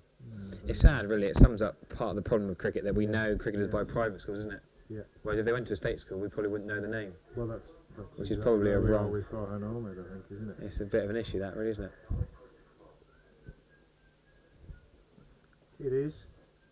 At the same time, and I would say this, having worked in the private sector for a lot of my career and coached cricket therein. Down the leg side, always dropped it. There was no bat on that. It's going to give leg buys, I think. I'm always a Chandler little bit diving across. I always get a little bit defensive when people say, you know, we shouldn't credit the public schools. The fact is, they've got the best facilities and the best coaches, and they bring on the players, and there's still a huge influence on the development of cricketers in this country and in Sri Lanka, incidentally. It makes me want to But applaud those that don't. That doesn't alter the fact that cricket used to be a lot better in state schools until the union action of the early 80s, when teachers basically stopped doing after-hours stuff and state school sport just fell to pieces in the space of about 3 years, around about 1982-83, and that's when the private schools picked up the baton, kept it going. Big important couple of balls there. Where will Case Rogers go? He goes to reverse. Scoop. There's one slip and play. He's only got to beat slip and keeper. Gully's not really in the picture. Worcestershire's George Rhodes has joined Melbourne College, isn't he? He's just gone there as cricket professional. Yeah. But they've had I mean, he takes over from Mark Hardings, former Gloucestershire player, who also went to school at Malvern. And over the years, they've had Roger Tolchard, famous England wicketkeeper batsman, played for Leicestershire for many years. He was a cricket pro, along with Andy Murter, former Hampshire player, who was a cricket master in charge. So they've got a long history of good cricket staff. I'll tell you what it might have been. You'll probably know, you even the local commentator will know better than I do. It might have been the 12th man. Is it Seth? Seth Essenhigh goes to King's School, actually, which is next door. Yeah. Okay. He's only just done his GCSEs. Is that the pitch that's literally just over there? Because I was looking, I thought, why is no one training on it last night? Or no games or anything? King's School field. Yeah. So it's not used in the summer holidays, really? The old boys use it at the weekends. Right. Old Devonians Cricket Club. Another place I used to teach, King's School, so I used to run the cricket over there. You've had nearly as many jobs as me. In Worcester. For a number of years. Worcester, Casey Aldridge trying to get a bat and ball here. He's getting a little bit frustrated. He's tried to late cut that. I'd say this is a better over from Rajita than the previous one from Kumara with a new ball. The little pavilion over there is named the Peter Idden Pavilion. Peter Idden is a very, very close friend of mine. We played for the English universities together in 1980, walking around the boundary, and he said, "What are you doing after this, Frank?" And I said, "Well, I've got myself a job in Worcester." And he said, "Goodness me, so have I." And he was at the King's School and I was at the Grammar School. And we were great friends right up until he tragically died a few years ago. Very good quick bowler and a very good schoolmaster. This one tucked away. Could there have been two there? On the onside? Yeah, I think they probably could. But for one ball, Case Shoulders is trust. I think they trust In Holland. Josh Arm. But Seth Essenhigh is acting as a 12th man, and he was here. Had a chat with him last night in the car park with his dad Paul, who also was a PE teacher and taught at King's. More of a rugby player than a cricketer. Seth only just done his GCSEs, so great experience for him here, acting as the 12th man, running drinks on and off and being around the England Lions. Plays at Ombersley, the club that I was talking about. I have associations with young wicketkeeper batsman, very highly rated.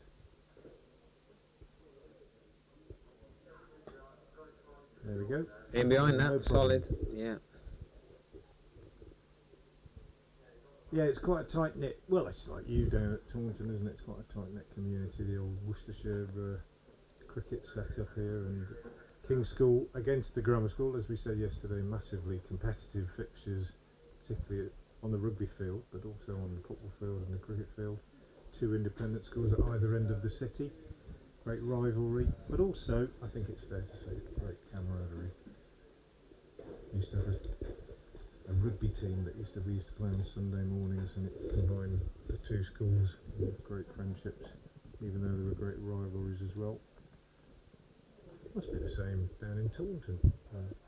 Schools around. Bruton, Yeah, there's quite a few private schools in around Taunton. Well, just in Taunton South. King's Taunton, where King's, Queens and Taunton. Charlie Morris went there, from former Worcestershire seam bowler. Yeah, what's happened to him? Retired because of a knee injury. What's he doing now? Is he He's playing working club as a cricket? project manager. Is he? He's only just 2 years out of the game. Lives just Yeah, I up remember the that road. name. So why did he school down there and then come up here? to do with his father's employment as a minister in the church, I think. Was he from around here originally, was he? No, he's a Devonian, I think, Charlie. Because I think that might be the Charlie Morris who played for Honiton. Or was that Ryan Stevenson who went to Hampshire? Oh, I need to check. I'll get my... No, he only ever played here, Charlie. No, but club cricket. Might have played a little bit. Might have played a little bit down there. If you Google it, I'm sure it'll Born in Hereford. come up. Yeah, born in I remember Sam down in my commentary mate down at Somerset calling him Chris Morris a few times when we were commentating on Somerset Worcestershire. I said, pretty sure it's not the current most expensive IPL player in the history of the game at the time. It was Chris and Charlie, both right arm seamers. Ah, there we go. Okay, Shoulder's nailing that down to long on. He's only gonna. No, he's not even gonna take the single. No. I remember. Played for Devon, Charlie Morris. That's what I'm thinking of. That's right. But this Salterton, he might have played for the club. Ah, I meant to play there on Tuesday. Vague memory. Good knowledge. Yeah, I played there a few times. New ground then? On the old ground, yeah. Yeah. I knew there was a new ground. I've not played there yet. It's only finished last year. Who was the overseas that Somerset had 2-3 years ago in T20? He was opening batter, Indian. Murray V. Best player in, or was he Indian? Best T20 batsman in the world at one stage. Chris Gale. No, before. No, Sure, right-handed, Indian, Pakistani. Just trying to think. Babar Azam. Yeah, Babar Pakistan. Azam. Yeah. I remember turning up at Taunton about 3 or 4 years ago for a T20, and I was on with Anthony Gibson, and we sat down and did a little preview, and Anthony said, you know, Somerset going great guns, the Overtons are doing this, and this, that and the other, and Babar Azam currently the #1 rated batsman in T20 cricket in the world. And he finished his preview. Oh, that's a nasty ball, full toss. He finished his preview and he said, anything's around. I said, well, I don't know why Worcestershire have actually bothered turning up, given the way you build Somerset there. They've got no chance whatsoever. And Charlie Morris removed Babar Azam with the first ball of the innings. Anthony found it difficult to speak for a couple of minutes. But, yeah, I mean, these things happen. Charlie Morris was a really good, hard-working county seamer whose career was ended only 2 years ago by a knee injury. But a nicer man I've never met in the game. Played for Devon in 2011. There you go. That's what I remember. A few former teammates of mine played alongside him. Case Aldridge on the charge. No, it's not going to be two. Don't risk the two. Don't risk the two. There's already been a run out at Kamara's end. And he played for Oxford MCCU as well. I think that was his route into the game, Charlie Morris. And didn't he play for? He missed a year because of having to remodel. He's actually got into the England Lions sort of setup and went to Loughborough for a winter programme that was going to be the making of him. You know, he's very excited, going to be an England player in the future, and they picked up a flaw in his action and put the old measures on him and everything, and his elbow was flexing too much, so he had a year out of the game to remodel his action.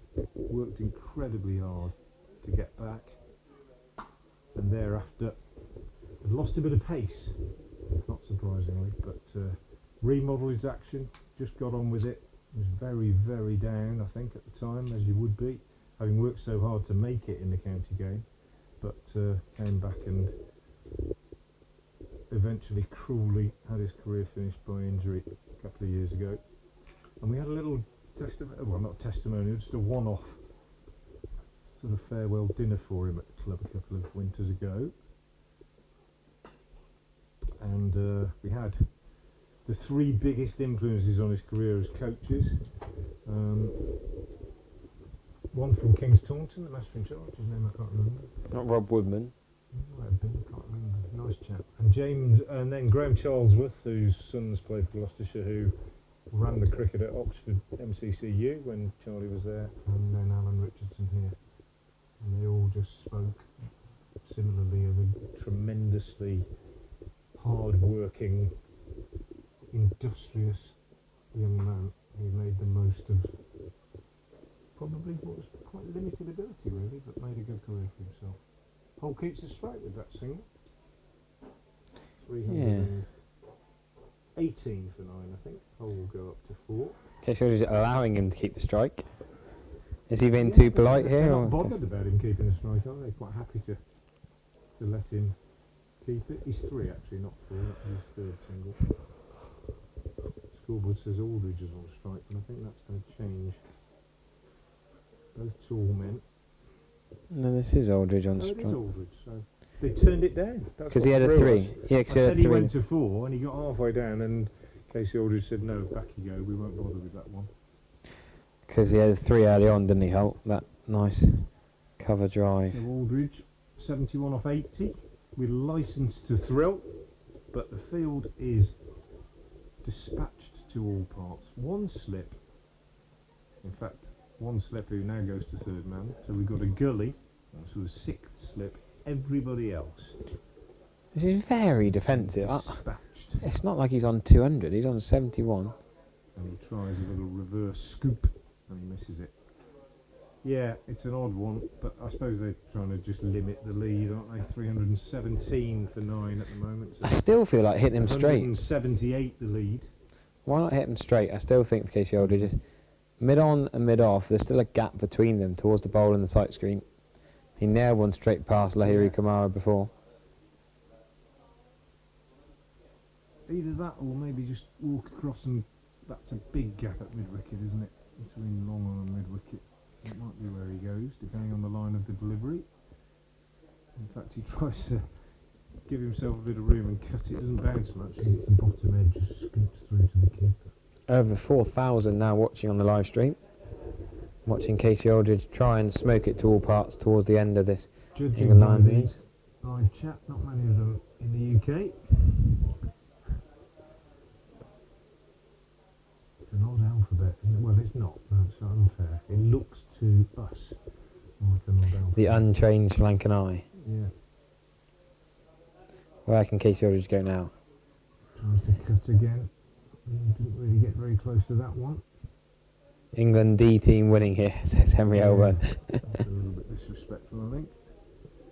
I think in terms of seam attack, it's very much an England B team, isn't it? I think, Well, let's be honest, but technically the D team would mean there are 8 better seamers in the country, Yeah. and there probably are 8 better seamers in the country than these guys, and they won't be offended by that. yeah, I don't know if there's 8 quicker. Well, there's no Tongue, Pennington, Robinson, Potts, Stone. Who else? I Overton. wouldn't say Stone's quicker. I wouldn't necessarily say that Pennington's any quicker than what we've seen. Tongue is, but he hasn't played cricket this year. Who are you thinking in particular of the attack? You mean like Hull and Akhtar? Yeah. Or Jeetsingdale as well? Yeah, Hull and Akhtar, I think, particularly. Difficult, isn't it? We haven't seen the speeds of every delivery, but I think I thought they were very good yesterday as a unit. Yeah, I'd just like to applaud how well they've bowled. I think hopefully it's not all just about pace. I know the England guys like pace for Australia, but they bowled good areas. For me, I was more excited about the line and the length. Yeah. Was decent. Didn't bowl many bad balls. As we said, they weren't left very often. They made the batsman play. Which I think is an underestimated. No question about it, absolutely. Always feel that as a pace bowler, it takes quite a bit of effort to get yourself up there and keep delivering the ball at high speed, and if you do that and the batter just lets it go again and again and again, it must be quite frustrating, I think. So fair play. I know they sometimes deliberately go 5th stump and try and wear somebody down, but generally top of off is a good thing to target. I'll close this one back up the pitch, and that's the end of another over. So what have we got? Well, I think that's tea, isn't it? I think that's probably. Well, surely tea. you'd take the extra half an hour, don't you? I think some of the Sri Lankan players looking keen, but they're not going to take tea, are As they? the wickets are down, tea will be delayed 9 down. for So 30 tea minutes. has been delayed Or by 8 overs half an and hour, 5 or however long it overs. takes to get that wicket. My money's on the wicket. Oh yeah, yeah. You don't expect the last wicket partner to put on to bat for half an hour, let alone for 45 minutes. So they've done well for the first 15 minutes or so, but Casey Aldridge doesn't need to rush. Even if he gets 1 and over, it's not an issue. He won't be.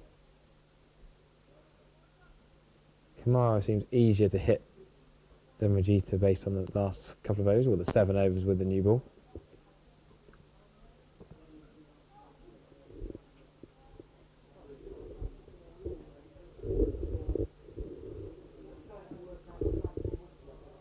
So Kamara to carry on.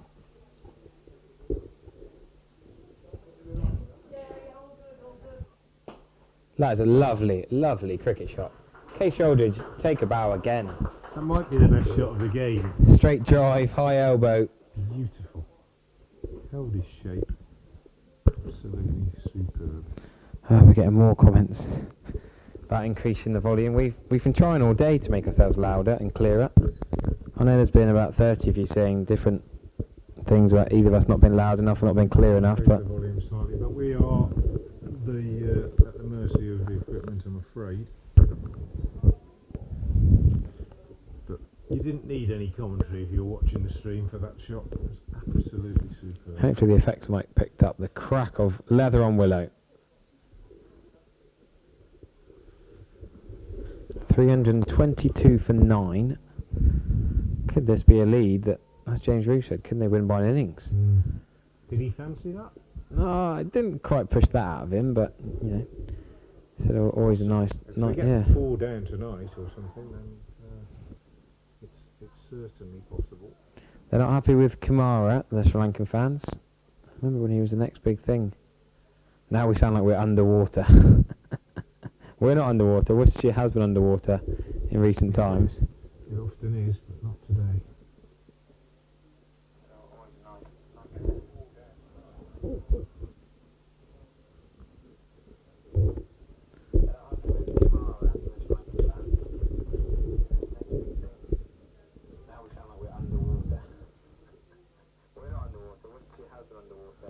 Sadly, the ECB don't provide us mics, so as much as it's all nice and well these comments. We've had some issues, and a lot of it is to do with outside interference, apparently. Yeah, the ECB have not provided mics for this. It's not as simple as that, I'm afraid. We're doing our best, everybody. There is a bit of interference, so I can hear it now, but we'll see if we can just maybe reduce the... Reduce the effects mic, maybe, yeah. Try and perhaps get the mic a bit closer to my That's mouth. better, chaps. Michael from the USA said. Thanks, Michael. Is Joe Leach in the nets? Not that I'm aware of. Yeah, Billy Bear had a bowl at the Sri Lankan batsman on Tuesday as a net bowler. I know that. Oh, that is a player miss. And then he's been with the One Day Cup side as a coach. So he was been up at Old Trafford yesterday, and I expect he'll be at Edgbaston tomorrow. And he's definitely hoping to play next week against Kent in the Championship, as is Adam Finch, as Worcestershire attempt to put together something more like a senior side when it's compared to the one that they've been fielding in the One Day Cup.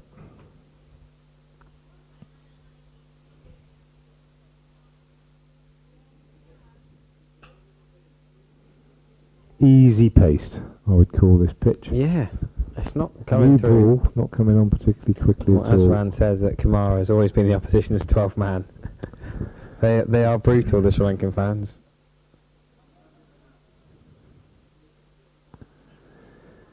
Yeah, I can't think there's any justification for saying that. Well, he has gone for 92 off his 18 overs. For me, Rathanayake easily the pick of the bowlers, even though Jaya Sarara's picked up 4 wickets. Rathanayake has gone past the bat. He's consistently asked questions of both right and left-handers. But it's Rajitha now coming into the attack at the Diglis end. Men out today, Ahmed for 13, the night watchman, Lyndon James for 8, Hamza Sheikh for 91, highest score of the game so far, and then Akhtar without scoring and Singhdale for 1. No, the playing 11 cannot be changed because it's a warm-up match. We're trying to keep first-class status. Just replying to some of these comments. Harry Everett and Frank Watson still on commentary here. We had James Root earlier on.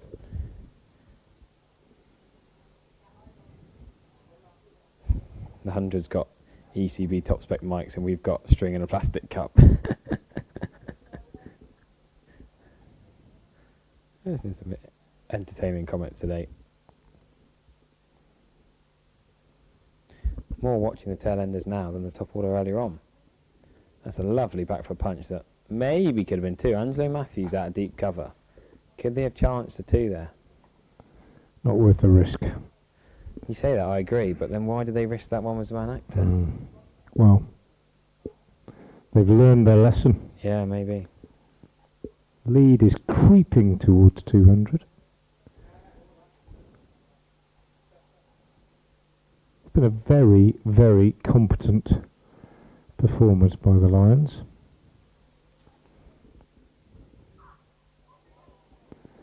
In terms of team strategy, I don't think it could have gone much better. Win the toss, bowl the opposition out in just over 40 overs and then get a lead of 200.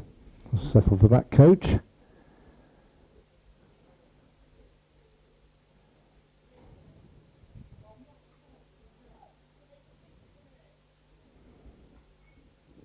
Darren Goff, bit of a one-off, I think, his coaching appointment here apparently. Off to the Cayman Islands next week. A little coaching jaunt, apparently. What cricket's going on in the Cayman Islands? I think it's a very short competition. 10 overs or something like that, I think.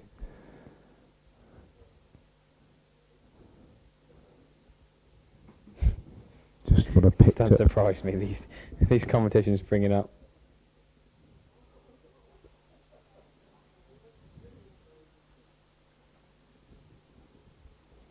DR Music, high commentators, is the England Lions the A-team of England? Well, yes, in theory it is. But there's plenty of other cricket going on in England at the moment, not least the 100. So you could say it's the A-team of England. It's certainly a crop of very talented, promising young players from counties around the country who have been brought together to provide the opposition for Sri Lanka in this warm-up game. 2 of them, in fact, making their first-class debuts in this game, one of whom made 91, the highest score of the game. But in theory, it is the A-team of England. But as my co-commentator Henry was saying just a few minutes ago, do you know why I do that? I'll tell you in a minute. Because I'm old and stupid? No, because I've written your name down, haven't written it clearly enough. So calling me Henry. It's Harry, and I keep thinking I must make that bit clearer. I just keep looking at your Twitter handle, and I haven't written it in large enough letters. Anyway, as Harry was saying, whether this is a first choice England second team, as it were, depends on your opinion. But there's lots of very talented players who aren't here. Those that are have done a pretty good job so far. The light's not good. The umpires are just having a chat, and they've decided to carry on. Tee should have been taken at 3:40, but has been delayed because England Lions are 9 down. And somebody says, which one breaks into the England Test team, the 16-year-old or the 18-year-old? Not quite sure I understand the question. There won't be any of these batsmen breaking into the Test side anytime soon. You might possibly see one of the bowlers, Zaman Akhtar or Josh Hull, breaking into the Test side. But these batsmen are all either too inexperienced or not of the required type, shall we say, to suit the current England top order, which plays a very quick form of the game. Although what we saw from Ben McKinney at the top of this innings, 46 off 40 balls with 7 fours and a 6, suggests that he's playing the right kind of cricket. But I think there are a few others ahead of him at the moment. More interested in the potential seam bowling recruits. Interesting they've gone to spin after 9 overs of the new ball. They've gone back to this man who's bowled a marathon spell, Prabhat Jayasuriya, in just 32nd over. This is not like 3-day innings or anything. No, you're He's right. bowled 30, well, nearly 32 of 90 overs. Case Aldridge, that could be straight to long on. But it's worked. He's given it away. It has worked. Straight to Dunjay de Silva. Case Aldridge batted beautifully. His first class best was that 101 not out I mentioned earlier up at Lancashire alongside James Rew, his Lions teammate for this week. But he's chipped that straight down Dhananjay's throat. Sri Lanka have eventually got England Lions out for 324, but it's not been convincing. Hamza Sheikh and Casey Aldridge are the stars of the show. Yates and McKinney batted really well up top. The two left-handers were aggressive, but after the first wicket fell on 72, a few wickets fairly quickly until that Hamza Sheikh and Casey Aldridge partnership of 104 for the 7th wicket. Now we will have a 20-minute tea interval, and then Sri Lanka will have to come out to bat, probably Dimuth Karunaratne and Nishan Fernando. Myself, Harry Everett and Frank Watson will be back in about 18 minutes time. You are requiring the assessment, the scorecard of the blue line over the ground is open.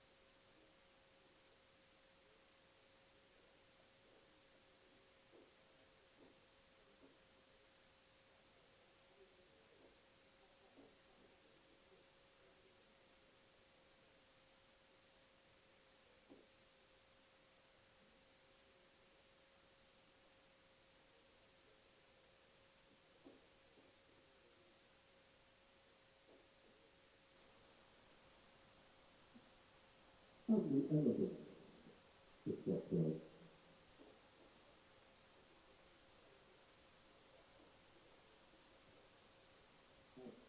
Bad roll, no.